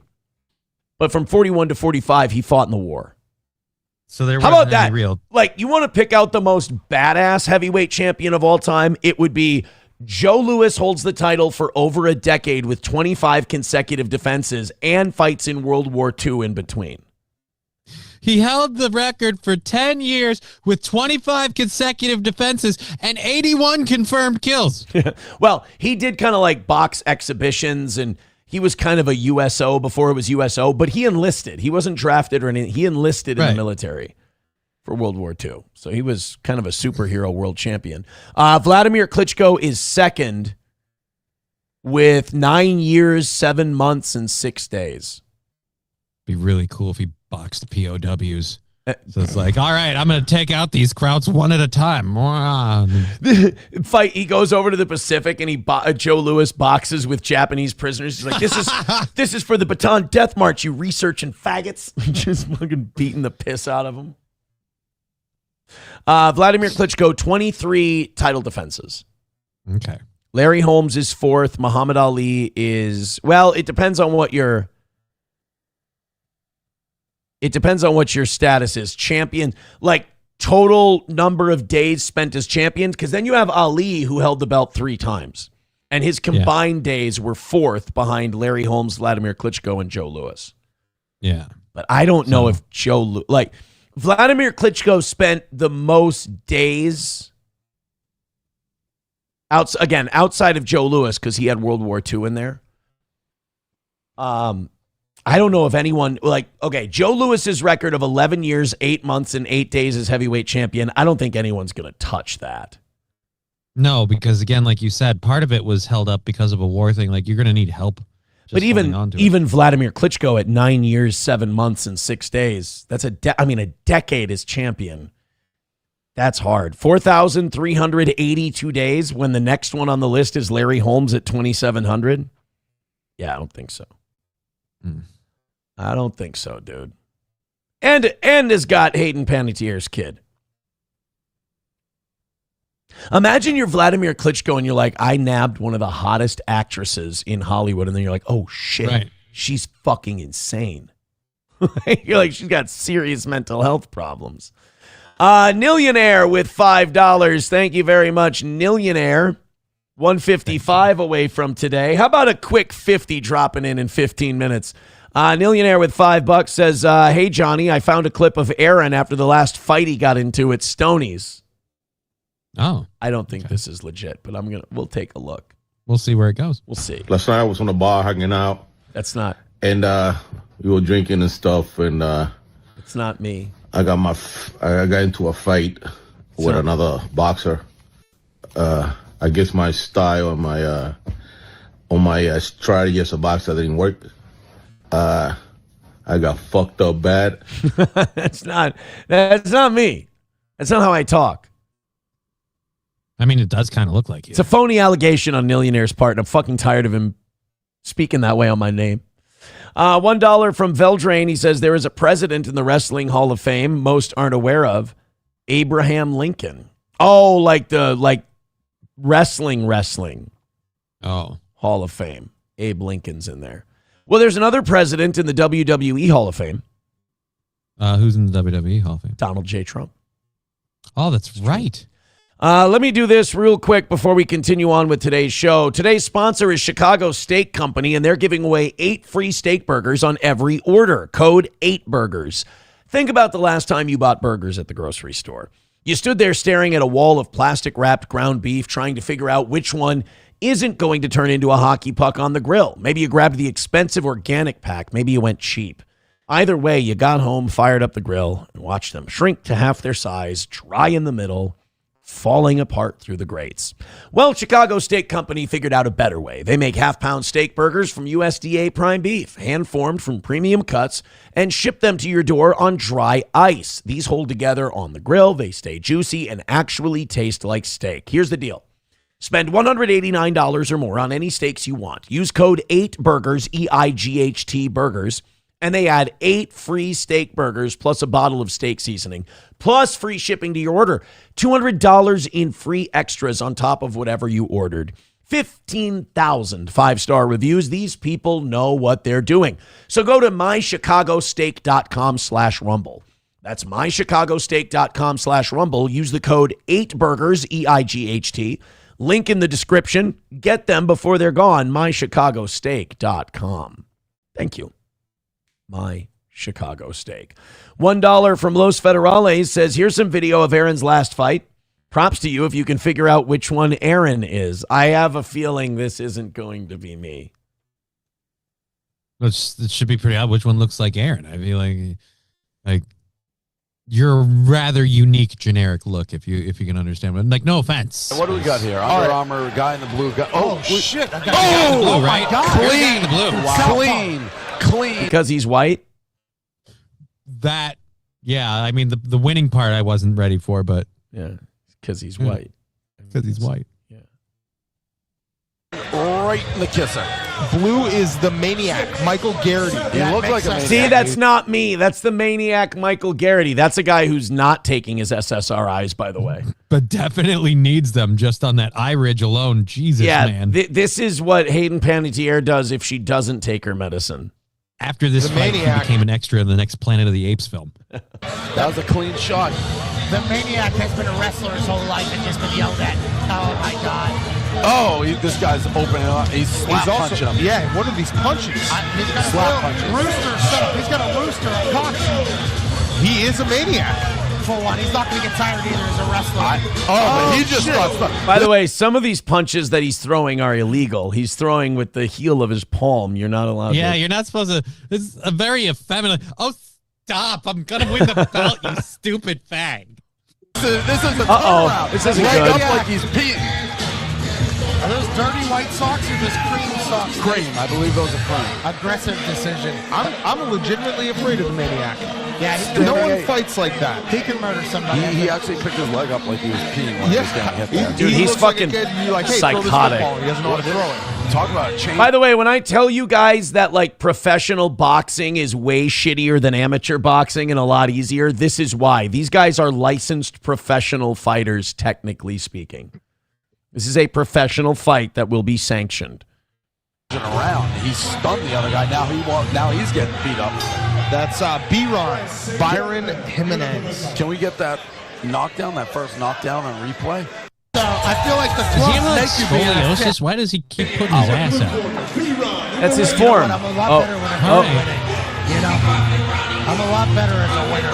Welcome to Friday Night Sissy Fights. The maniac comes out. Yeah, what is this song here, Dave? By the way, this guy has no fucking chin whatsoever. Like, as soon as the guy in the blue gets tapped, he just crumbles. Look at him. You do not want to look that guy in the eyes. Look at me. We're going to chance to stare at him. I half expect to start seeing some windmill punches coming in eventually. Just like, you can't get near me. I mean, I feel like he's getting as close to windmill punches as you can get. As you can get before doing them? Yeah. Yeah. It's warming up. Silver Wolf with $1 says, everyone is such a kinder. Here's Aaron's actual last fight. Don't know why he wore a blonde wig, though. All right. None of these have his identity. None of these have been me so far. I am not Glass Joe. No, that's not. I am not Glass Joe from the Punch-Out series. Yeah, see, that guy has a chin. My son told me I have a giga chin, so. He also said no offense. That's true.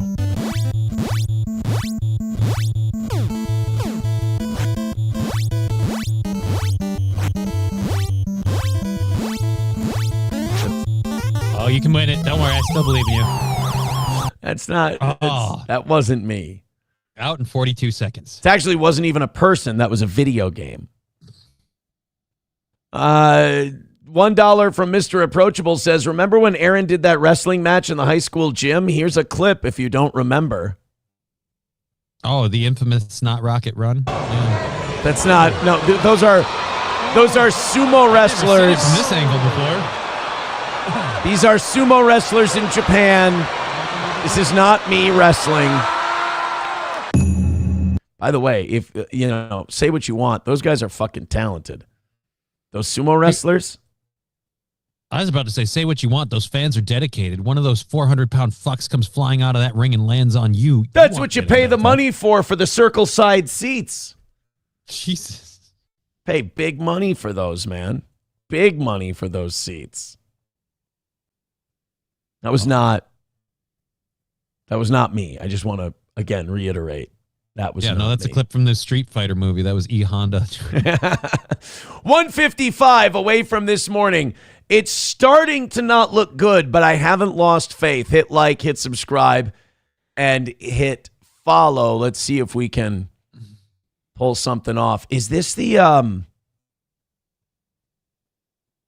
Bach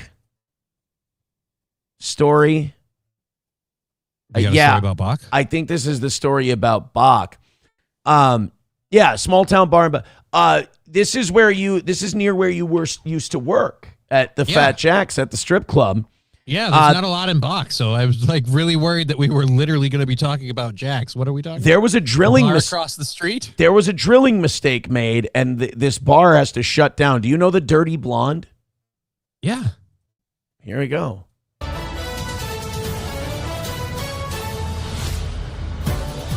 Tonight, the fight to keep a local business afloat after a major mistake. The owners of the Dirty Blonde Bar and Grill says the Minnesota Pollution Control Agency hired a contractor that drilled directly into their sewer pipes and forced the bar to shut down. Oh, that means there's shit everywhere. Oh. The poopy. The poopy is leaking. They drilled into the sewer lines. Now, wait a minute. Why should it be that the bar is fighting to stay afloat? Shouldn't this contractor company have to pay every dime and more? Yeah, or the state should be held accountable since they hired the contractor. One of the two should be stepping in. Why isn't the bar? Plus, if they have the sewer leaking into the bar, isn't it really the Dirty Blonde now? I don't know if they might have hit the pipe. They might have hit the pipe outside, and the shit's leaking outside. But if it's leaking inside, that's even worse. Our Harrison Klopp went to Bach, Minnesota. Fucking Harrison Klopp is everywhere. He was in Minneapolis with the puncture gas tank story. Now he's up in Bach. This guy's all over. To find out how this happened and what happens next. His gas comp check's In this story, there sweet. are multiple parties involved. Holy with just one victim. The Dirty Blonde. Are you They're doing, right where I used to park. Are they doing this? Are you doing the small town markout thing? Dude, literally, Fat Jack's is on the other side of this like sign of the line. Like the white car here where he's literally standing right next to Fat Jack's. I want to know how many of the ladies were just standing out front, just smiling, looking at the camera in their stupid fucking 90s and shit. And again, he's like, all right, we can't even pan a fraction of an inch over there. I feel bad for the strippers because when they first went outside, some of them might have thought that the other ones had yeast infections or UTIs. And they're like, nah, we hit a sewer drain. Is it weird they didn't notice the smell? Bar and Grill has been out of business since May 1st, and their owners are looking for some accountability. On this Mother's Day, practically the whole town of Bach, population 78, showed out to support. That is not a. Oh no. Yeah, dude. Yeah. Oops. Can't we fucking adhesive that back on, boys? Guys, it's a glue stick in like an hour of your time at most. Let's do this. Come on. We don't have a ladder. What's up? Actually, it's because the woman on the thing, she smelled the shit, and now she's just wilting away. It's literally peeling from the feces. It's not into the bar. It's not a bad sign either. It deserves to be, fastened back up there. Support their favorite bar and grill. And how much longer can you stay alive? I would say if we were till next weekend, and then next weekend maybe, then we'd probably have to close. For Toby and Jennifer. Jesus, running it kind of close to the vest. I mean, the government should have to pay that. Yeah, the fact that you guys are on the hook for anything, like what the fuck? The drilling error should have immediately come with, well, now we're making sure you don't have to pay any of your county taxes or fees or whatever for the next few months while we unfuck this situation we created. For Burning, when they opened the Dirty Blonde 3 years ago, it was a dream come true. Now, it's a costly nightmare as the business has a broken drainage system. Why can't you have a business without drainage? Do you know what happens when people drink beer for a couple of hours, bud? You ever smelled a beer shit, pal? Oh. That's why. That's why. Your Minnesota Department of Health will not allow you because you cannot wash your hands. Yep. You got to be sanitary. Yeah. We can't run. Can't use the dishes. bathroom. We can't clean dishes. Yeah, the bathrooms are unusable. Can't clean. Yeah. Can't clean. Need water. And then to have water, you got to have a drainage system. How and why the bar has a broken drainage system. Hey, there it is. Look, there it is. There's Jax. There's where the girls take off all their clothes. System is where this gets interesting. Late last year, Toby and Jennifer got this letter from the MPCA saying it would be taking corrective action in response to a release of petroleum from a gas tank owned by the store's former owner. Earlier this year, the couple say they spoke with a major engineering company hired by MPCA to locate where to drill. The couple says another company drilled the well, but says when it was all said and done, the Burnings learned the contract had drilled into the bar's sewer pipes. Confirmed, they say, by an outside excavator. And as they say, they've reached out. No, they're not going to get covered by the state because it was their shit that was fucked up in the first place. Oh, no. Oh, they're fucked. Sorry, guys. Unless there's a GoFundMe or something, talk to Shuley. To all companies involved, they say no one is taking responsibility. This is a small town. This is a major source of revenue for the town itself. The taxes that we receive for the property taxes, the sales taxes. Mayor Adam Booth says if the Dirty Blonde closes... That was the mayor, by the way. Yeah. That's the mayor. Being like, look, we need this revenue because if this place closes down, we literally have only 2 other businesses. They don't have elections in Bach, by the way. They all got together in a guy's garage one day and they just said, yeah, Adam's our guy. He's the mayor now. All right, I got this. They still vote by yay or nay. Yeah, right. livelihood. We lose this establishment, and we risk losing the city as well. We've reached out to the companies involved. Who would get Bach if it goes tits up? God, I don't Would it be Malacca? There's like nothing around it. Right? So it's just like, where does it go? Dude, we could go up there and conquer it with some shotguns, and we could start our empire. All right. That's a good idea. And the state, but have You only just got to clean up the shit smell first. heard back from the Minnesota Pollution Control Agency, who write, "We are aware of the situation and are working on a positive resolution." Well, cut them a check for the damage and the time they're spending closed, and then make it right. You sack Fucking of fix shit. the goddamn thing so they can just open their goddamn doors again. You can give Somalis money for daycares that don't even exist. I think you can hook these people up when you drill through their shit pipe. By the way, getting drilled through the shit pipe, the worst way to have to shut down business. That's for But sure. it is a specialty of the Dirty Blonde, getting drilled through the shit pipe. Not the first time someone's been drilled through the shit pipe at the Dirty Blonde. Thank you very much to Nicholas, my golfing buddy, for $10. Appreciate that. And we've also got Eric with $1. Thank you. Says, idea, comedy show at the Dirty Blonde to support them. Ooh. I don't hate it. I don't hate it either. I don't hate the idea. Build a little goodwill. Yeah. Thank you, Eric, for the $1. Mark Robinson, great point. 199 said close during the playoffs. That sucks. Oh, yeah. This is the worst time to lose it. And both teams are fucking killing it, too. Yeah. That really sucks. I mean, really sucks. Stephen Bravo says all you Minnesotans need to do is vote red down the ballot, and that will fix everything. Sure it will. Dick. Right. Baba Shab says comedy show at Aaron's house. Bring bats and hammers. But wait a minute, that I might get assaulted. Oh. Reformed Rapscallion says Andy Dufresne broke another pipe. Comes crawling out. Can I have a beer? Skousko says $1. Says the Dirty Blonde on one side and the Dirty Whores on the other.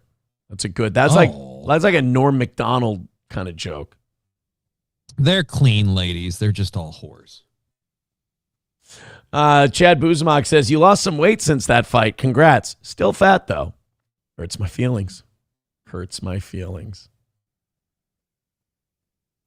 Oh. Yeah. All right. Well, man, may I make a wee-wee? Yeah, you go ahead and go to the bathroom quick. I'm going to go make water come out of my wiener, and then I'm going to come back and you can leave. We're 1:45 away from today. So let's hit that, guys.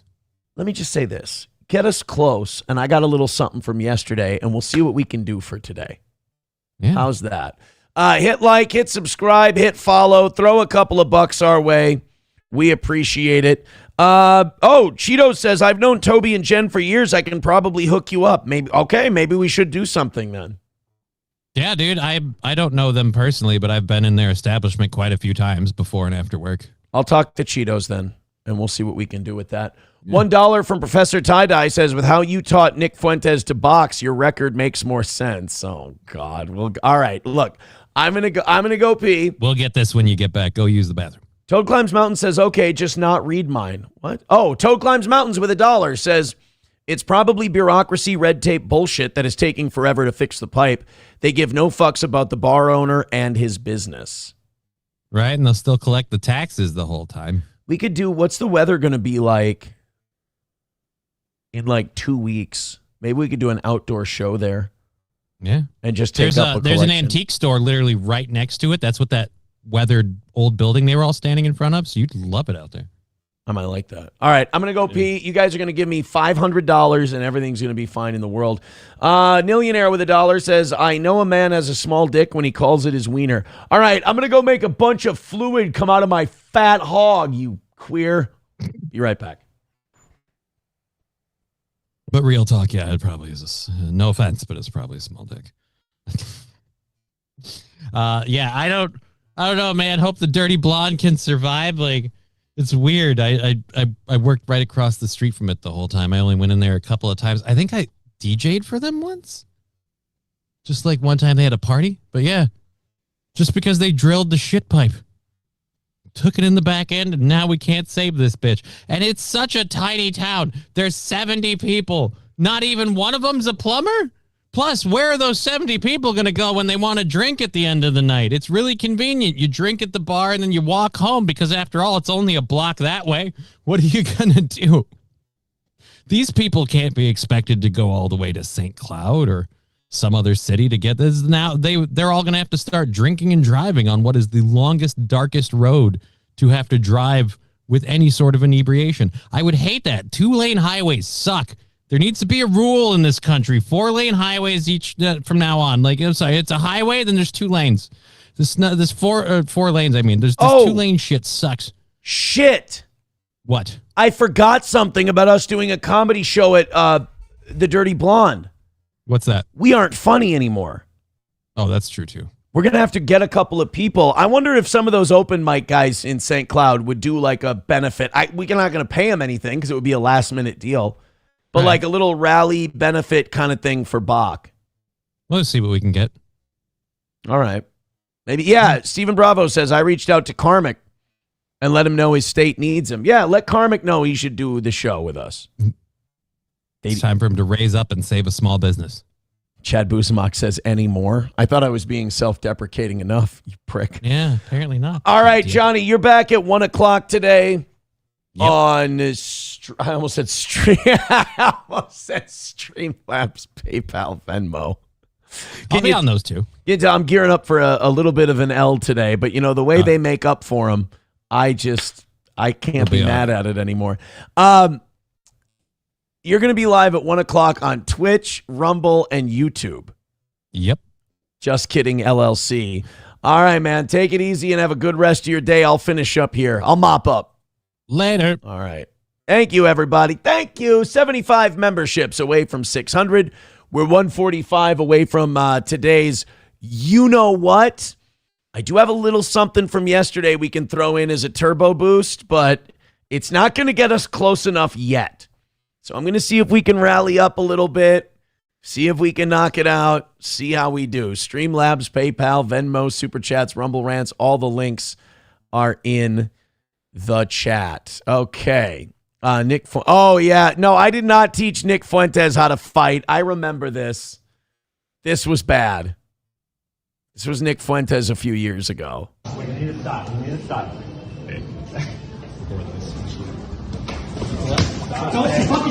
Don't fucking touch him. Stop. Yeah, we will. Sure. Just fucking stop. You just walk away. This guy, I remember that guy. He was autistic as fuck. Did you see that thing? He just did that spurgy, that kind of a thing. Wait, you need to stop. You need to stop. So gay. Don't fucking touch him. Stop. Hey, man, just. He was having a bit of a spazzy moment. Yeah, we will. Sure. Just fucking stop. You just walk away. Dude, Fuentes wanted to be Kanye so bad with the way he was dressing and shit. Kind of cringe, but we were all young and dumb once. Now he just kind of sits in his house and complains about Jews, which, based. Respect. Sam Show says, I forgot Nick was wearing that shit. Yeah, dude, he really wanted to be Kanye for a while. Boozmock says, just autists being autists. I think so. That's about what that boils down to. All right, you guys rally up. I'm going to go to this one. I really was hoping we would be able to get to this today. They're having such a problem with these, what should we call these, teen gatherings in a lot of cities, that they're starting to make curfews, and they're starting to make like juvenile free zones, because they're having these events called teen takeovers, which is something that teens are organizing on social media. And it's amazing because they keep telling me that teens are planning these on social media, but when it happens, it's just always a fuckload of black kids beating the shit out of people at like malls and stuff. So Washington, D.C. is one of the places that has decided the way we're going to try and solve this is we're just going to ban teenagers from stuff and have really aggressive curfews. Well, the teens in that community in Washington, D.C. did not like that idea. So they decided that they would go to the council meeting, not city council, but the Washington, D.C. council meeting, and they would protest this, which, the fucking balls on teenagers in Washington, D.C. to protest what is clearly needed. Let's take a look at this and you tell me what you think. Was there as more than 40 teens spoke out to district leaders. Legislation regarding juveniles. Where are my kids gonna go? I need someone to watch my kids. If they can't go to the mall and beat up people, what the fuck am I supposed to do? Has been front and center for nearly 2 years.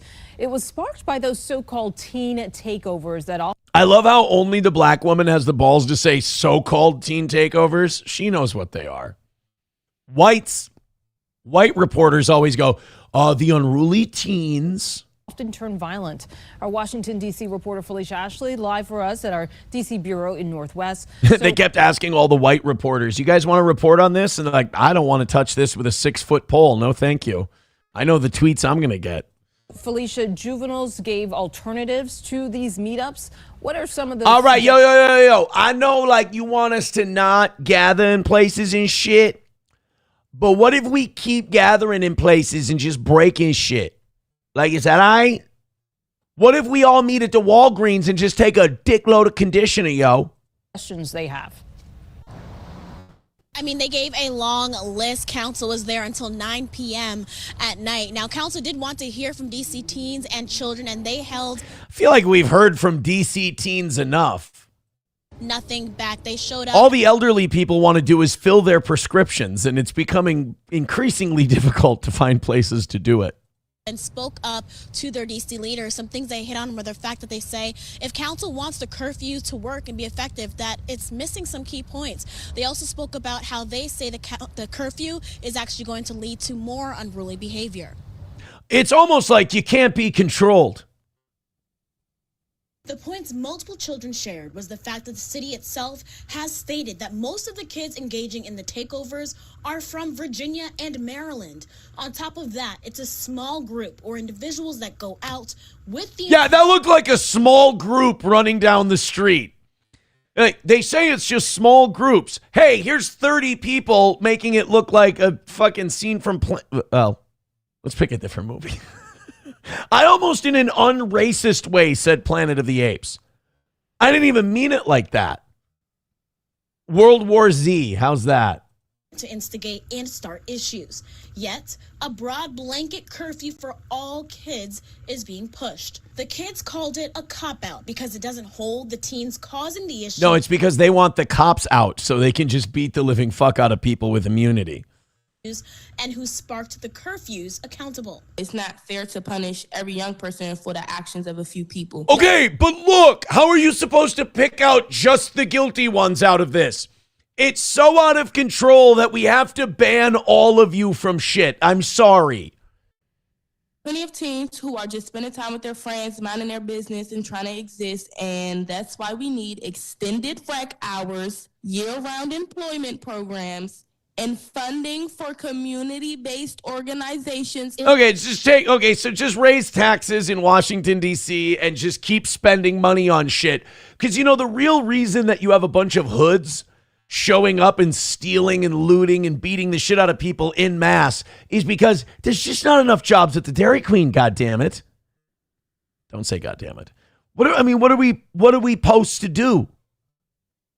What you're supposed to do is fucking behave. I love that, whenever this happens, they get to hold the community hostage. They get to go, well, if y'all would just spend more money on us, we would behave. How about behaving is the natural state of things, and that's how you should just be, whether there are government programs or not.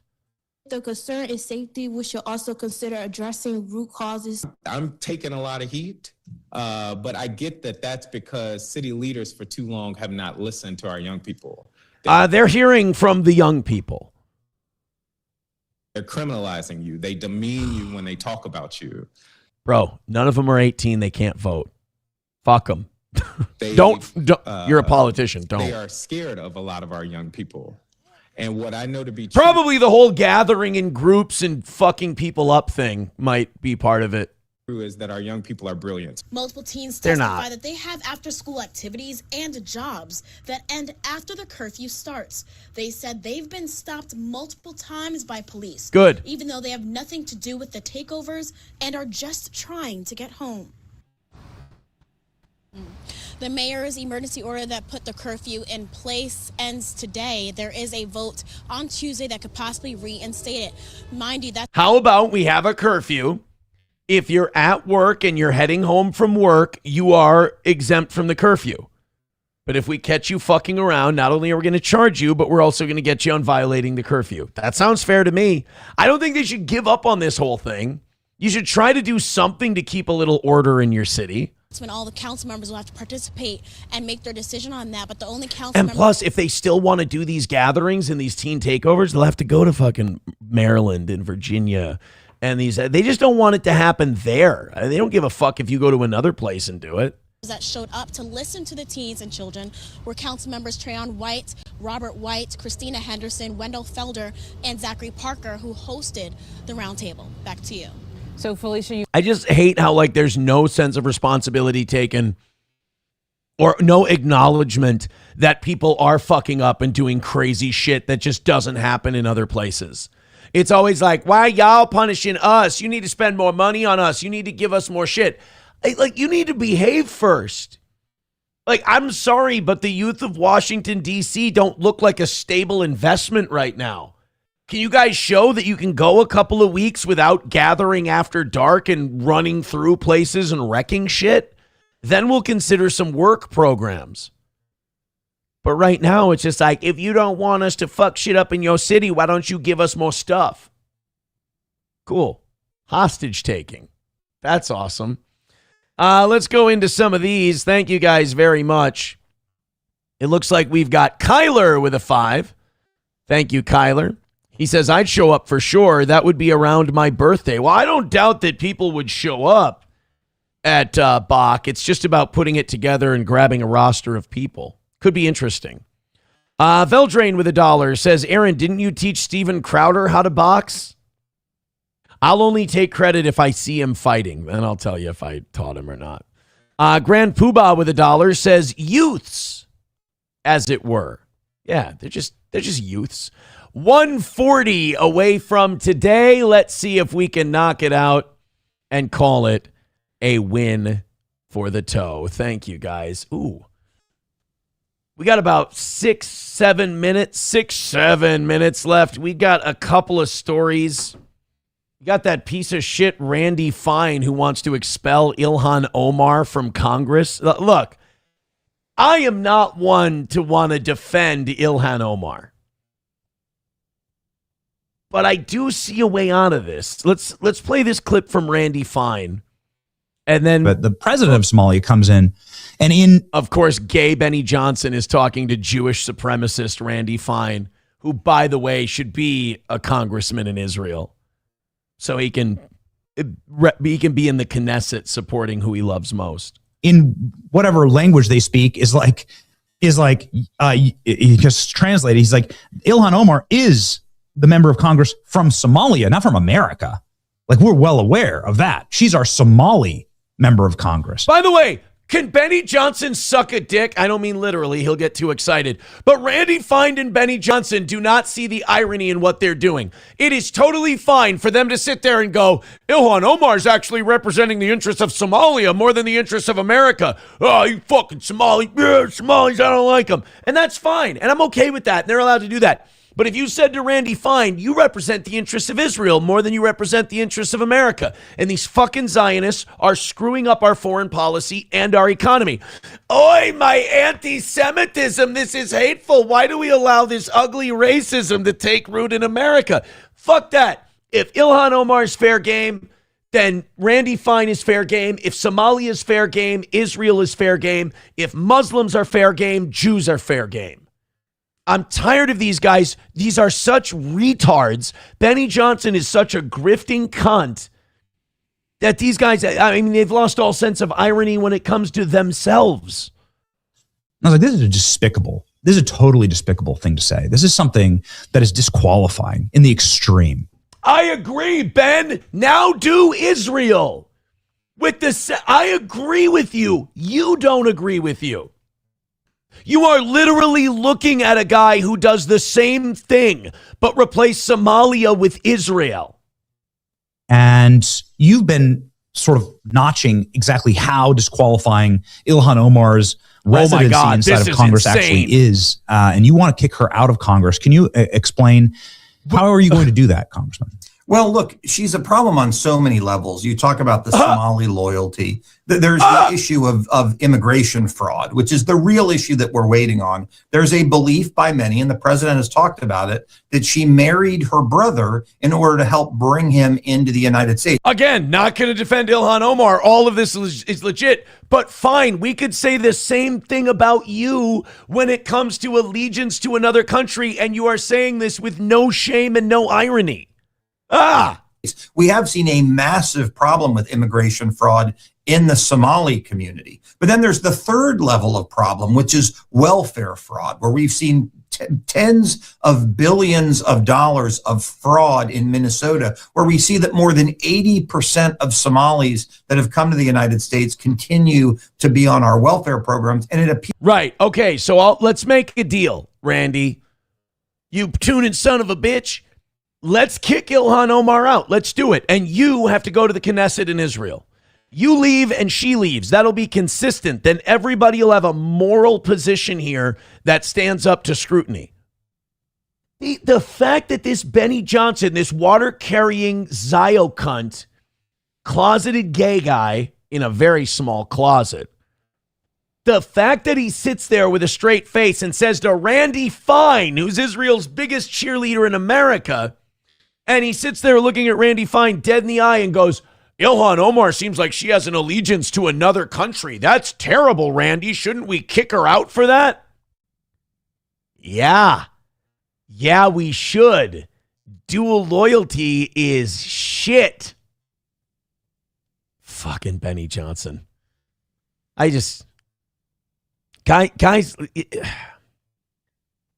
Guys like Benny are just serving. They take money from their masters. They say the thing and then just no concept of the irony they're espousing. Veldrain with $1 says Crowder got punched by a Teamster. Oh, yeah, that's right. I remember that. Yeah, Tilt1 says Fine is the same piece of shit as Omar. They're the same. And God, so many people would have such a better argument if they would stop defending one or the other and just admit both of these two are shit. If we got rid of them and sent them to the countries they love the most, we'd all be in a lot better place. And also, I think Benny Johnson would do much better if he would just admit that he just fucking loves cock. I mean, just. And like, we're not going to believe him if Benny Johnson comes out and goes, I kind of like dick. Oh, shit. Chad Boozmock's here. That shouldn't have paused so long before I said that. But like, if Benny Johnson comes on and goes, oh, I'm a gay guy, that's not going to work. Benny Johnson has to go on the air and go, I love cock so much, I just can't stop gobbling it all the time and shoving it in my asshole. I can't sit down without feeling some pressure on my anus. That's what he's got to say, and I know that's getting clipped, but I had to make my point very clear. Boozmock says, got it. We all knew. All right, guys, I do have a gift. We went way over yesterday. We do have a bank built up. We were $50 ahead coming into today. So I am going to throw that towards today's total. We're $50 ahead. That puts us down under $100. So I can humiliate myself today with a rally segment. Let's go ahead and rally. Dude, we had such a great evening show and such a great morning show yesterday. I'm in such a good mood. Our clips are going well. Let's rally up and notch a win. I know we're going to win eventually down the road this week, but let's notch a W today, huh? We're $90 away. We're 75 memberships away from 600. Let's go. What should we do first? You know what? In honor of Randy Fine. Oh, no, this one, they're very businesslike about this one. You know what? I know who we're going to go with first today. Ladies and gentlemen, let's do it. Let's notch ourselves a rally and another win for the toe. the space happy Phil Thomas cat here. There you go. And this next music video is by singer-songwriter Mark Gormley. Singer-songwriter. This is a great song. It's very, very intense. Guys, we've got this, and then we'll go with Erica, and we'll try to make ourselves $90 in this rally segment to call it another win for the toe. Let's hear it for Mark Gormley, and let's start throwing in a couple of bucks. I got the horn. $90 away. Another win for the toe. Let's go. Streamlabs, PayPal, Venmo, Super Chats, Rumble Rants. Links are right there in the chat. Let's go. A $90 donation away. Couple of 5 gifted membership drops, and we got this. Go, Mark.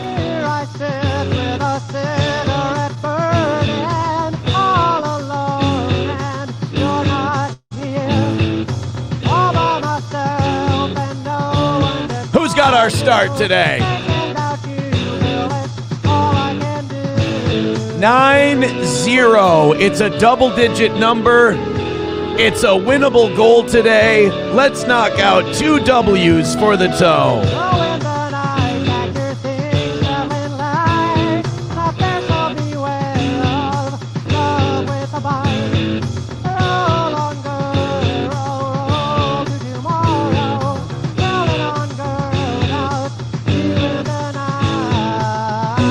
J-Fish says that Roots celebrates this entire catalog. This is not my dad, by the way. People are saying Aaron's dad is cool. That's not my father. Throw in a couple of bucks. Throw in some memberships. We're rallying up. Hit the like. Save some pussy for the rest of us, Mark. Let's go. Streamlabs, PayPal, Venmo, Super Chats, Rumble Rants, and a win for the toe. $90 away. 90 is the number. Taipan gifting a membership. Thank you, Taipan. 85 away from a win.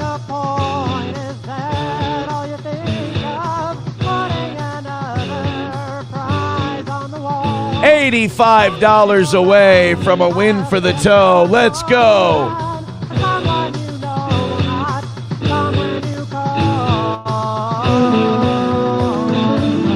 Tilt says, who let the accountant out of the office? I mean, at the very least, we're all getting to have some fun with Gormley today.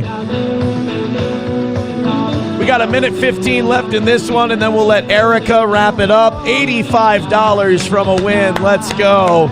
Great support today, guys. You're the best. Keep it up.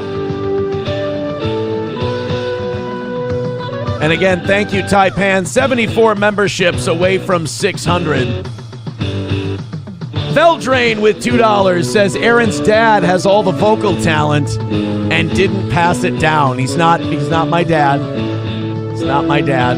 80 away from today. Thank you very much. $80 from a win. Knock it out. Oh, thanks for the.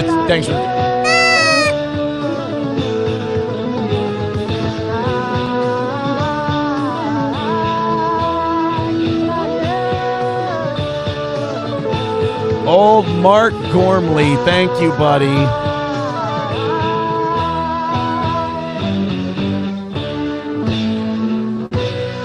That N-word can sing, though. You got to give him that. Thank you, Mark.